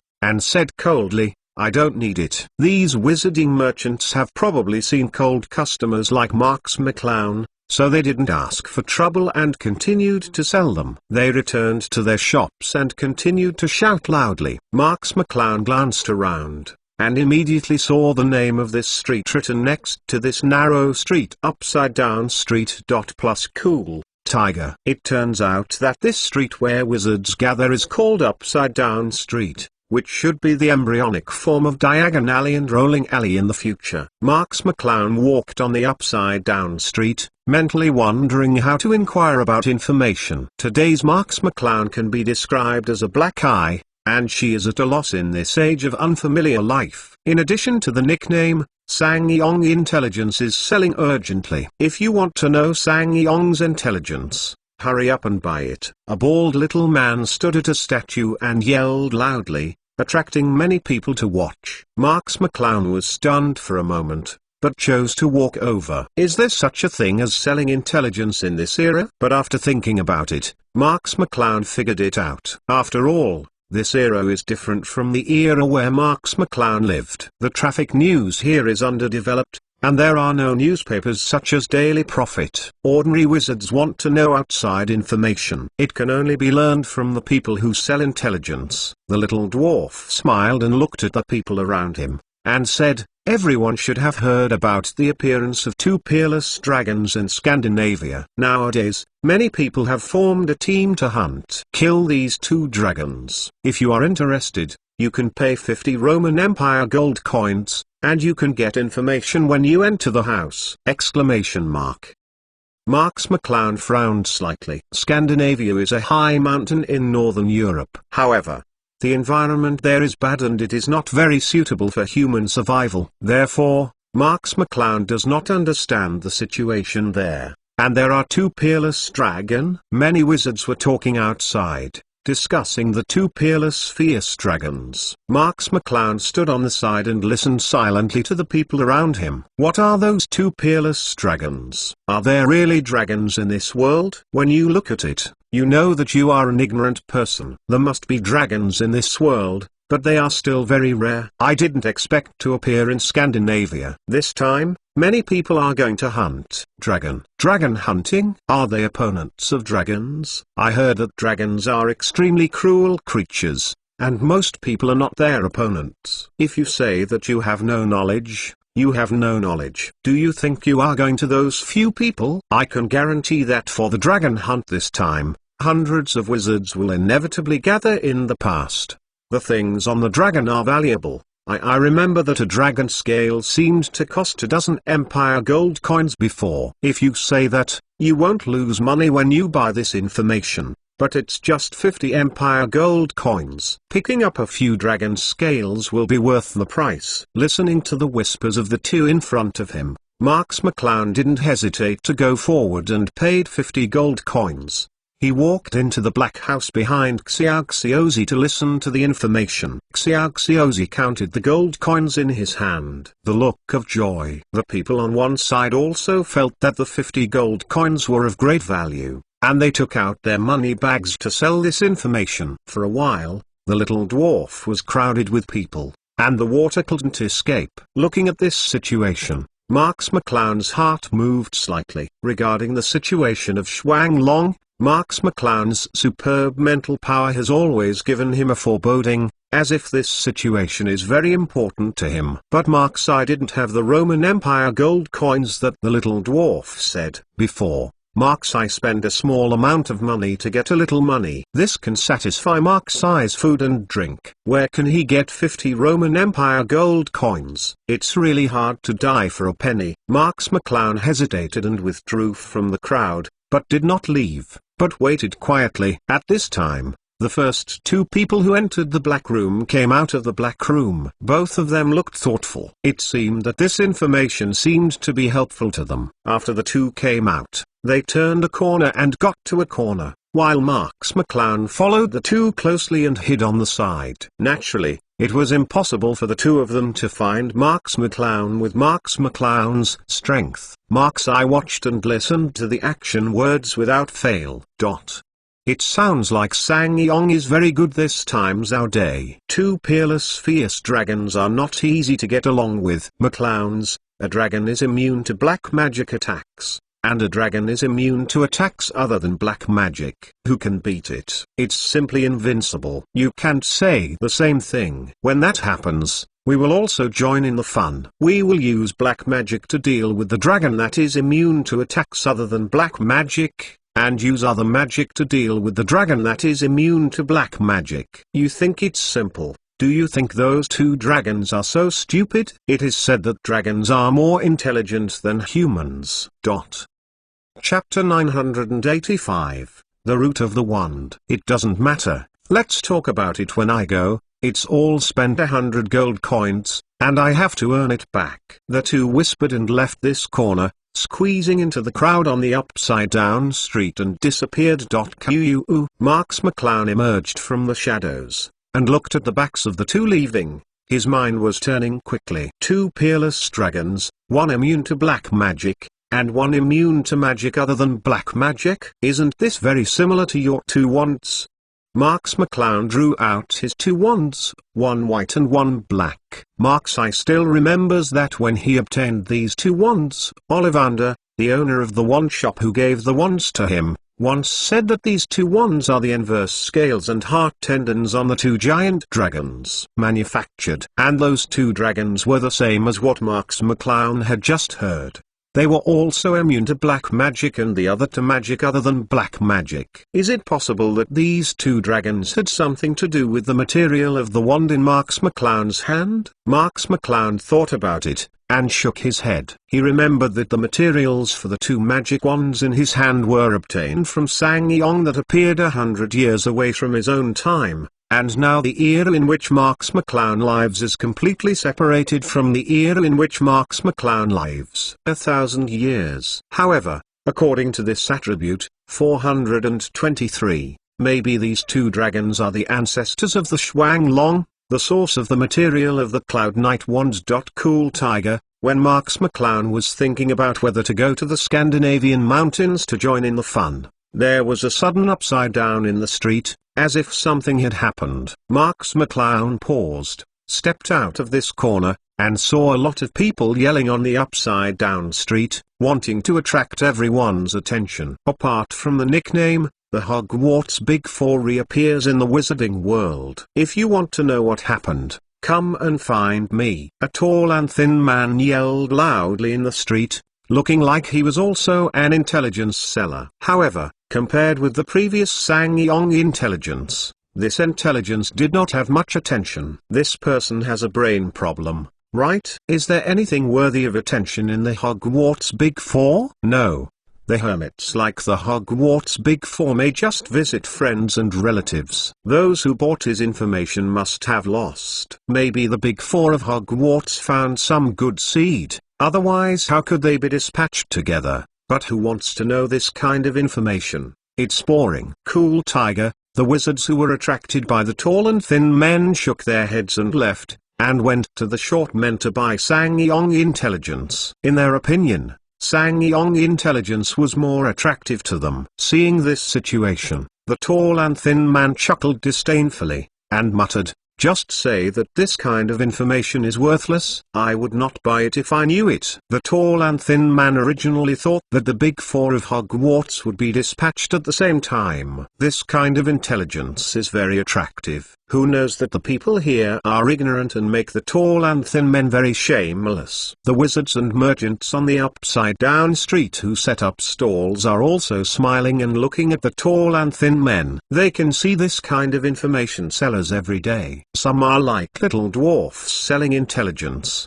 and some can only be tall and thin. Men are generally no one cares about. They have long been taken offense. When the tall and thin man was about to leave, Marks McClown suddenly appeared in front of the tall and thin man in a black robe. I saw Marks McClown asked indifferently, "How much is your intelligence?" The information of the tall and thin man did not have any value to other people, but it had a different meaning to Marks McClown. Dumbledore is now with the Hogwarts Big Four, and the appearance of the Hogwarts Big Four must have something to do with Dumbledore. The tall and thin man immediately rejoiced when he saw Marks McClown, and said, 10 Empire BBBB gold coins. No, no, 5 will be fine. Marks McClown pulled the tall and thin man to an unobtrusive corner, took out 10 Gingy Arlong from his pocket, and said, do you think this will work? The tall and thin man was taken aback and looked at Gingy Arlong in Marks's hand with dissatisfaction.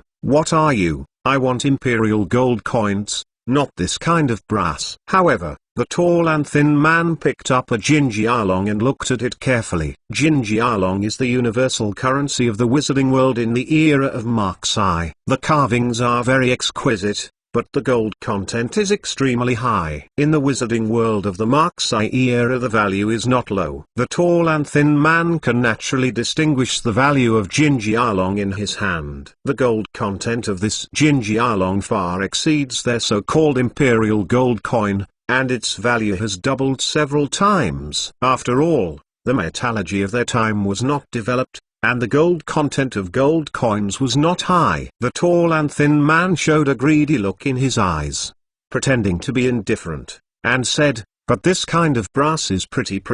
How many do you have? Give me 50 and I will tell you the information. The tall and thin man was trying to fight Marks McClown's idea. Anyway, no one else wanted to ask for this information. The tall and thin man couldn't lose any more. Now that Marks McClown is here, he naturally wants to kill him. Marks McClown smiled faintly, and said, if that's the case, then forget it. When he said that Marks McClown was about to leave, the tall and thin man was taken aback. He didn't expect that Marks McClown would have no position. He said he wanted to buy information, but suddenly stopped buying. How could there be such a customer? At the moment, only Marks McClown has come to buy this information. If the tall and thin man let it go, he will suffer a lot. The tall and thin man gritted his teeth and hurriedly stopped Marks McClown and said, hey, don't worry, take those pieces of things. Talking that, the tall and thin man hurriedly twisted through Marks McClown and snatched all the 10 Gingy Arlong from Marks McClown's palm,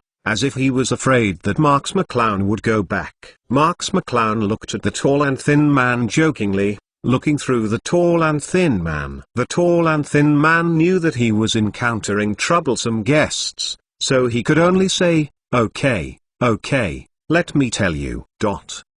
Chapter 986, Super Phantom Shift. 2 days ago, the Hogwarts Big Four and a mysterious figure set off from Hogwarts and went to the Antioch family. Their purpose seems to be a family heirloom of the Antioch family. This is the information. Cool exclamation mark hash. Marks McClown frowned, and the mysterious person mentioned by the tall and thin man was undoubtedly Dumbledore. There was no doubt about that. What kind of family is the Antioch family? They are going to the Antioch family for what heirloom is it? The tall and thin man also saw Marks McClown's puzzled look, and immediately said, I know what you are wondering, but all I know is these things. You can't help it if you know more. With that, the tall and thin man is about to leave. Marks McClown stopped. The tall and thin man took out 10 more Gingy Arlong from his pocket, and said lightly, I want to know the location of the Antioch family. The tall and thin man was taken aback,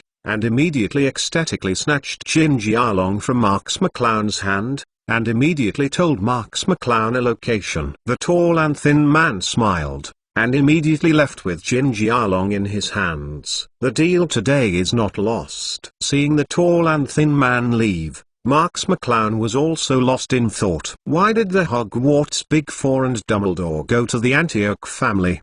The name Antioch seems familiar too. Have you heard of it somewhere? Marks McClown searched for everything about the name Antioch in his mind. Not long after, Marks McClown suddenly realized that Antioch was the name of the first holder of the old wand when it first appeared. Could it be that Dumbledore and the others went to the Antioch family because of the old magic wand? Marks McClown immediately became vigilant. Although Marks McClown didn't know the power possessed by the old magic wand, after having fought Dumbledore so many times, Marks McClown also knew that the old magic wand had a huge increase in the master's magic power, and even said it was terrifying. If Dumbledore went to the Antioch family because of the old magic wand, then Dumbledore must have thought of a way to enhance the old magic wand or collect the old magic wand to enhance Dumbledore's own combat effectiveness. If this were the case, this matter would be quite detrimental to Marks McClown. Marks McClown left the upside-down street without saying a word,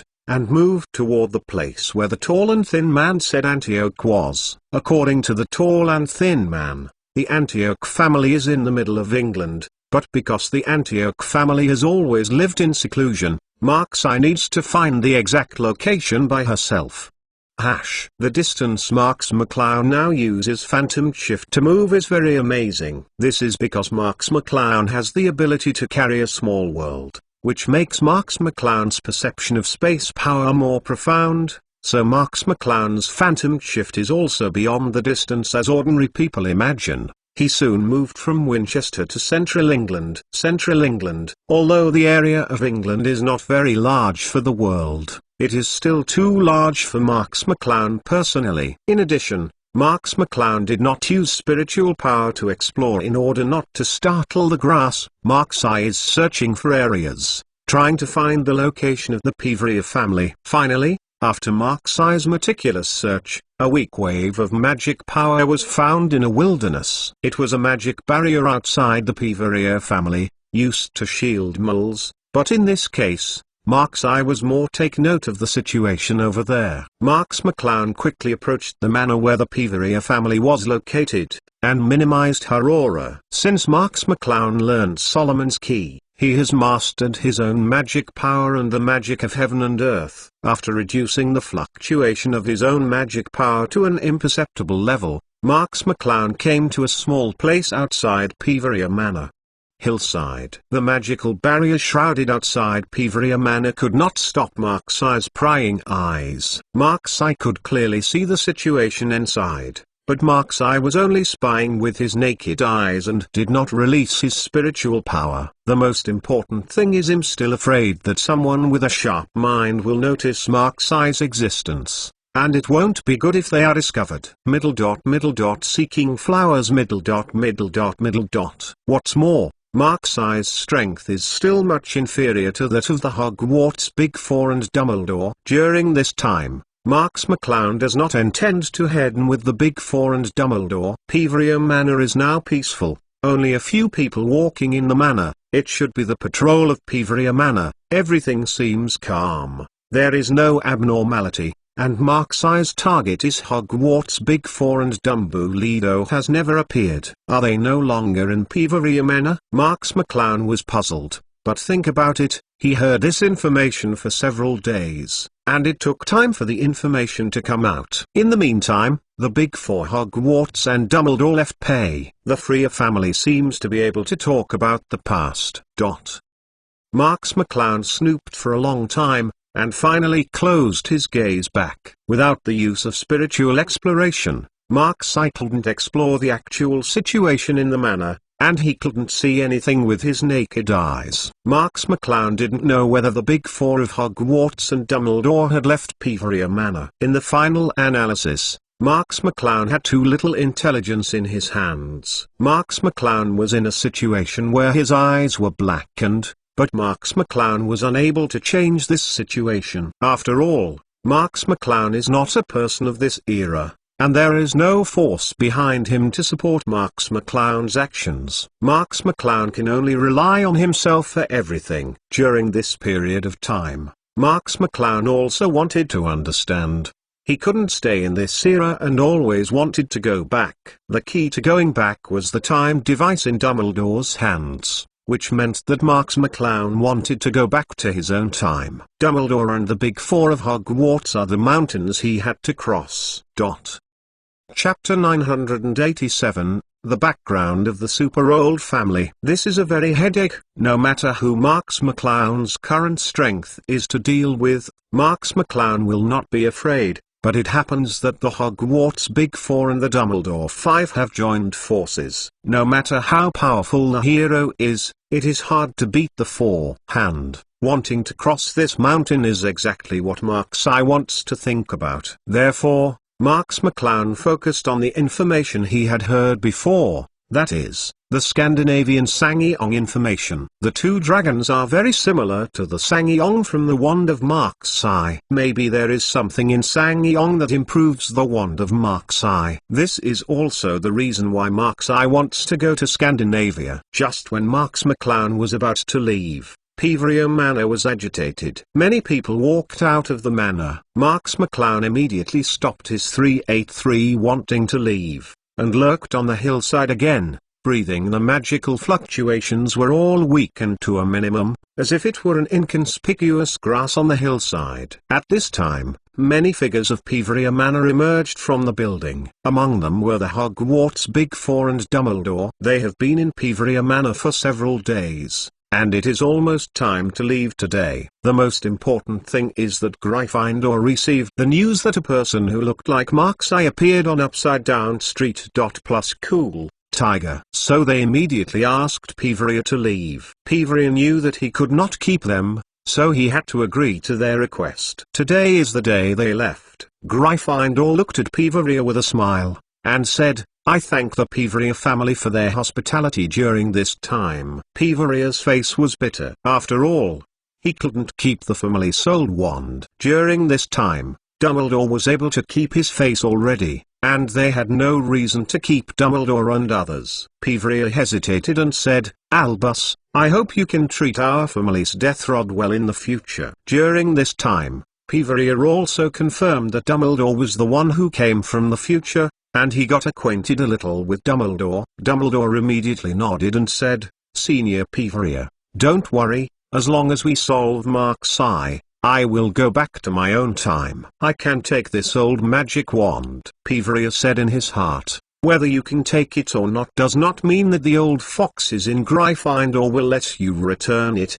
But Peveria didn't say much. Gryffindor said indifferently, "Okay, we should also go. Now that the news of Marx-I appears on the Upside Down Street, we will also check it as soon as possible. Maybe we can find Marx-I!" Dumbledore and the other giants of Hogwarts also nodded one after another. Just when Peveria was about to watch Dumbledore and others leave, a member of the Peveria family suddenly stepped forward and whispered in Peveria's ear. After a few words, Peveria frowned immediately. Gryffindor and other Hogwarts Big Four and Dumbledore also noticed this. It seems that the Peveria family is in trouble again, but they are in a hurry and have no intention of helping the Peveria family solve the problem.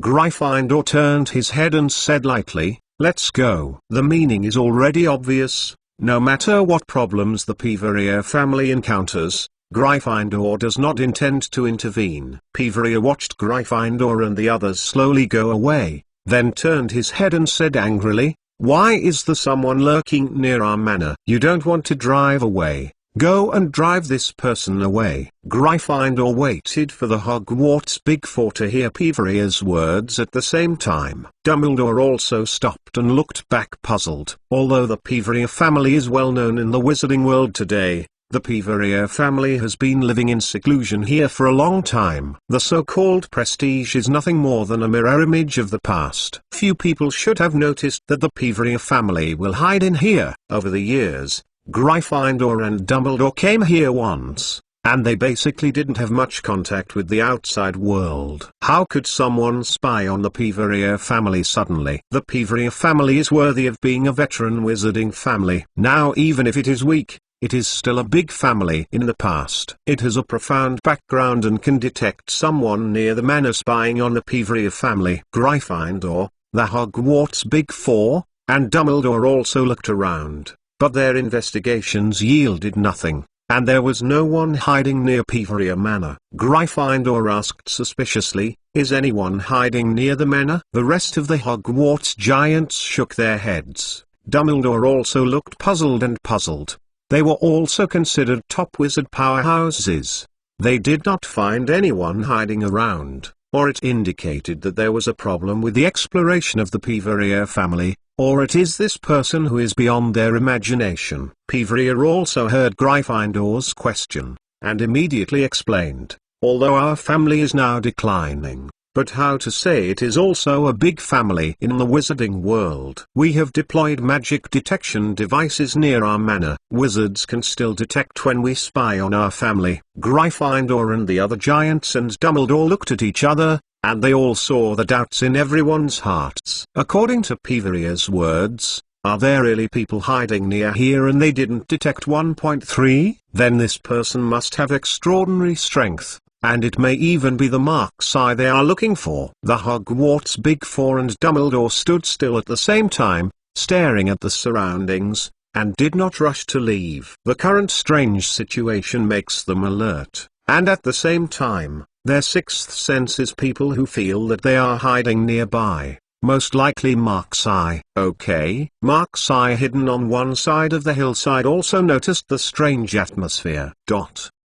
Chapter 988 Mainland Pursuit Battle. Seeing that the Hogwarts Big Four and Dumbledore, headed by Gryffindor, were about to leave, why did they suddenly stop? And everyone had a look of alertness on their faces. Two members of the Piveria family rode straight up midair on flying broomsticks, and came straight toward the hillside where Mark's Eye was. The goal was very clear. Oh, it was discovered. Marks McClown was alert in her heart and leapt sharply.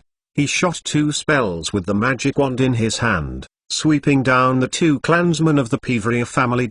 Plus cool, tiger. In this way, Marks McClown's figure was already exposed to everyone. Marks McClown's face was a bit ugly, and there shouldn't be a big problem in hiding herself with her own strength. Marks McClown is confident that even the Big Four and Dumbledore in Hogwarts 710 and Dumbledore would find it difficult to find themselves, but who knew that the Piveria family could find themselves? It deserves to be the family that keeps the old wands. It's really extraordinary. Marks McClown was too late to sigh, because he has been exposed to everyone. He has only one choice at the moment. Retreat immediately. Gryffindor and others also noticed the existence of Mark's Eye. Gryffindor laughed loudly and said, "It's really God's help. It won't take much effort. We still want to find you on the upside down street, but I didn't expect you just throw in the net and appear before us." Dumbledore also stared at Mark's Eye coldly and said,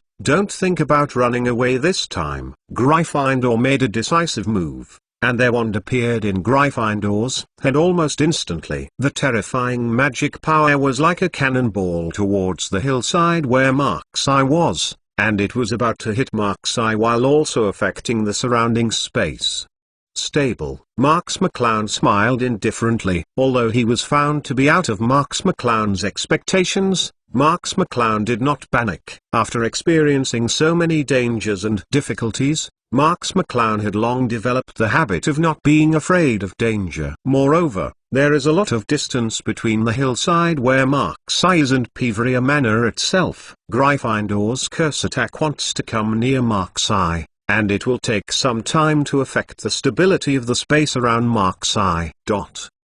Marks McClown said indifferently, "I am afraid it is not so easy to keep me." A magic wand appeared in Marks McClown's palm. With a light tap, there were waves of ripples in Marks McClown's body, which were spatial fluctuations. In less than a second, Marks McClown had disappeared in place, no trace. Gryffindor's curse attack was only late, and it hit the spot where Marks McClown was just now. There was a loud noise on the hillside, and a small half of the hillside crashed directly to the ground. Plus cool, tiger. Dumbledore's face sank and said, "It's apparition." Gryffindor also noticed that Mark's Eye had passed the space spell and left, and shouted, "Chasing!" The Big Four of Hogwarts and Dumbledore moved at the same time, and the space fluctuated extremely violently. All five of them used the space spell at the same time, and their bodies disappeared in place. Piveria looked at the five people in surprise and disappeared in front of him,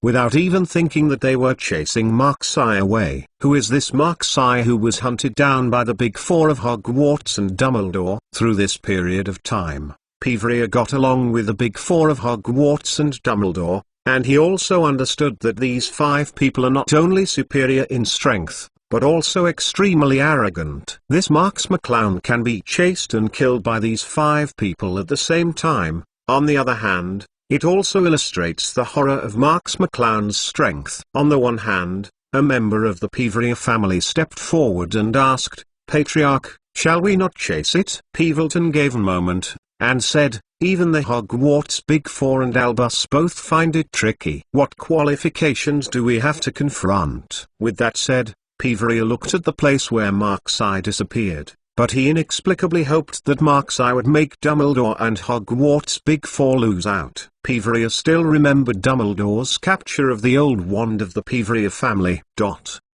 There was a ripple in the space, and Marks McClown's figure appeared in Aurora. However, Markseye did not stop, and walked into the space tunnel again with a stride, and disappeared after only a second pause. Less than 2 seconds later, Dumbledore appeared at the location where Markseye had appeared with an angry face. Marks McClown's apparition really surprised Dumbledore. The distance that Marks McClown's apparition moved was so amazing that even Dumbledore was barely able to keep up. There are still 2 old wands, only after the magic power increased. If Dumbledore only had an old magic wand blessed before it was replaced, I am afraid Dumbledore would not be able to catch up with Markseye. Dumbledore could also feel Markseye's phantom shift. The reason why he could move so far was not because Markseye's magic control methods were much deeper than theirs, but because Markseye surpassed them in terms of spatial attainments, and they simply used it. The magic power is strong and the use of space spells is obvious at a glance. Dumbledore sensed the moving position of Markseye space for a moment, and used apparition again, chasing towards the position of Markseye. After Dumbledore disappeared, it took another 5 or 6 seconds before Gryffindor waited for the Big Four of Hogwarts to appear here. The faces of the 4 were ugly, and the foreheads of the 4 could even be seen. A drop or 2 of sweat appeared on it. Gryffindor took a deep breath and said, "How can the speed and distance of the 1.6 spell in Markseye space be so amazing?" Slytherin also nodded. A glimmer of appreciation flashed in his eyes, and said, "It is indeed amazing. Our space spell may not be as good as Markseye." Hufflepuff and Ravenclaw have already experienced a trace of fatigue. They are also the top powerhouses in the wizarding world. They are even more familiar with the space curse, but for the first time they have seen someone with space curse accomplishments so deep, even they can't catch up.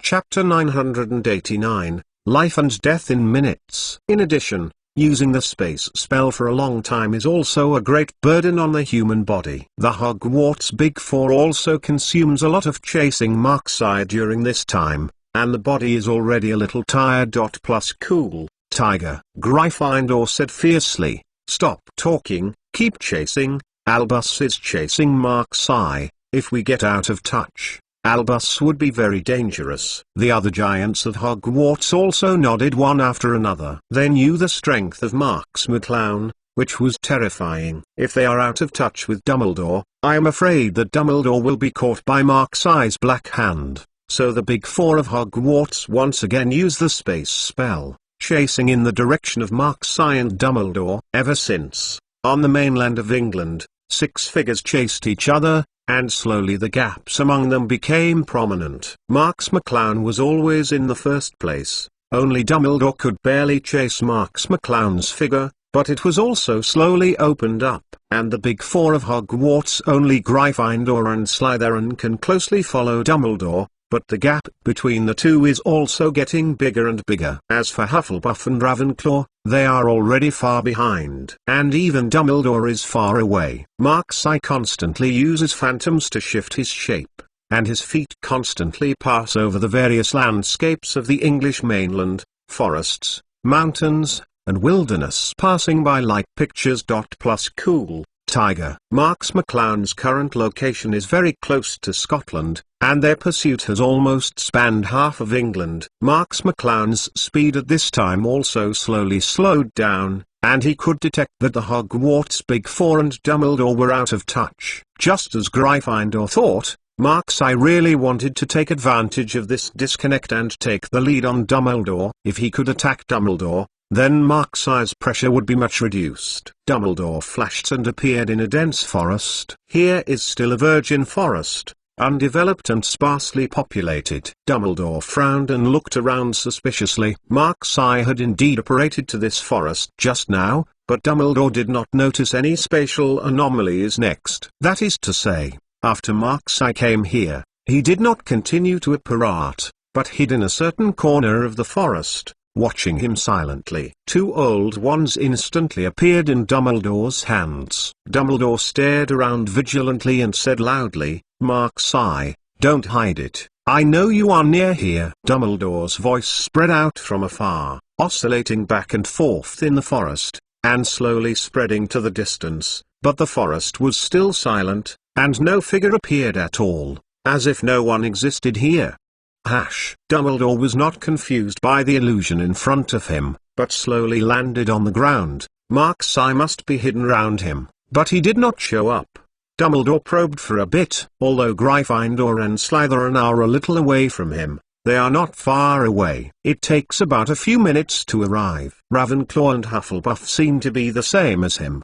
They are far apart, but they can also be here in 10 minutes. In other words, even if Marks McClown intends to deal with herself here, he will only have less than a few minutes. Dumbledore was calculating in his heart, and Marks McClown was also calculating on one side. During this period of time, their chase and battle spanned most of England, and they spent countless hours in the middle, finally allowing Marks McClown to have these few minutes of opportunity. It is not impossible to solve Dumbledore in these few minutes. It depends on how Mark's eye operates. When Dumbledore was carefully watching his surroundings, magic power burst into the sky behind him, and a golden holy sword was almost instantaneous, piercing Dumbledore's back.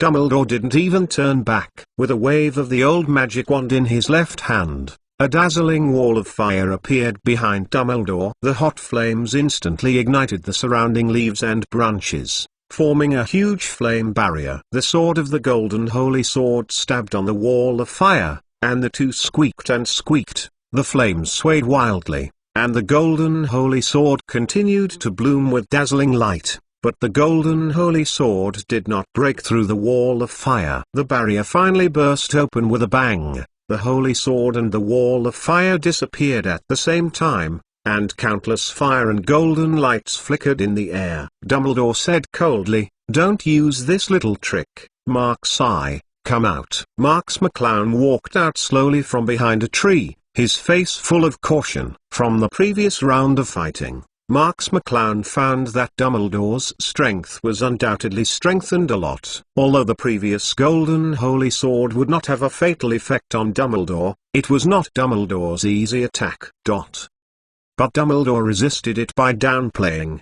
which was beyond Mark's eye's expectations. Marks McClown also noticed the two identical old wands in Dumbledore's hands. Recalling Dumbledore's 630 and Hogwarts' previous actions, they must have obtained the old wands of this era from the Peevray family.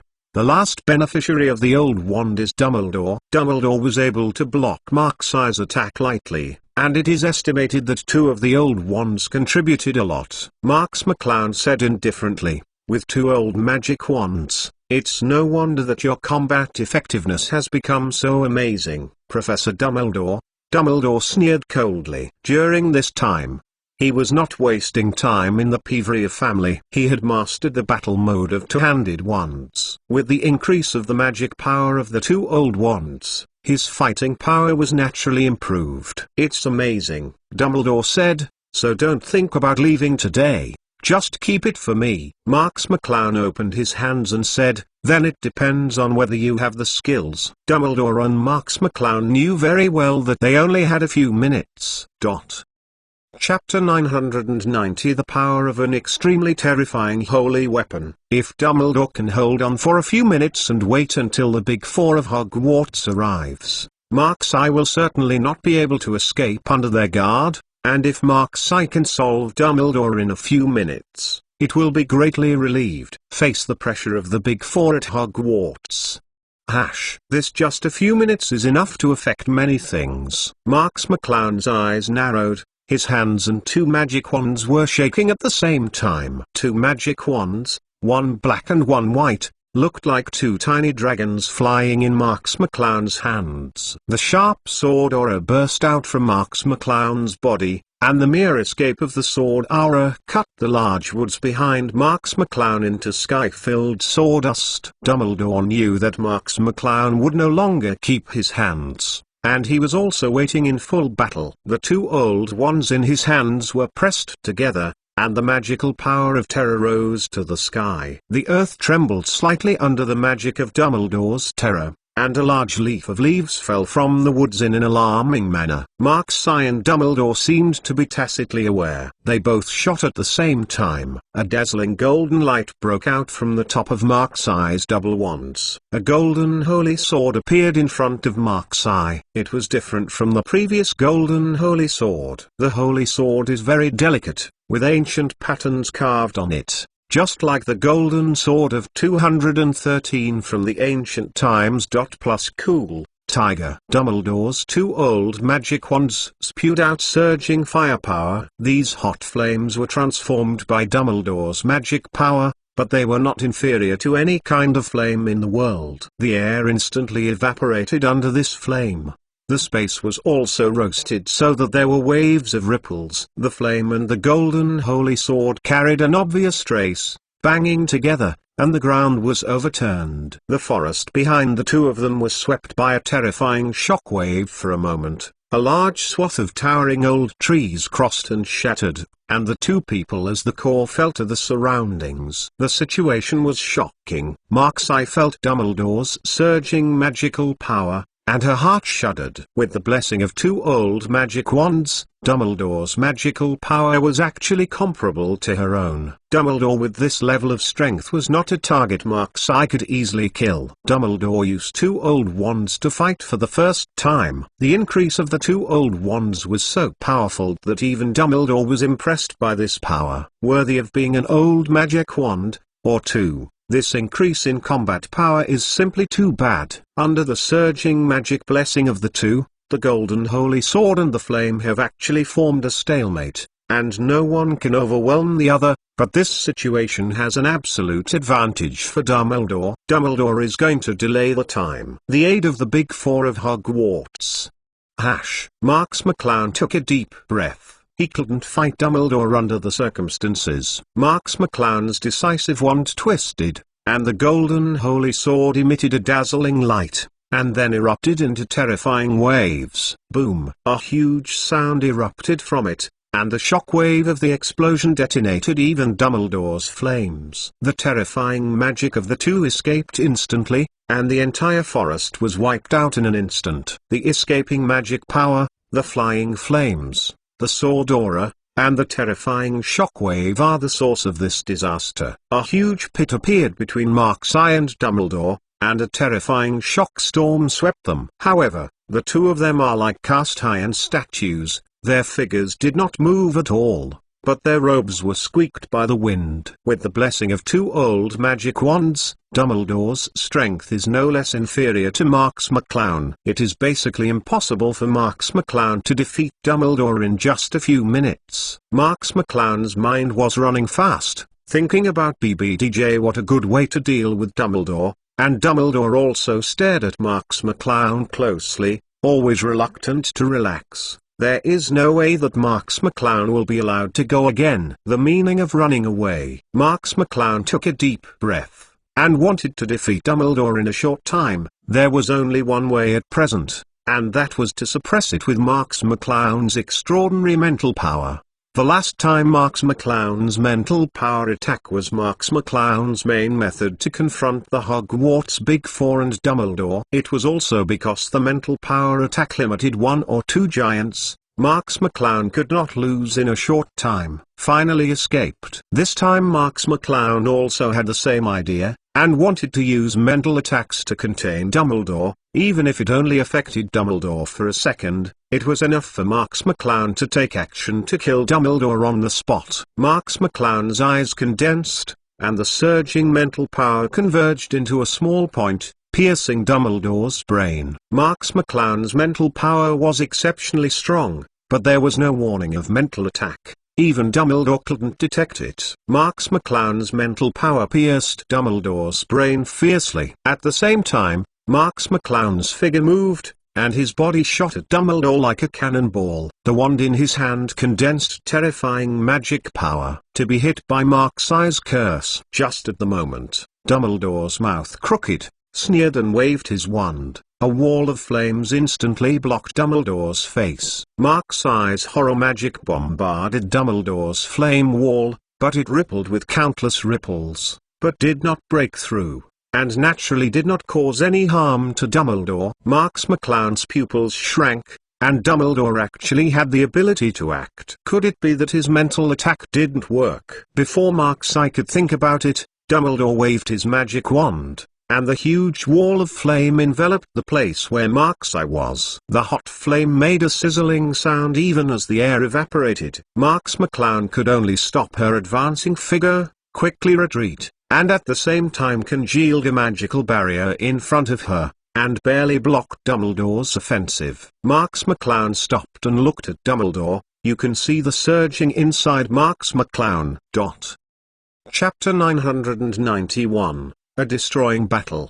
The omnipotent mental attack in the past was actually blocked by Dumbledore. What is the situation? Dumbledore sneered. Marks McClown, your mental power is indeed very powerful, but we are not stupid either. You succeeded once. Do you think it will work every time? After Marks McClown used mental attacks to control the giants last time, the giants also felt that Marks McClown's move was really difficult to deal with.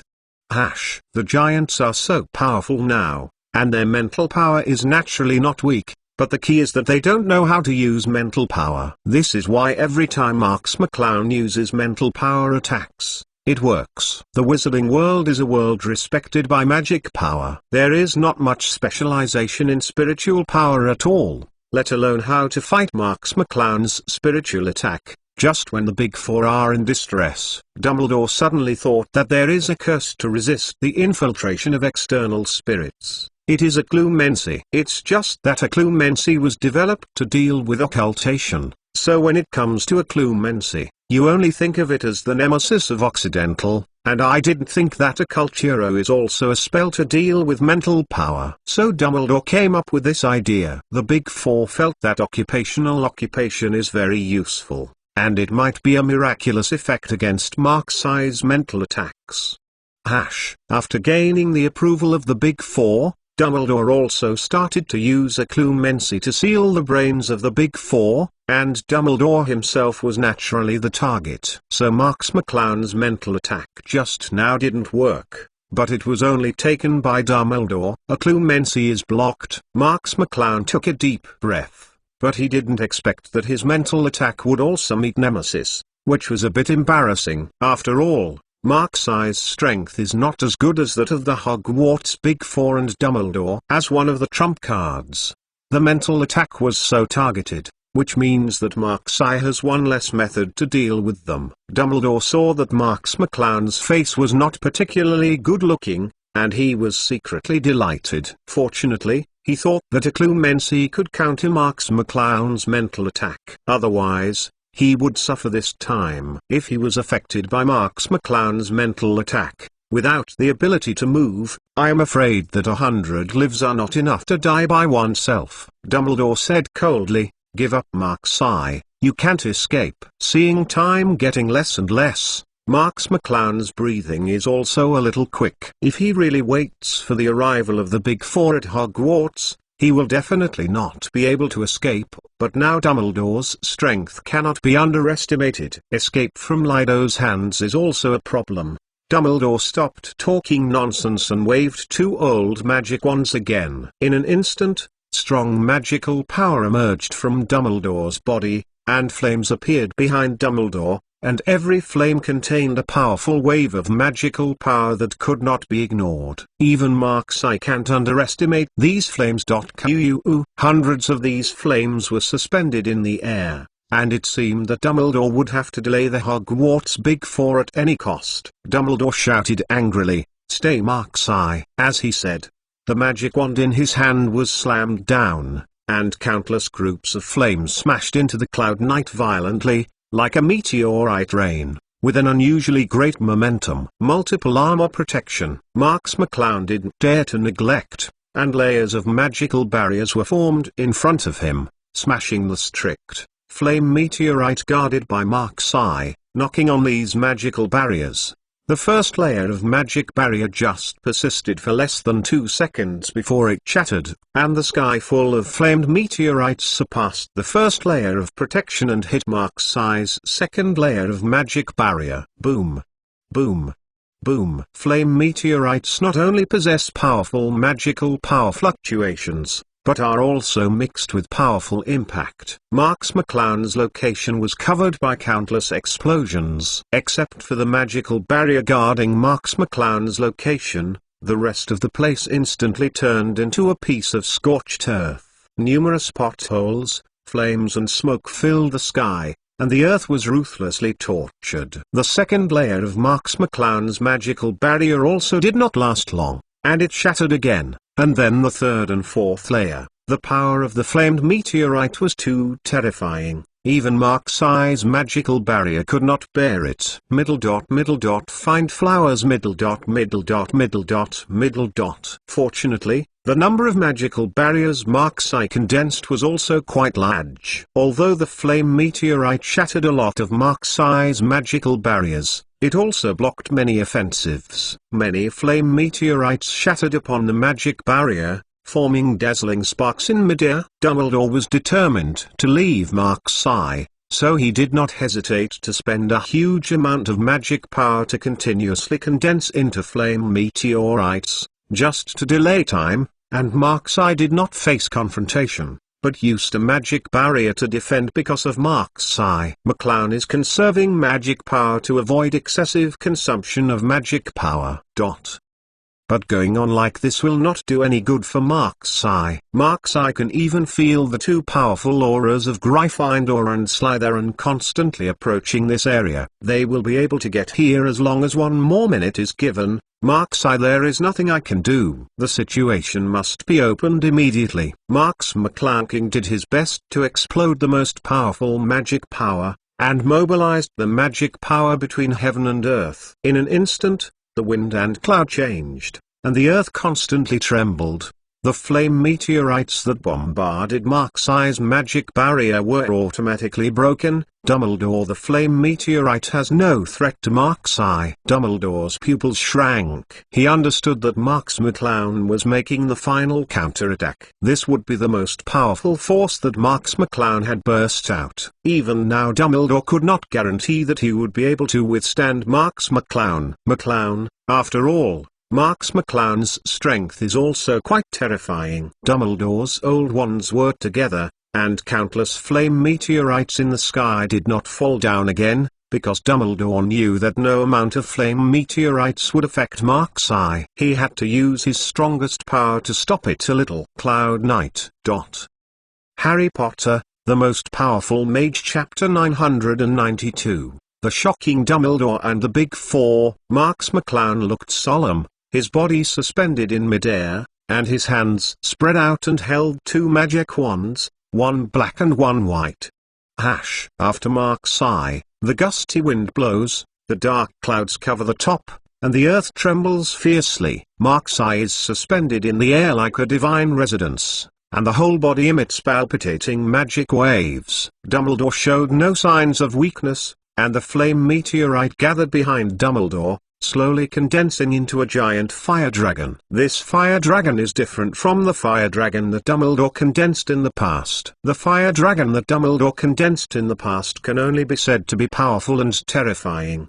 But now this fire dragon gives people the feeling of destruction, complete destruction. This is indeed a devastating attack. The fire dragon stretched out its huge body, and the heat radiated from it instantly lit the endless sea of forests that had fallen underneath 727. Dumbledore was suspended in the sea of fire, like a god of fire. Marks McClown looked at Dumbledore with cold eyes, and said lightly, "I think I might not stay as simple as you thought." A soft word made Dumbledore's eyes constricted, and he could feel the confidence in Mark's eye's tone. Dumbledore shouted angrily, "You can't escape today." After speaking, Dumbledore waved his hand violently, and the fire dragon behind him whizzed towards Mark's eye, symbolizing destruction. There was a clear fire mark wherever he went, and a huge crack appeared on the ground rushing towards Mark's eye. Plus cool, tiger. Marks McClown just stretched out a hand slowly. Compared with the fire dragon,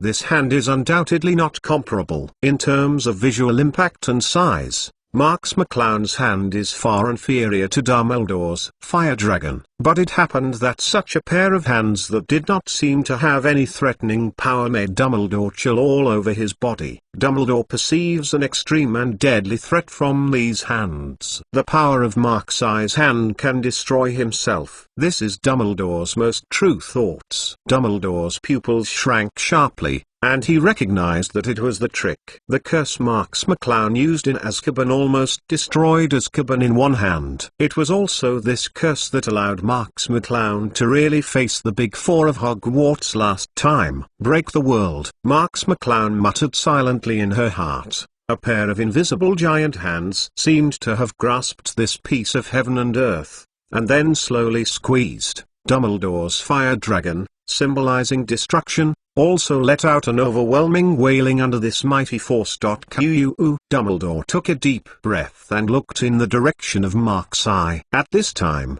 Mark's eye looked solemn and serious. It was exactly the same as before, except that Mark's eye was no longer the same. The ability to fight the world. Boom! A huge sound erupted from this world, and a terrifying magic storm and hot flames raged in this area. The forest underneath had long been destroyed, and a huge deep pit appeared on the ground, as if it had smashed a big hole in the ground. Dumbledore was suspended high in the air, his robes in tatters, but Dumbledore's expression was still indifferent, except that there was a trace of weakness in it, which was caused by the huge consumption. A terrifying storm of magical power swept over Dumbledore without any influence at all.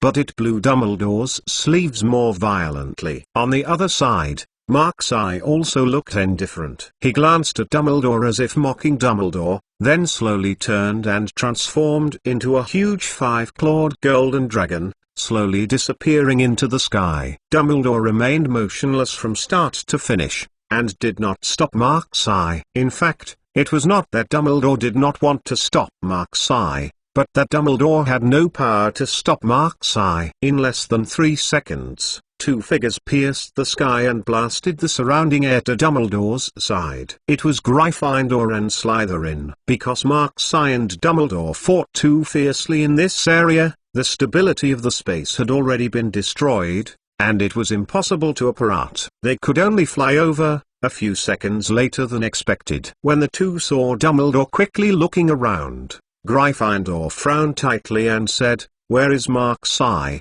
Let him escape again." Slytherin felt the aura around him a little, and said helplessly, "Marks McClown is no longer nearby." Gryffindor and Slytherin looked at each other, and both saw a touch of shock and disbelief in each other's eyes. This area has been devastated, and they can feel the heart-palpitating energy fluctuations that destroy this land. This kind of devastating horrible energy, even both of them felt a deadly threat, and if they were involved in this energy attack, they would not be able to escape with full confidence. The two looked at Dumbledore at the same time, wanting to know what happened just now from Dumbledore. Dumbledore's face was white, and his mouth moved slightly. "I'm sorry, I've let you down. I couldn't leave Mark's eye." Dumbledore had just finished speaking, and almost fell to the ground with a shake of his body. Fortunately, Gryffindor and Slytherin quickly supported Dumbledore with their eyesight. It turned out that Dumbledore was also holding on in front of Mark's eye. In fact, Dumbledore almost couldn't hold it because of excessive consumption. After all, Marks McClown's strength is actually 4.2, his own magic power is strong and his magic control methods are more superb, but Dumbledore's own strength is not as good as Marks McClown, and he was able to fight Marks McClown because of the increase of 2 old magic wands. So Dumbledore has been able to persevere quite well. Gryffindor and Slytherin helped Dumbledore to the ground, and Dumbledore slowly said, "Marks McClown's strength is too terrifying. If I face the battle of Marks McClown's life and death alone, I must not be Marks McClown. Knight's opponent. Chapter 993, Ways to Strengthen the Wand. Gryffindor and Slytherin glanced at each other and nodded in agreement. Dumbledore, who had 2 old magic wands to increase his strength, had also seen it before, and his strength far surpassed each of them, but this strength still couldn't get any benefits in Marks McClown's hands. Their pride and self-confidence have been severely hit, and they also clearly understand the gap between themselves and Marks.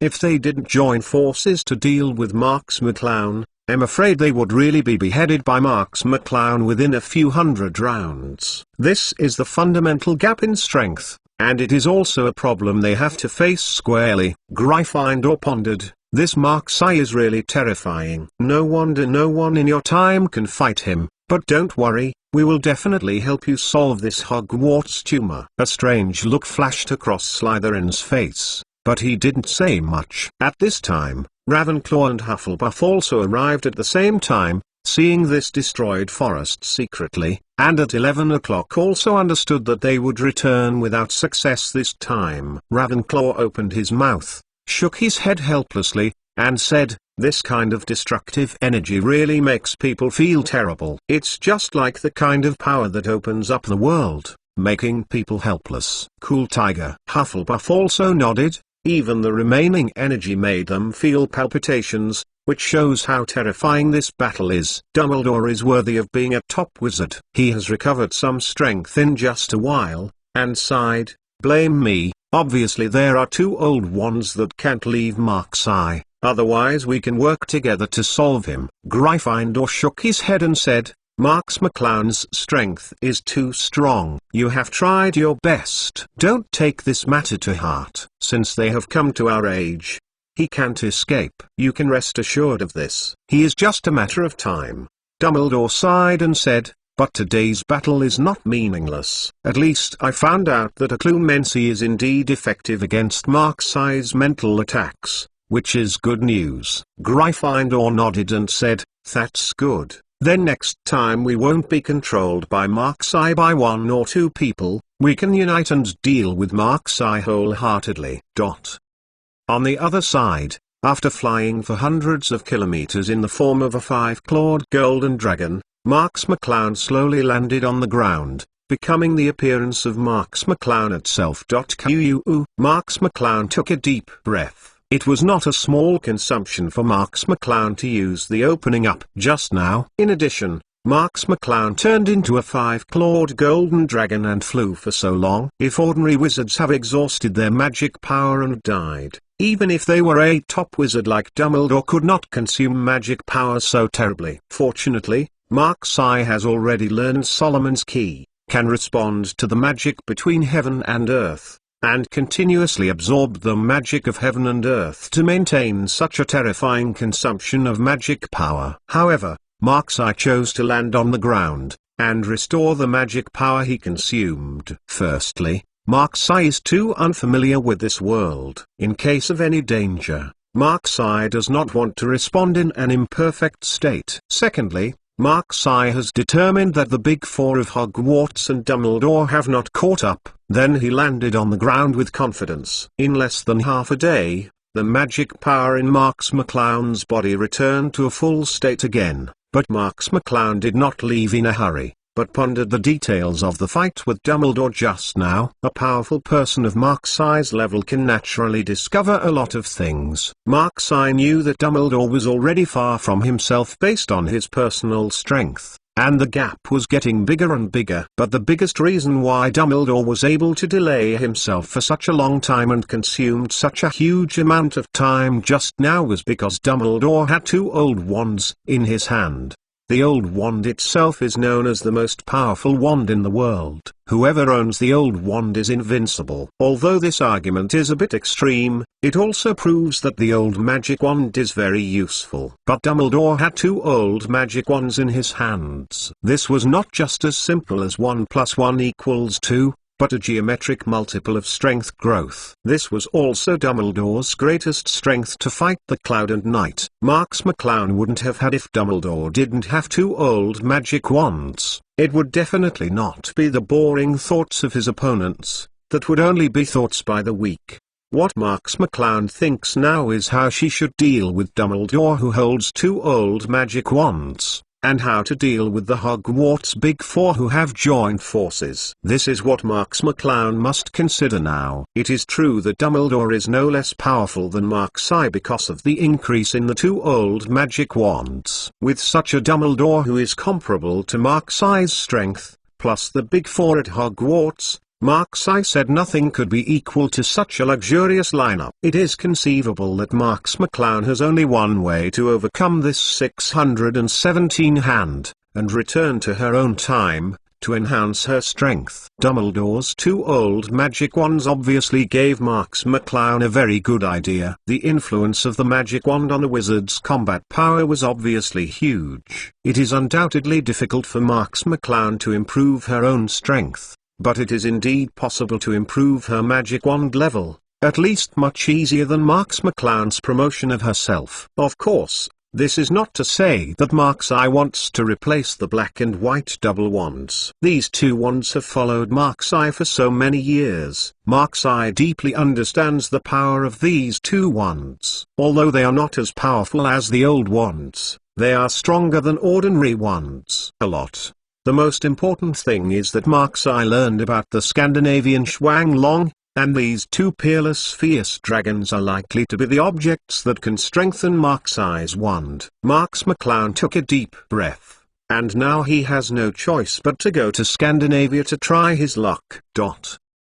Chapter 994. The White House is angry. This is also the only way Marks McClown knows that he can improve Marks McClown's combat effectiveness at the fastest speed. Marks McClown stomped his feet, no longer hesitating, and walked in the direction of Scandinavian Mountain. 1,000 years later, the United States. The time travel between Marks-I and Dumbledore still did not have much impact on the present, and everything was steadily developing. Washington, White House. A tall man in an exquisite suit was kicked out of the room, and a stack of heavy documents was thrown out of the room, scattered all over the man. The man looked very decadent and embarrassed. "If you don't handle this matter properly, just wait to die." A vicious voice came from the room, and the only person who dared to say such things in the White House was undoubtedly the big man in the presidential office. The bodyguards with live ammunition on both sides of the door glanced at the man, and hurriedly helped the office close the door, and then tightened his body for fear that he would accidentally anger the big man in front of him.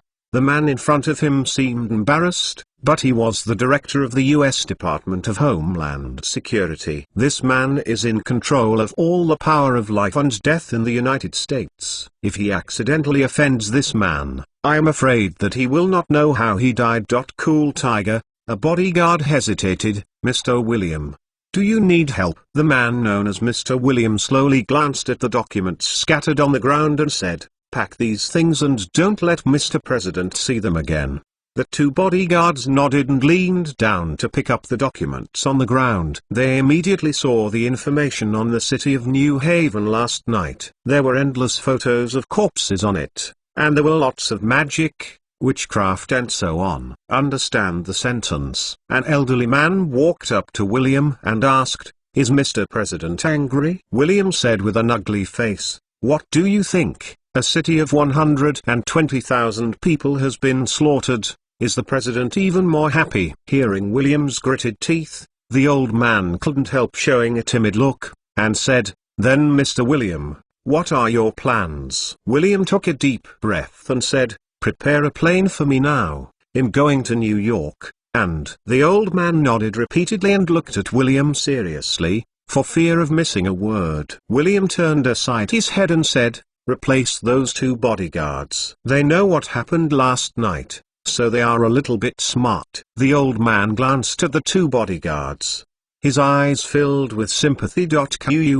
He knew that the 2 bodyguards had done nothing wrong at all. They were just victims of William's ill-fated anger. William strode out of the White House. The elderly man immediately called to arrange work. Not long after, a helicopter took off from the vicinity of the White House and flew in the direction of New York, United States. New York Ministry of Magic. This is the headquarters of the U.S. Ministry of Magic, located deep underground on Manhattan Island, New York. If it were not for the personnel of the U.S. Ministry of Magic, most people would not know that this is the headquarters of the U.S. Ministry of Magic. At this time, the U.S. Ministry of Magic was in a mess. Many wizards in the uniforms of the U.S. Ministry of Magic shuttled between the offices with serious expressions. Information folded into paper airplanes flew in constantly, transmitting various situations. The deepest part of the U.S. Ministry of Magic is the Office of Grace, the U.S. Secretary of Magic. Today,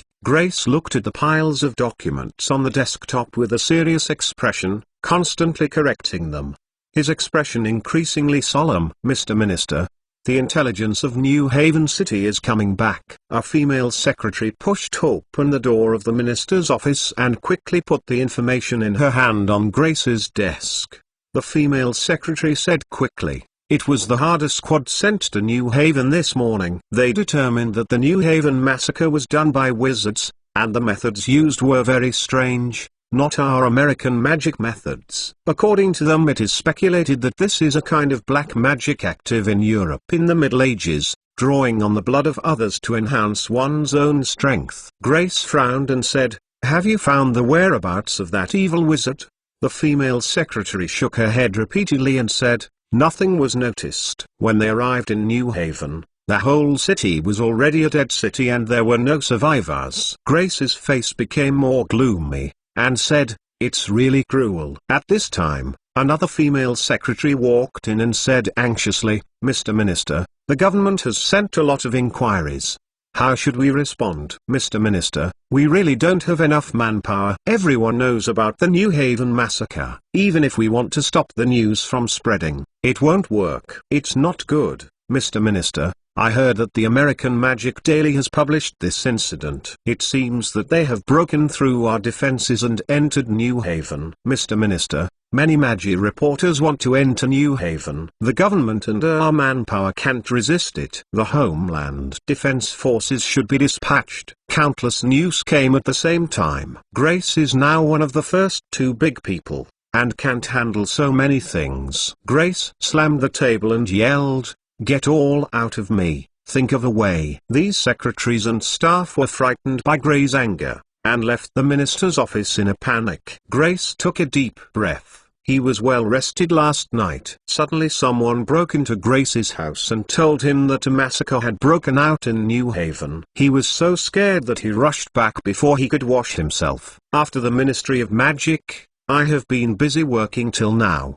The New Haven massacre became more and more intense, and Grace felt a little overwhelmed, and the group of underlings was stubborn, and would not solve the problem by themselves. Grace shook her head vigorously, trying to clear herself up.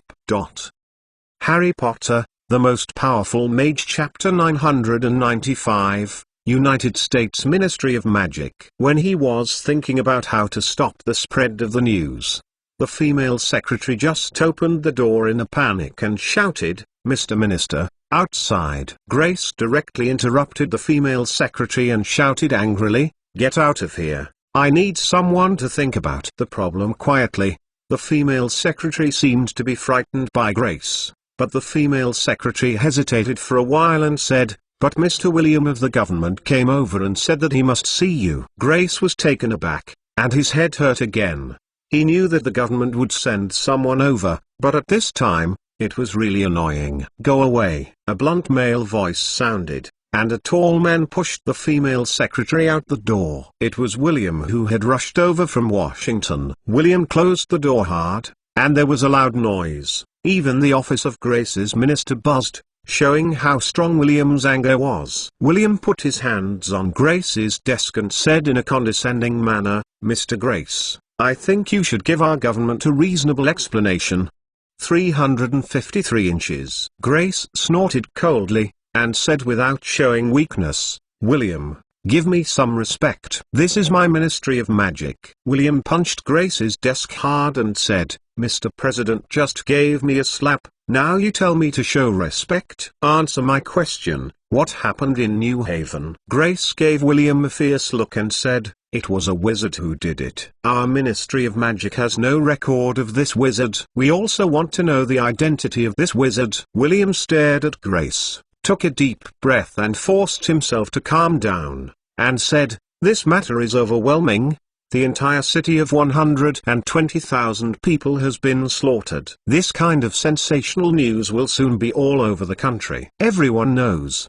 The world will know the shame of our America as quickly as possible. So what we have to do now is to find out this damn guy. You, now find a way to find this person out for me." Grace smiled coldly and said, "Do you think Beth is a carrot? You want me to get it out and get it out? If I knew this person, I would have caught him back by myself." William stared at Grace for a moment, and said, "What do you mean? Your wizarding world has a big problem now. Do you still want our government to take the blame?" Grace glared at William, and was no longer in the mood to talk to William, and said, "Our business, we know how to do it, and you don't need to bark like a mad dog here. All you have to do is go back and wait for our news." "Cool, Tiger." William took a breath and said, "It is impossible for me to go back to Washington before this matter is over. Don't think that Mr. President is a friendly person. He only gave me an a deadline. If this problem is not solved within one day, I will since then disappeared into this world." Grace was taken aback. He didn't expect the president to make such a big determination for this matter this time.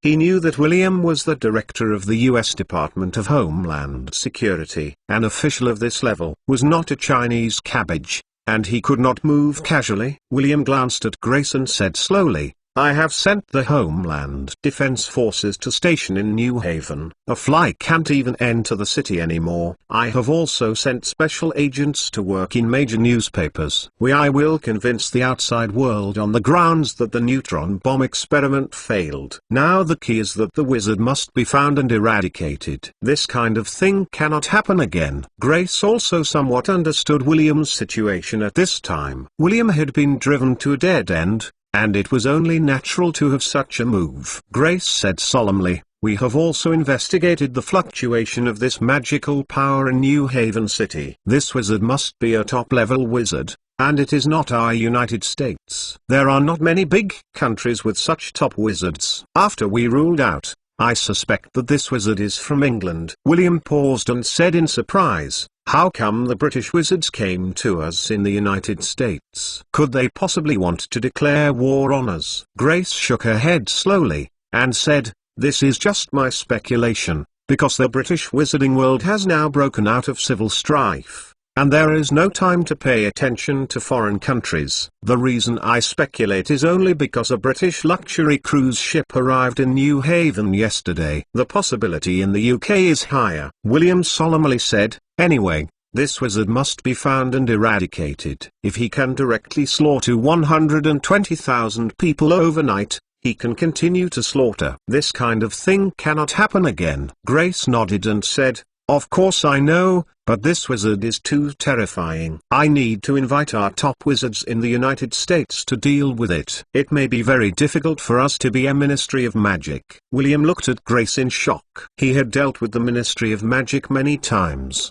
and knew that there were many powerful wizards in the ministry, but Grace actually said that the power of this wizard was worthy of a Ministry of Magic. This shocked William. Grace looked at William and said solemnly, "Although I understand your situation, I must tell you the truth. To solve this wizard, the price we have to pay by the Ministry of Magic is not low, and it may cause serious damage. You should understand what I mean." William's face paled a bit. He understood what Grace meant, which meant that it was basically impossible to solve the wizard in one day, and even if it was solved, the cost was no more than the New Haven incident. Little. This simply sentenced William to death. Grace sighed helplessly. At this time, a wizard in the uniform of the Ministry of Magic suddenly knocked on the door and said, "Mr. Minister, we have news about evil wizards." Grace and William refreshed at the same time, and William took the lead to ask, "What news?" P.S.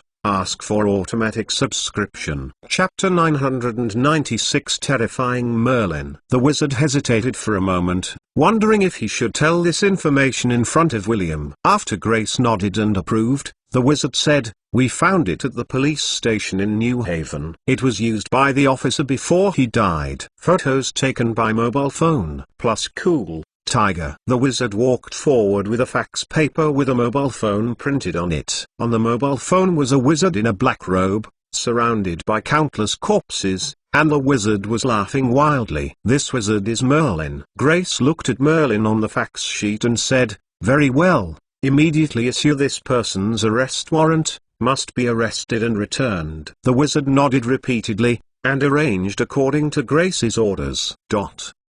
On the outskirts of New York, the United States, a man in a tattered cloak lay dejectedly at the corner of the overpass. No one would think it was just an ordinary tramp and could not attract people's attention. But under the tattered cloak, there was a red face. And it was the creator of the New Haven massacre, Merlin. Merlin groaned comfortably, lying under the overpass. "Last night, he absorbed hundreds of thousands of moles, allowing Merlin to recover his strength at the beginning, and even to improve. In other words, it was the blood of hundreds of thousands of moles. The energy contained in it was not a small amount."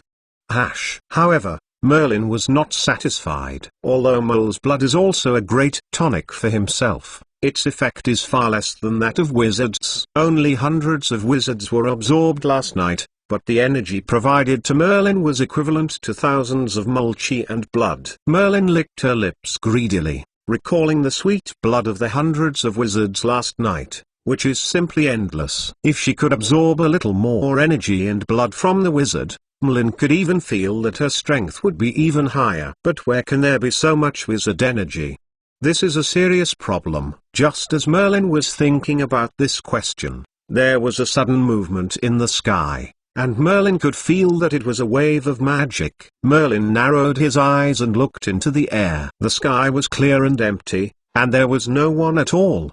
But Merlin knew that it was just someone covering his body with magic. With Merlin's strength and eyesight, he naturally saw a wizard wearing a uniform passing by. Merlin's eyes condensed and his body disappeared in place, but no one noticed the corner of the overpass, let alone a tramp who disappeared in this position. The wizard passing through the air is the wizard of the U.S. Ministry of Magic. He just finished his mission and is going to Dalton Street in the United States, which is similar to the wizard gathering place of Diagon Alley in London, England. It's just that he never thought that the person behind him was actually a murderous figure. The wizard came to a small alley in New York, twisted one of the stone bricks, lightly tapped with a magic wand, and entered Dalton Avenue in the United States. A dark shadow passed by behind him and followed into Dalton Avenue.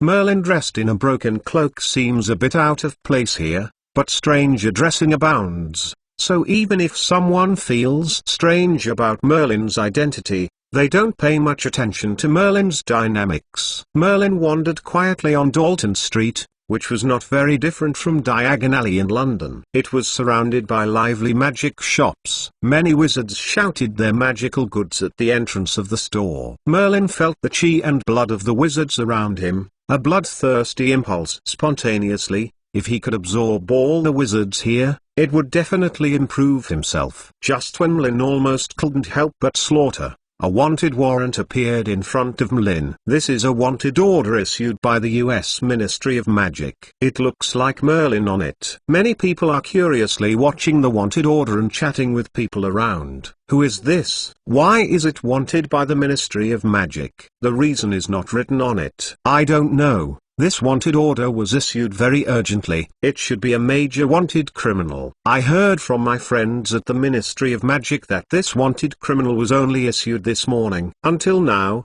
the wizarding world is full of this person. Wanted. Seeking flowers. Middle dot.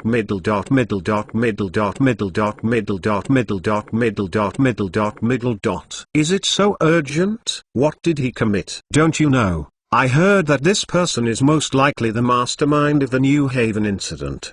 Didn't the Mole government announce that the New Haven incident was the result of a failed neutron bomb experiment? Could it be true that the American Magic Daily reported that it was the massacre of an evil wizard? Surrounded by discussions about the arrest warrant for Merlin, Merlin left the crowd calmly.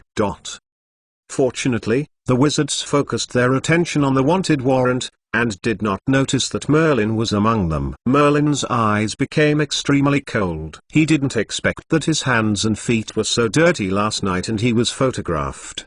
But thinking about it, it is inevitable that he didn't notice the details of the rise of his own massacre last night.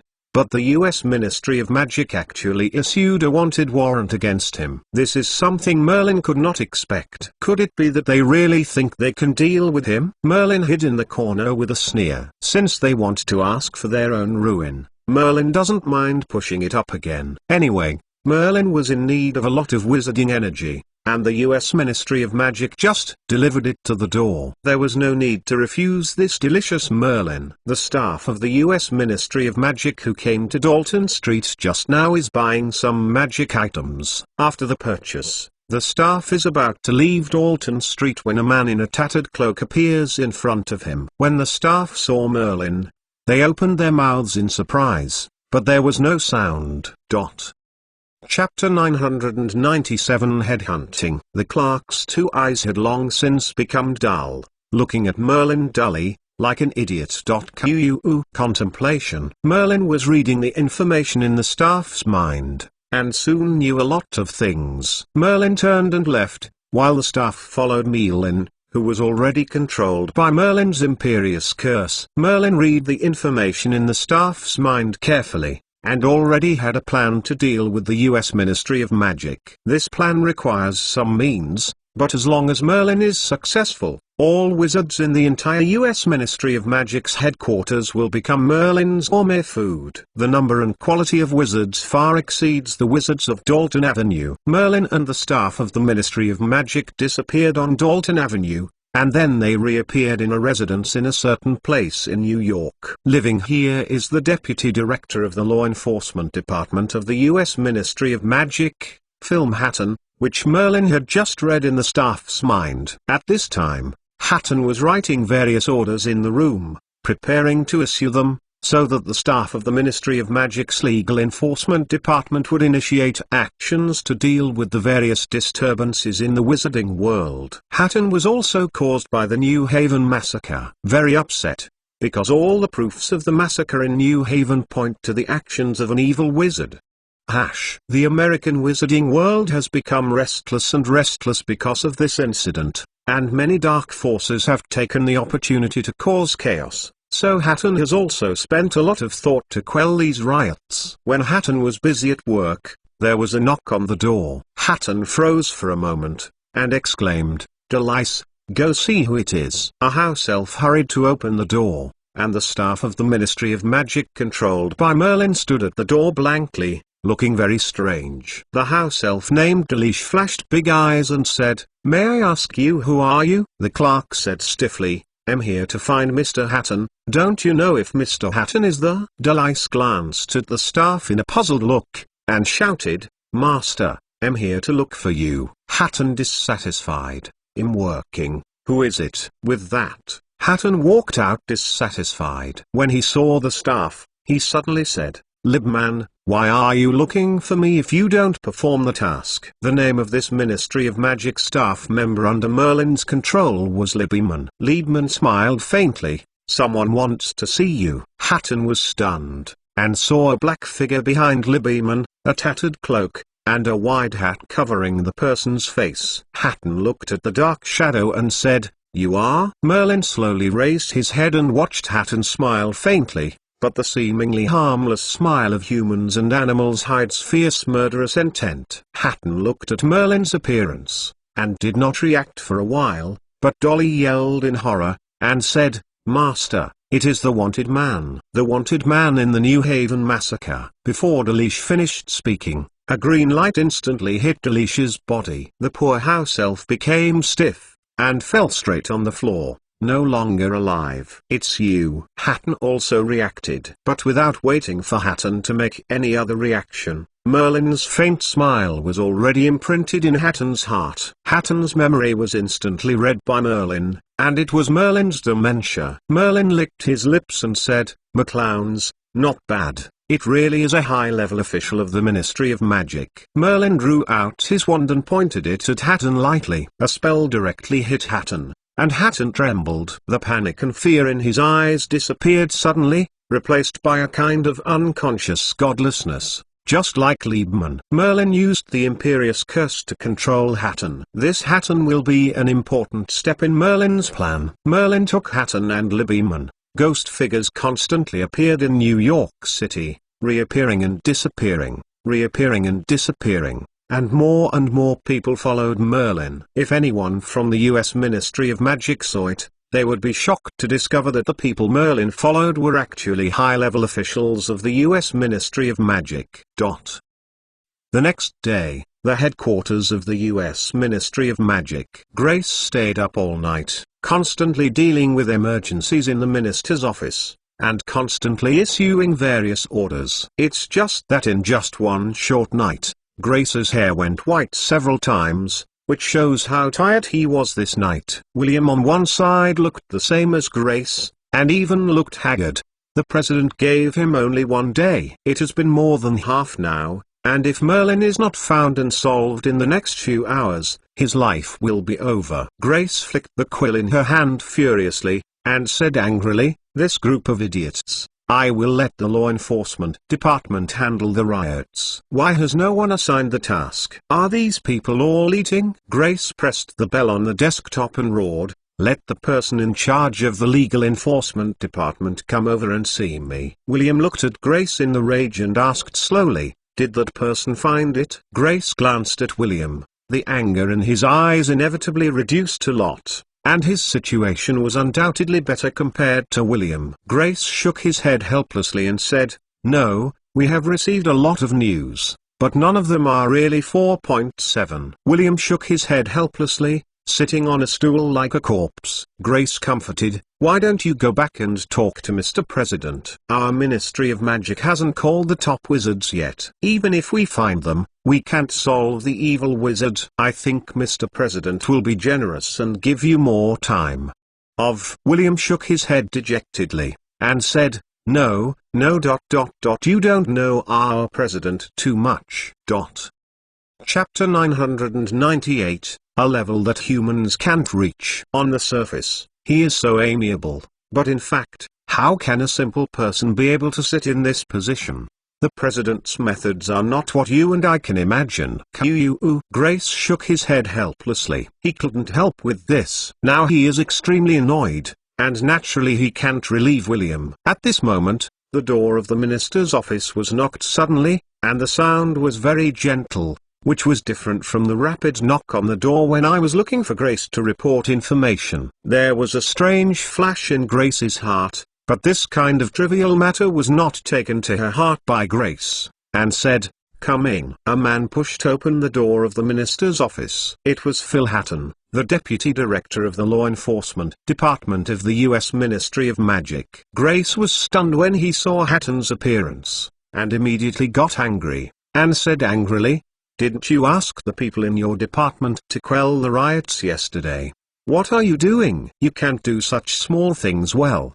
How can I trust you?" Hatton closed the door of the office and stood straight in front of Grace, as if he hadn't heard Grace's words. 11. Grace was even more angry and shouted, "I'm talking to you. Did you hear me?" Hatton looked at Grace with his godless eyes, and his pupils no longer looked like they used to be, but were ashes. When Grace saw Hatton still ignored what he meant, she was even more furious, saying, "You are fired. Get out of here." Hearing Grace's violent words, William on one side finally noticed this side and looked at Hatton. Hatton's grey eyes made William feel very uncomfortable. Hatton finally spoke, "Someone wants to see you." At this time, Grace also noticed that Hatton's state was not normal, and instinctively asked, "Who wants to see me?" A cloud of black mist suddenly appeared from Hatton's sleeves, forming a black figure beside Hatton. Who was it if it wasn't Merlin? Grace opened her mouth wide when she saw Merlin's appearance. Isn't this the way he has been thinking about it all these 2 days? But now seeing Merlin, Grace is a little unresponsive. When William saw Merlin's appearance, he reacted the fastest. He quickly took out his pistol and reached the position of Merlin's temple. He exulted and said, "Ha ha ha, It takes no effort to get here. You are really arrogant and dare to come to Magic Ministry headquarters. How brave you are. Grace also reacted at this time, but he did not pay attention to William's move of holding the gun against Merlin. He knew that a wizard of Merlin's strength would not be afraid of Madge's hot weapons at all. William's behavior was nothing more than a passionate move. Plus cool, tiger. Grace slammed and put her big hand on the bell on the desk. This is the main link between the minister's office and the outside world. As long as Grace presses the bell, his secretary will come to Grace's office immediately. However, the bell was rang, and the sound of jingle bells spread throughout the minister's office. Merlin and Hatton didn't have any intention to stop Grace. Grace trembled in her heart, and her thoughts were over. The reason why Merlin was so confident was that she had set up a magic circle in advance to isolate the minister's office. Even if he pressed the bell, he couldn't hear it outside. When William saw Grace's actions, he laughed and said, "Grace, don't worry. As long as he dares to act rashly, his head will be broken into watermelon dregs." This time, God really helped me. Grace had understood that he and William were in a desperate situation, but poor William was stunned by the pressure in his heart and did not know that he was in the most dangerous position. Grace only felt dry, and asked, "What do you want?" "This is the headquarters of the Ministry of Magic. You can't do anything." Merlin looked at Grace with a smile. If he didn't know that Merlin was a kind old man, who knew Merlin was a bloodthirsty monster who didn't blink? Merlin said slowly, "There is a U.S. Ministry of Magic. Do you think I will take it to heart?" Grace stared at Merlin, and said, "We, the U.S. Ministry of Magic, are not something you can eat casually." "Who do you think you are?" Merlin narrowed his smile slightly, and said, "Marx, I can destroy the British Ministry of Magic, and Voldemort can destroy the Israeli Ministry of Magic. I think Merlin can do it." Grace changed his face and said, "Merlin?" This name made Grace realize a lot of things. Isn't Merlin a person in the history of British wizards? And it is said that he has already died. How could he appear here? William listened to them and said dissatisfied, "Grace, don't talk nonsense with this man. Didn't you call someone over, man? When you control this person, then ask slowly." Grace hadn't spoken yet. Merlin had already turned his head, looked at William, and smiled lightly. "I'm a little unhappy pointing at me like this." William smiled coldly. When he was about to speak, his body 993 trembled suddenly, and a small bloodline appeared in William's throat, and the other end was connected to Merlin's body. In just half a second, William had already turned into a corpse with a sneer on his face, but now it seems that the sneer is so ridiculous. But his pistol was suspended in the air weirdly, as if caught by an invisible hand. Is this the substantive spiritual power? Grace swallowed. As the Minister of Magic, he was naturally knowledgeable. It has been able to affect the mental power on the physical level, and it is almost the same as the thought power or the thought power in science fiction. Merlin sneered, "McClowns, before I have manifested the mental power to the extent that it can affect the real world, this mole weapon can't even pull the trigger." But how is it possible? How can human beings have such a level of mental power?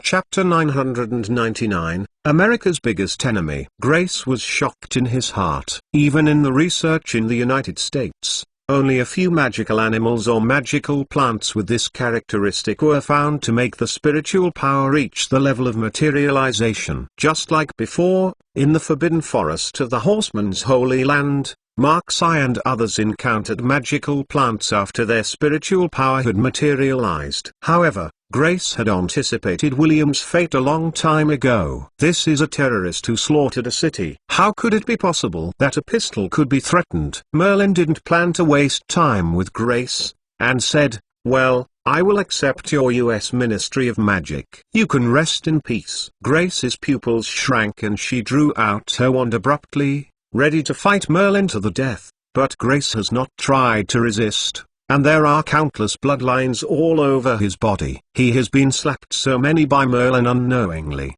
Bloodline. Merlin took a deep breath, feeling the blood continuously transmitted from the bloodline, sighed comfortably, and said, It is true that the blood of a wizard is more delicious, especially a powerful wizard. Grace had become a shriveled corpse, hitting the ground with a dull noise, like a skin. The famous U.S. Secretary of Magic, Grace, died in Merlin's hands. Merlin licked his lips. The blood of the U.S. Secretary of Magic was just an appetizer, and the real delicacy was yet to come. Plus cool, Tiger. As if receiving some order, Hatton walked out of the minister's office dumbly, while Merlin walked to where Grace was originally, and sat down peacefully. Hatton went to an office of the U.S. Ministry of Magic, where many wizards and staff of the U.S. Ministry of Magic were busy handling the work at hand. Hatton just stood stupidly, out of touch with the surroundings, and immediately attracted the attention of many people. Some Ministry of Magic staff stepped forward and asked about Hatton's situation.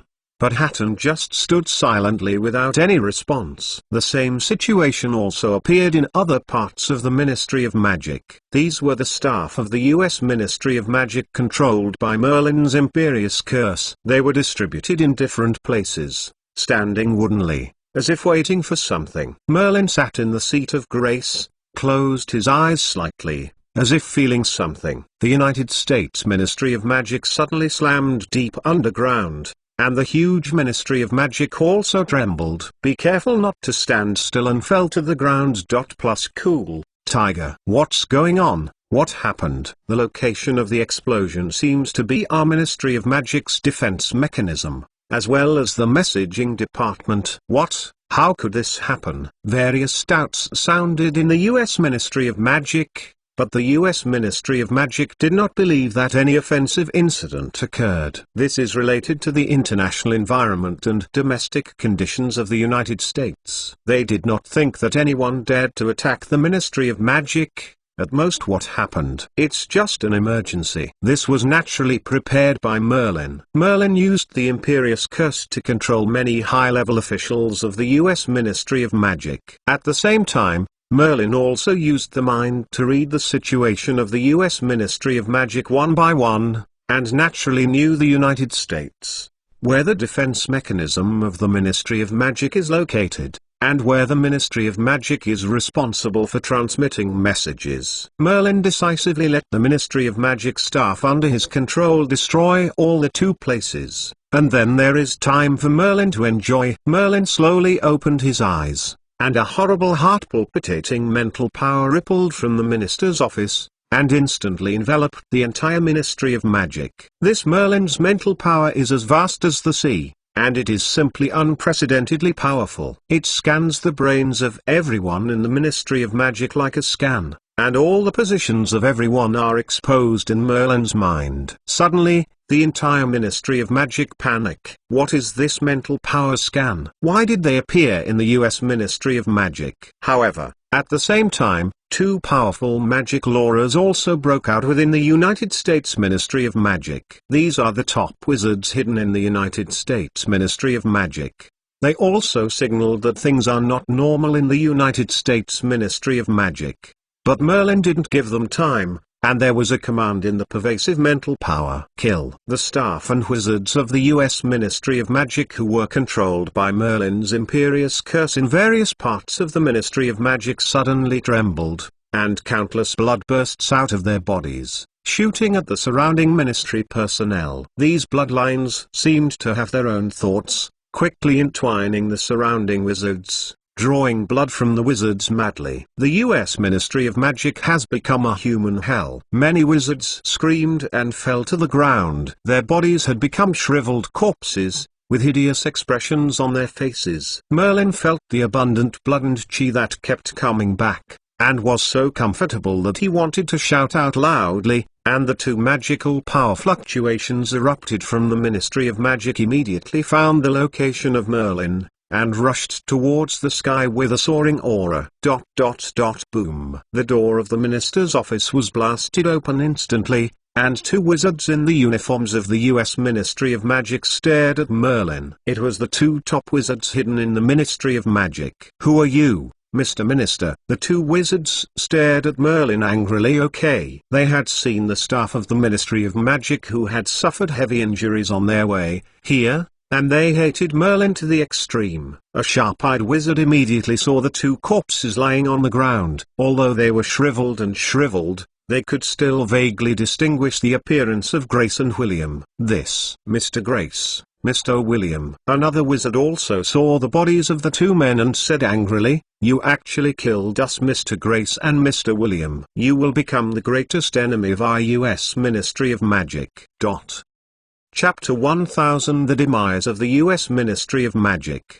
This article is updated by %. Vomiting blood. If you like, remember to bookmark this site _chapter. With such a memorable number of chapters, please come to celebrate with some flowers, rewards and automatic subscriptions. Merlin smiled lightly. "Do you think I would care? The U.S. Ministry of Magic will no longer exist." The two wizards looked at each other and shot at the same time. The two magic wands pointed directly at Merlin's face. The terrifying magic instantly blasted the entire minister's office through, and the sky was filled with blank papers. The two spells bombarded together, and Merlin's location suddenly made a huge roar, and the entire desk was shattered into countless sawdust, torn apart along with the bodies of Grace and William. The faces of the two top American wizards sank. They could feel that their curse attack did not hit Merlin, and it was a shame for them to crush the bodies of Grace and William. "Just because you two are not enough for 523.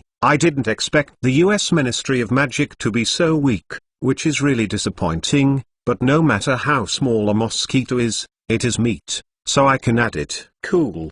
Learn. The two American wizards heard Merlin's meaning and immediately shouted, "Don't keep your hands anymore. Use the strongest attack." Suddenly, the surging magic power stirred in the air, surrounding the two wizards. In fact, the strength of these two wizards is not weak. It should be comparable to Mark's eye when they first left Hogwarts, but they happened to run into Merlin, even if they were such a terrifying opponent. Merlin did not wait for them to condense the most powerful spell, because Merlin never gave his opponent a chance. I saw Merlin appearing behind the two American wizards, with his hands directly inserted into their backs, and the blood was continuously absorbed by Merlin along the wound. The two top wizards in the United States were also the result of instant killing in front of Merlin. The two American wizards looked at the blood hole in their chests in disbelief, and slowly lost consciousness. Merlin laughed loudly, absorbing the blood of the two wizards frantically. At the same time,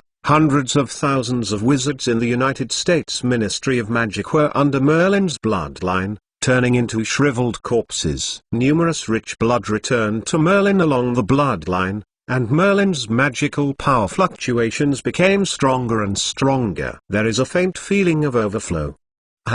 This is a sign that Merlin's magic has reached a critical point and is about to break through. Merlin laughed wildly. "Ha ha ha, after waiting for hundreds of years, I finally have to wait until today, and my strength can rise again." As the corpses of two American wizards fell heavily, Merlin's magical power fluctuated more and more powerful, and countless bloodlines continuously sent a terrifying amount of blood to Merlin from various places in the Ministry of Magic. Except for Merlin, the huge headquarters of the U.S. Ministry of Magic has no one alive. All kinds of corpses were lying in various places in the Ministry of Magic, with expressions of fear on their faces. The bloodline slowly disappeared, and Merlin stood on the spot, his body constantly emitting red light, as if something was brewing inside Merlin's body. A horrible blood filled Merlin's surroundings. This blood was filled with great terrifying power. If ordinary people smelled a bite,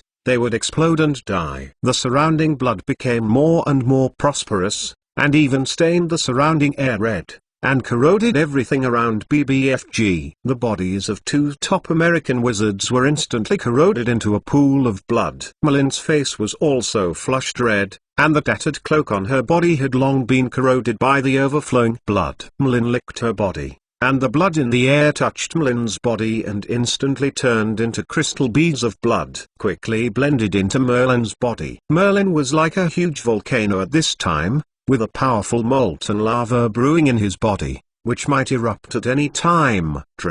Merlin trembled suddenly, his eyes turned blood red, and his nose sucked hard. The blood energy contained in the surroundings was instantly absorbed by Merlin, and the blood-red air was swept away. At this time, the power in Merlin appeared to be more violent, and the entire United States Ministry of Magic trembled violently, as if a little could not support this huge force. Merlin finally couldn't help but breathe a long sigh of relief. With this long sigh, the terrifying power in his body burst out, and the entire Ministry of Magic headquarters trembled, and many surrounding buildings trembled violently with a long sigh. And finally rumbling down, Merlin picked up a large black robe and put it on her body, looked at the destroyed US Ministry of Magic, and smiled coldly. This is the end of the fight against herself. Even the Ministry of Magic will be destroyed. Merlin's eyes narrowed, and at the same time he thought of Mark-Sai, who had always been against him. Mark-Sai should have been fascinated in Britain now. But this kind of life will not last for so long. Next time I return to the UK,